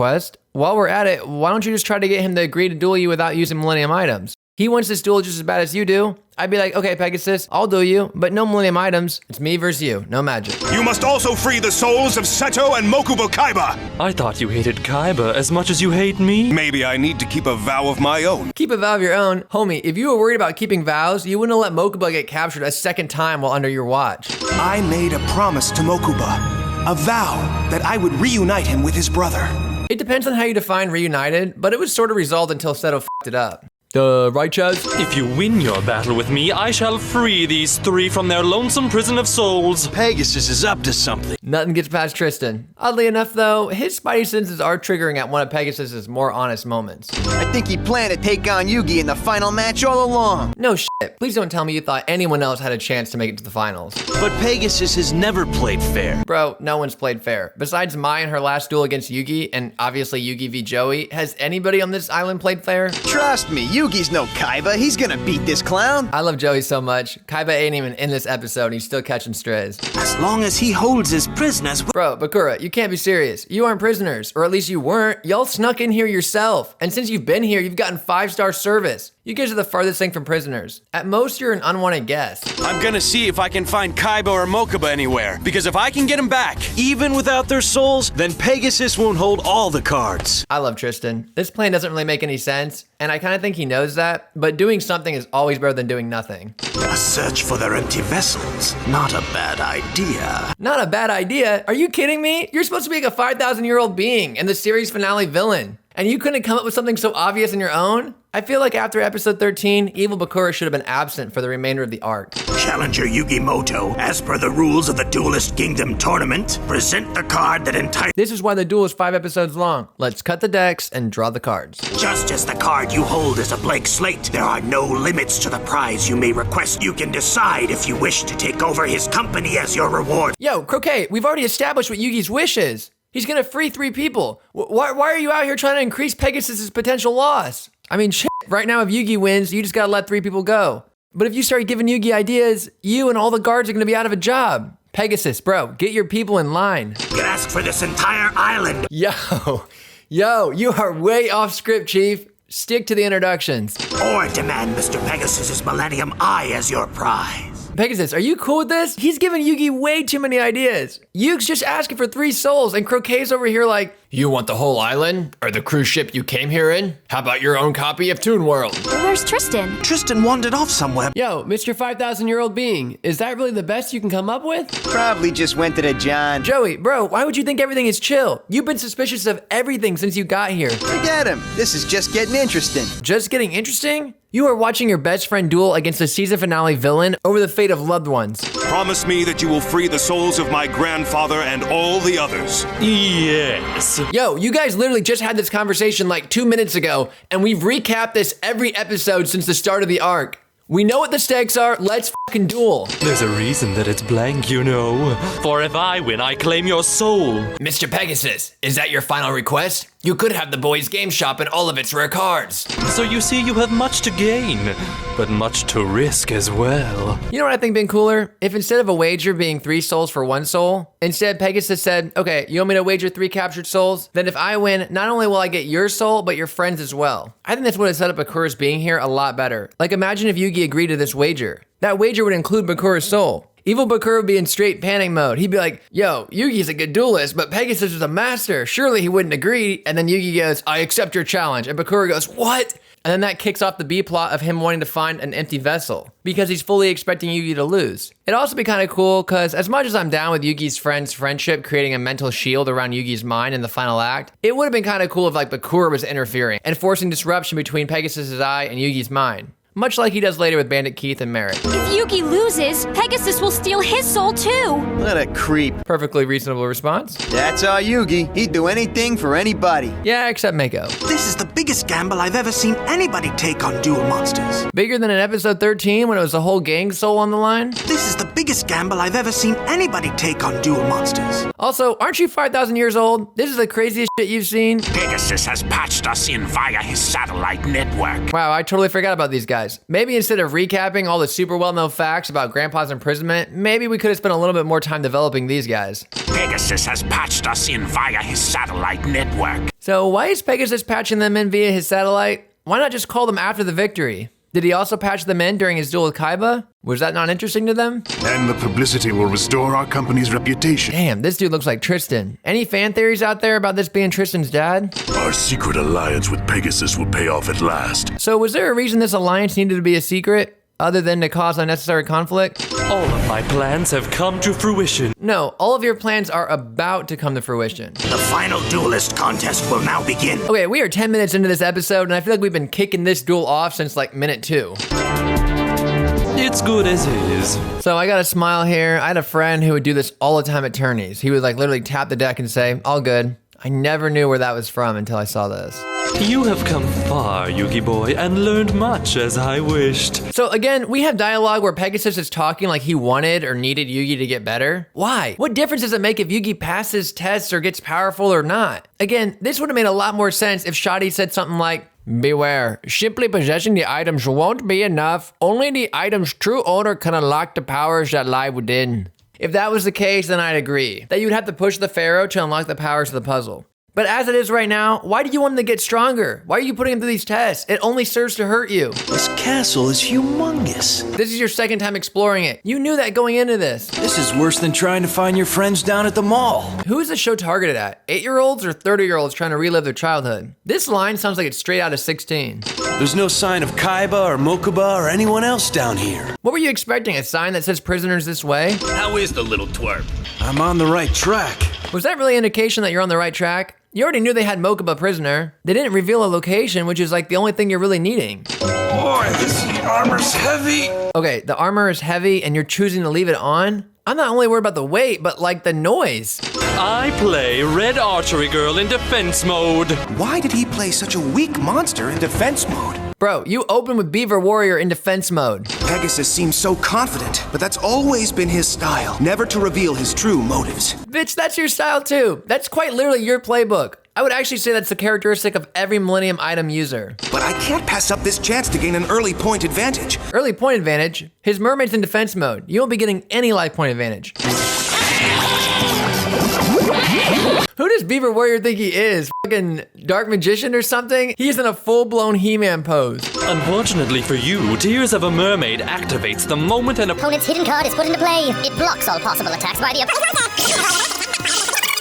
Can we just say I negated your attack? Did you see that? Yugi had the upper hand, but Pegasus knew exactly how to counter. I'm gonna say Yugi never had the upper hand. All he did was declare an attack. That'd be like if I was fighting Mike Tyson and I took the first swing and somebody said I had the advantage. The attack has to actually connect before you can make that call. How can I win against an opponent who can know my cards and sense my strategy? The same way you beat the person who flooded the field and left you with your one stone soldier? Sorry, but nothing beats that situation. You literally had one monster zone available, and you found a way to come back. After seeing Yugi bounce back from that, you can no longer sell me tension. Your hopes, your dreams, even your fears. And what you fear most right now is me. Pegasus, shut the fuck up so you can win and save your wife. Is this not a time-sensitive matter? His life points are the only thing keeping you from your wife. You seem to think that you have this like rivalry with Yugi. You don't. He just happens to be the person who's in between you and bringing your wife back. We all know Yugi can beat anybody in a fair duel. Can he though? I know you don't know this, Joey, but Yugi's been using his puzzle the same as Pegasus this entire time. We haven't seen the real Yugi do jack shit yet. He can read anyone's mind he chooses. You seem to know an awful lot about that eye, Bakura. Joey, if you just listen up, you would know all this too. Bakura didn't really say anything that Pegasus hasn't said like 100 times already. Man, this is like the most boring detail ever. What a hilarious line given the context. Could you imagine any real security complaining about the job being too boring? Like, imagine Secret Service said this next to the president. It's like, motherfucker, do you want a crisis? Okay, is this high tech or a mechanical lock? You can't have it both ways. There's been a breach. How would you know? I would give you that line if Tristan couldn't find the keys and decided to kick in the door. But he used the key. Was that like hooked up to biometrics? We've detected a potential problem in Sector 5. I'm attempting to verify, but our guard down there won't reply. If you know enough to know all that, then check the cameras. No need for this guessing game. Right, Chaz? Then what are your orders, sir? Listen, secure all the exits. Boy must not be freed. Nope. Bakura should think that phone call is about Keith's dead body washing ashore. Or just general company info. And that's not even mentioning the fact that this item has never been shown to have this power before or since this moment. This is just one big fat nope. Then what are your orders, sir? Listen, secure all the exits. Boy must not be freed. If the ring is smart enough to detect this phone call, why is the eye or the puzzle not activating? I'd say this conversation is equal interest to all parties. You got somewhere to go, Bakura? I thought I'd go and check on Tristan. I love that Bakura had zero confidence in Tristan's ability to rescue Mokuba. Like earlier when Tristan said where he was going, Bakura acknowledged it was a good idea, but decided not to go with him. And we can only assume it was because he didn't think he'd actually be able to find him. But now that Tristan was successful, here comes Bakura. I mean, what could be more important than this match? I'll be sure to ask him. I could have said this at any point, but why is Bakura hiding his true identity? Like, what purpose does it serve? I would get it if he was weak and needed to be stealthy until he got some power, but every time he encounters another user, he's extremely confident he can overpower them. So why does he operate in such secrecy? Okay, so this went from being able to detect other items to now being Jack Sparrow's compass. Got it. Lay one hand on the boy and you will rue the day you imbeciles were the ball. Sorry, but nothing to do with Bakura makes any sense to me during these episodes. Why does he reveal his dark side now? Why is he saving Tristan? He's not saving Tristan, he wants Mokuba. No, he's saving Tristan. He knows from the conversation he overheard earlier, they can't touch Mokuba. They're just gonna put him back in the cage. If anything, that would be beneficial to Bakura right now. Come, now is our chance to escape. Yeah, see, he's trying to save Tristan. None of this makes sense. But even without my Millennium Magic, you're no match for me. I wish I worked as an editor on the show. I'd have cut these 5 episodes down to 2. Toon World card is one of a kind. It was thought too powerful for distribution. That's how he was able to beat Kaiba with it. Yeah, and that dude was playing with 3 of 4 cards put into production, so I really don't feel too bad for him. What was it you did back there? Not now. Those guards are still behind us. Yeah, but why do you care? You have 40 plus bullshit magic cards you can pull at any moment. Guards should be the least of your worries. It's a no-go. The store's locked. Come on. Bakura, can you not activate a Hyper Beam card and blast that door open? You can do it! We believe in you! Yeah! Joey and Taya are right. I just have to remember what I'm fighting for here. Nah, you gotta be working on a strategy, not just focusing on a promise you made. And the souls of both the Kaiba brothers, too. I can't let them down. Again. We won't be after I enlist some help from the Shadow Realm. Huh? I love Tristan's face here, like he didn't just see chain energy a second ago. All I need to do is probe your feeble mind. Or have you forgotten the power of my Millennium Eye? I can't believe it, but somehow he did forget the power of your Millennium Eye. I know Pegasus has magic, but so do you! I do have my own kind of magic! Bitch, don't act like you're just now realizing this. Against Bakura, you instantly had the thought, if he could do X, maybe I could do Y. I can feel Pegasus trying to claw his way into our minds again. I can't keep him out! Yeah, somehow you'll keep him out for another solid 60 seconds. Spirit, if I'm to have any chance of beating Pegasus, I'm afraid I have to banish you from the corridors of my mind. I get you wanted a dramatic act break line, but literally this makes no sense and isn't really a part of the plan. Yugi, if we don't work together, we won't stand a chance. I'm gonna go ahead and say that y'all are hardly working together now. You're just saying this because it sounds good, but Yami is 100% in control. Yugi hasn't contributed anything until just now. Working together is an incredibly charitable phrase to describe your current partnership. But if we keep playing like we have, we'll lose. What do you mean? What do you mean? Are you serious? Okay, Pharaoh, get the f out of the driver's seat. If you can't see you're headed for straight disaster, I'm sorry, but you are unfit for the current task. But I have another idea. Well, it had better be a good one. Yep, this is what teamwork sounds like. Okay, this is it. What if we keep our minds separate and then switch our minds back and forth? It took less than 10 seconds to state the plan, but over a minute just to tee up the line. Now let's see how well your Millennium Eye measures up to my Millennium Puzzle. Whoa, Yugi, I sure hope he knows what he's doing. Bitch, what? You're the one that encouraged him to use the puzzle in the first place. I'm convinced you just gotta have something. First, Yugi is losing, and then you shout out the helpful advice of, hey, he's using magic, maybe you should too. And now he's doing exactly that, and you're like, whoa, I hope he knows what he's doing. Reading my mind will tell you absolutely nothing. So if I were Pegasus, I'd be like, okay, I'm impressed that you found a good strategy to get around my mind reading, but now I'm just gonna destroy you because you're playing blind. Like, I feel like this plan is much more crippling to Yugi than it is to Pegasus. You see, Pegasus, I don't know what that card is because I am no longer Yugimoto, but someone else altogether. So earlier, whenever you and Yugi concocted this little plan, you were trying to hurry up the discussion before Pegasus could probe your mind. Now you're just sharing the plan. What was the point of hurrying up before? Told ya, Yugi's battling Pegasus with not 1, but 2 minds. You didn't tell him anything. You just said it had something to do with the Millennium Puzzle. What's with Bakura all of a sudden? All of a sudden? Didn't you see him use chain energy earlier? With the power of my Millennium Ring. Okay, wait a second. So Bakura can bring monsters on the cards to life? Bro, you should be striking a deal with Pegasus right fucking now. Hey, give me your eye and I'll bring your wife back to life. Why do the real monsters look more like a hologram than the holograms do? Bakura, you're obviously broken. You can just send people to another dimension with practically negative effort. Why are you hiding your identity? Where the heck are we? We have replayed this animation like 3 times across 3 different episodes. Episode 13, and then the one with Panic, and then right now. And what the heck is that thing? Remember earlier when the security guard was bitching about the job being too boring? Well, this is what you get. Even if your little theory was true, I'm still far and away a superior duelist to you. If that theory was true, then you wouldn't be a far superior duelist to him. The line should be, well, even if your theory was true, I still have cards that are far superior to yours. Yugi's played another card face down, and even though I don't know what that card is, I have faith in Yugi. Okay, but what if it's a bluff? because that'd still be useful, but hyper situational. Score stands at Yugi 900, Pegasus 600. Why exactly did Pegasus lose points? As you can see, there's not a single particle of those pathetic fools left in this dimension. I've no patience for obstacles that get in my way. Yep, for some reason you'll remain a silent foe for the next several seasons. Yours, I want a vessel without a mind or soul of its own. But you're clearly capable of doing just about anything, so I feel like removing souls from bodies is well within your abilities. For I plan to take possession of your puzzle. My puzzle? No! Wait, is this worse than him taking your soul? Because that was the original wager. Here, think fast!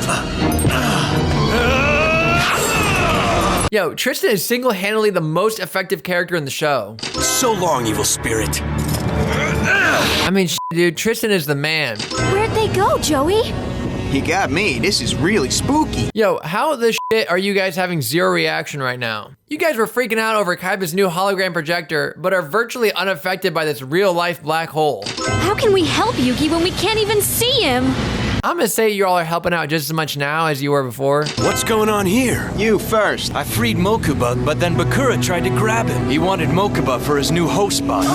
Don't worry, I handled it. Just to update you guys on the current situation, Yugi is still only a few turns in. Meanwhile, Tristan just preemptively took out the series finale villain with one karate chop. These two should be all right here for now. Let's go down and check it out. This show should just be called Tristan. For once, Pegasus is telling the truth. Has Pegasus not been honest up till now? Yugi is still with you. Huh? You must be Yugi's grandpa. Wait, what? Why are you waiting until right now to show up? Also, the last time we saw you, you could barely talk. You just kept repeating, Yugi! Over and over again. But now you've got this calm demeanor like your ghost Obi-Wan? The unshakable devotion of Yugi's friends keeps his spirit alive. So does Pegasus's love for Cecilia keep her alive? Well, if we concentrate our energies and try to reach him with all our might... Concentrate all your energy? Who do you think you are, a Saiyan? The only one with any aura at this point is Tristan. Mystic box? I could have countered that if I had been able to see it coming. If that's true, then go ahead and set up your back row preemptively so you can be prepared for a counter. You know, like a regular duel. Bakudan's been sacrificed before it could detonate. But what has he created in its place? Aren't you the creator? Do you not recognize this ritual card? Behold, the magician of black chaos! No, not him! Come on, is he really that scary? He's just Dark Magician with 500 more attack. You've been the dude summoning crazy shit this whole duel. This isn't over until Pegasus releases everyone's souls. So then let's go grab the creep. Tristan ain't done with him. Pegasus restores Mokuba's soul. His body will be useless to me. Okay, so you can't take over Mokuba's body now before he gets restored? You created and abandoned this plan so damn quick. Don't worry, Yugi. He couldn't have gotten far. We've got to find him. Yo, I think you're heading in the wrong direction. We saw Pegasus enter the arena from this door. Does that door lead outside? I'm gonna say no, because it's pitch black. I think I've been there before with Tristan and Bakura. I'm starting to remember it too. Starting to remember it? You both remembered it immediately after the event. And Tristan again recalled it just a few minutes ago. Everything I've struggled to obtain is now beyond my grasp. Is it though? Can you not just ask Yugi for help? Cecilia, I have failed you. My attempt to take over Kaiba Corp, my efforts to get all the Millennium items was all done for you, in the hopes that I could restore you body and soul. I feel like Cecilia is shaking her head. Bro, you made this so much more complicated than it needed to be. I don't mean to harp on this, but could you not ask Yugi for help, or even Kaiba? You don't think Kaiba would want to flex that his tech can bring people back to life? Bakura, I remember now. Come on, you remember now? You had a battle with him last night. And don't tell me he had Pegasus's memory erased, because Pegasus had this line. Wishful thinking, Bakura. I'll be the only one to get what I want, including what I want from you. We can't have it both ways. If you defeat me and claim my ring, your deepest desires might not be beyond your grasp after all. Okay, Pegasus, you're smarter than this. Call him on his bullshit. Be like, okay, bring Cecilia back right now, and I'll just give you my eye. The Happy Lover card. Stop it. There is no card called the Happy Lover card. Right, Chaz? It shows you. Oh, wait, hold on. There is a card called the Happy Lover card. $15 damage, $35 near mint. Why is this vanilla piece of shit monster worth so much? Any answers out there? The Happy Lover card. Really gotta hand it to little Kaiba. His voice acting was spot on with some of these characters. It shows you have experienced the joys of love. However, this card is upside down, which means your romance ended in tragedy. This is all just for show. You don't need to be an ancient card-reading magician to understand what's going on. You walked in on Pegasus narrating his backstory. Ah, the Mask of Darkness, eh? Ah. I see you hosted a large tournament, and because this is a 2-star monster, I can see the results didn't bend in your favor. So your recent actions were all just an effort to mask your true objective? I can't tell if we're supposed to take this seriously. Like, what's the next card? Pot of Greed, revealing that he's rich?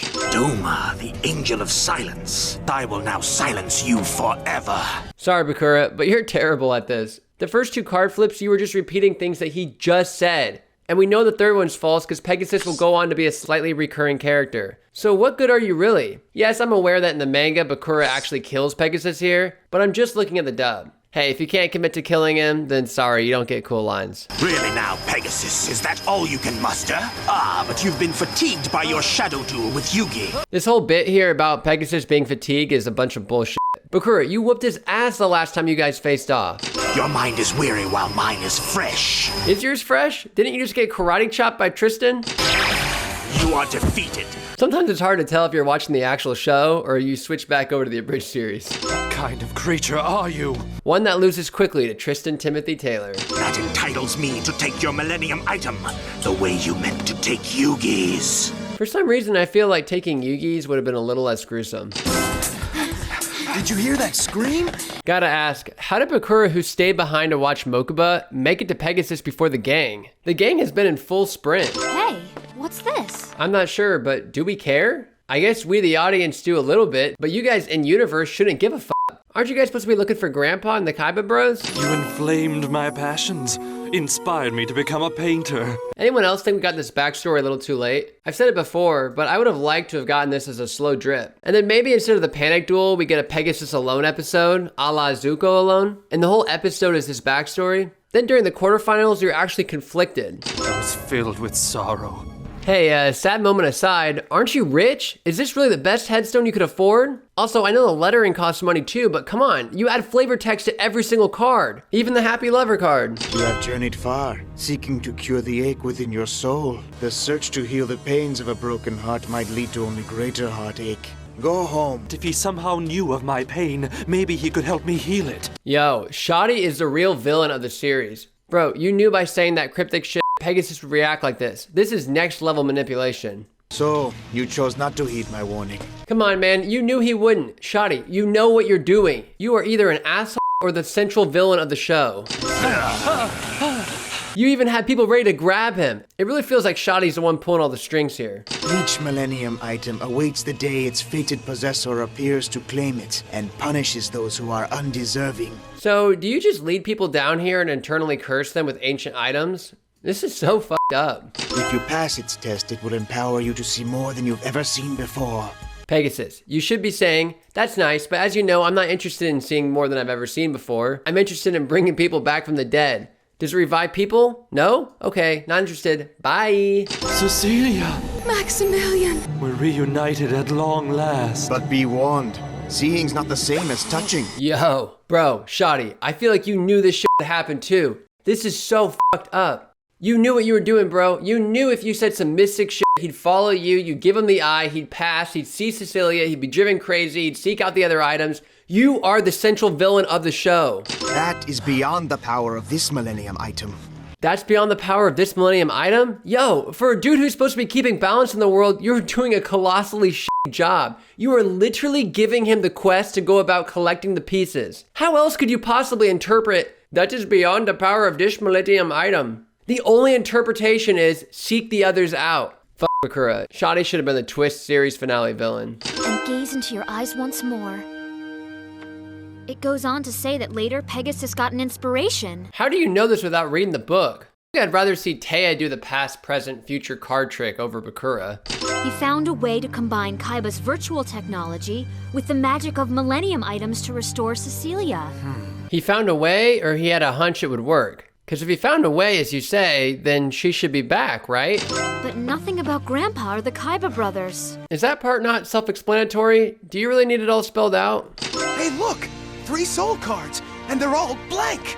Pegasus must have freed them! Yeah, or those were the ones he was planning to use on y'all. The disturbance in the mystic alignment brings me here. You should have been disturbed long ago. There are 3 holders in one location battling it out. Also, this disturbance is 100% your fault. Right, Chaz? I know not who has stolen Pegasus's Millennium Eye and upset the cosmic balance, but perhaps I should begin my search here. Dude, you are so full of shit. You knew Pegasus was a broken-hearted man just by looking at him. But you can't tell if Yugi's a thief? Through the centuries, those who have come to possess one Millennium item have often been driven to covet them all. Yeah, man, and I wonder who gives him that idea. I shall begin my investigation with this boy. Can you not just ask a couple of questions? The Millennium Key will unlock his mind and reveal the truth to me. I feel like there's already enough evidence to support that Yugi isn't the thief. You really think a villain would let you slowly approach them with a key? Also, if you really suspect he's the thief, why are you exposing your item to him? What's to stop him from copping your shit too? How long you been doing this? Purity of soul I sense here could not possibly belong to the criminal that stole the Millennium Eye. How old is Yugi supposed to be? Like 15 or 16? This room should be duel monsters and pictures of Taya. I don't know how you entered my mind. Explain yourself before you trespass further. Trespass? Whoa, didn't you just say? It's all right. You may enter my chamber if that is what you desire. Why the sudden change of heart? It is my heritage to guard the Millennium items. And pass them out as I see fit. And my charge and by that you mean encourage others to collect more and Pegasus' achieve their Millennium goals. Eye. And by that you mean interrogate one suspect and then peace out before actually doing anything. I'll open the doors for you. You may search them to your heart's content. Or until I change my mind. Never have I seen such complexity as in this one's mind. Why is it that every sentence Shoddy says starts with, never have I ever? I'm guessing so we understand this isn't a normal mind, but I feel like it's pretty fucking obvious because it looks nothing like Yugi's. Would have made more sense for Shoddy to do a quick scan of the whole gang, and we can quickly see the simplicities of their minds versus the complexity of Yami's. There are mysteries within mysteries here. Levels beyond levels. Exactly how many hours are you willing to dedicate investigating one suspect? Is this not a time-sensitive matter? You're here to find a thief because the Mystic Alignment is in trouble. So I must probe each chamber for the truth. Also, what's your plan here? Let's say you're right and Yugi is a thief. Now what? I mean, let's be honest, you're struggling against trapdoors here. What can you realistically do against a thief with 2 Millennium items? So many doors, so many false entries, all designed to distract me from the proper path. Never have I ever been so distracted. Draws me here. The truth lies within. But never have I ever seen a door with so much reinforcement. The truth lies within. It appears safe enough. What are you hoping to find? A videotape of him stealing the eye? Bro, you know it wasn't him. You are terrible at your job. Forget what I said before. Homie cannot be a series finale villain. Still, I shall proceed with extreme caution. Never have I ever needed to exercise so much caution. Never have I seen mental defenses so strong. This could be the end of me. The end of you? Are you fucking serious? Aren't you like 3,000 years old? Can you come off any weaker? Fucking Taya could get out of this jam. This could be the end of me. Can you not just activate your key and leave his mind, a la Wizard of Oz Dorothy clicking the red heels? And why do I suddenly sense here, in his unconscious mind, magic that the world has not known for 5 millennia? Okay, Shoddy, do you not have knowledge of the puzzle? Do you not know there's a spirit inside? Next season, this is going to be common knowledge, as apparently all the Tombs Keepers are super well versed in this. But you, the official Millennium Item Keeper, have zero knowledge of what the hell these things do. A new threat appears. He prepares to strike. Are you fucking kidding me? Shoddy, you were freaking out at trap doors, stating, never have I ever seen defenses so strong. Now motherfucking Dark Magician appears and you calmly say, he appears to strike. Are you not concerned? Was that trap hole really a scarier threat? This surface on which I stand may be the means of our salvation. Never have I ever seen a monster with so many attack points. Also, why is it that all the monsters on the walls are cards that Yugi famously owns, but then there's this one lone Blue Eyes? Could we not have another BLS moment or Dark Magician of Black Chaos? No, stop! Why should I? Damn, Yugi, shit's about to get good and you're trying to stop him? This is the only moment in the show where we see chakra used this way. Why can't Yami cast a perfect Susuno? Stand aside and let us leave in peace. You know me. You trust me. I'm gonna say if he knows you and trusts you, he never drawn his staff against you. The Dark Magician, who in ancient times obeyed only the Pharaoh, gives heed to this youth? How is it that you know so much about the Pharaoh, but don't even have an inkling of what he might look like, or that his soul was locked away in a puzzle? So I guess that whole you know me, you trust me moment was just bullshit then? Because obviously the Dark Magician doesn't trust him? I apologize for my rude intrusion into your mind. Wait a second, so your bodies were in this pose the whole time? Damn, there's a Millennium Item Thief running around and you essentially left your bodies defenseless with your items up for grabs. I did not realize that you are the chosen one and that the ancient predictions have finally been fulfilled at last. Thank God for Shoddy's sake there isn't some kind of like deity hierarchy that he has to answer to, cause dude would be fucked. I did not realize that you are the chosen one. So he who solved the puzzle is the most important person in history, and you're only just now realizing it was even solved? How are you not awakened when it was solved? I feel like this should have been an Avatar thing, like when Aang went Avatar state and awoke the statues, alerting the world to the Avatar's return, or when YuGiOh was awakened and the Shingon Wu were activated. Some shit like that should have happened. That actually would have been a really cool way to kick off the series, having Yugi solve the puzzle and then all the other pieces get activated, then the hunt for the Avatar could begin. Right, Chaz? Be on your guard, for whoever the thief is who stole Pegasus's Millennium item, he will also come seeking yours. Shotty, you suck, bro. You showed up looking for a thief and are leaving without having actually solved anything. You literally caused more problems than you solve. You are more useless than Dumbledore. For whoever the thief is who stole Pegasus's Millennium item, he will also come seeking yours. Maybe y'all should go looking for him together then. Also, with this dialogue, this is almost written in a way like we don't know who the thief is. Actually, that would have been pretty dope. Imagine everything happens as is, but Yami and Bakura is never shown. And then next season, we and Yugi assume it was Merrick the whole time, only to realize another foe quietly lurks. He will also come seeking yours. Then fucking team up and solve this mystery. Bro, what the fuck is going on? Also, you know that Yugi is the chosen one, and the one you've been waiting for 5,000 years, and the second upon learning this, you're leaving! Wow, that's almost too scary to think about. Is it? You've already beaten Bakura, and you didn't seem all that afraid of him, and you've beaten Pegasus. This would be like Goku being scared at the description of the Red Ribbon Army after already beating King Piccolo. But if a guy like you couldn't find him, how do you expect me to? While I appreciate the humbleness, Yugi, you've already shown yourself to be much more capable than Shadi is, so I wouldn't be too worried about it. Stay true to your destiny. Remember, the fate of the world rests on your shoulders. Come on, man. Something as important as the fate of the world and you're just piecing out? Are you the central villain of the show, or are you just embarrassed? I'd be embarrassed.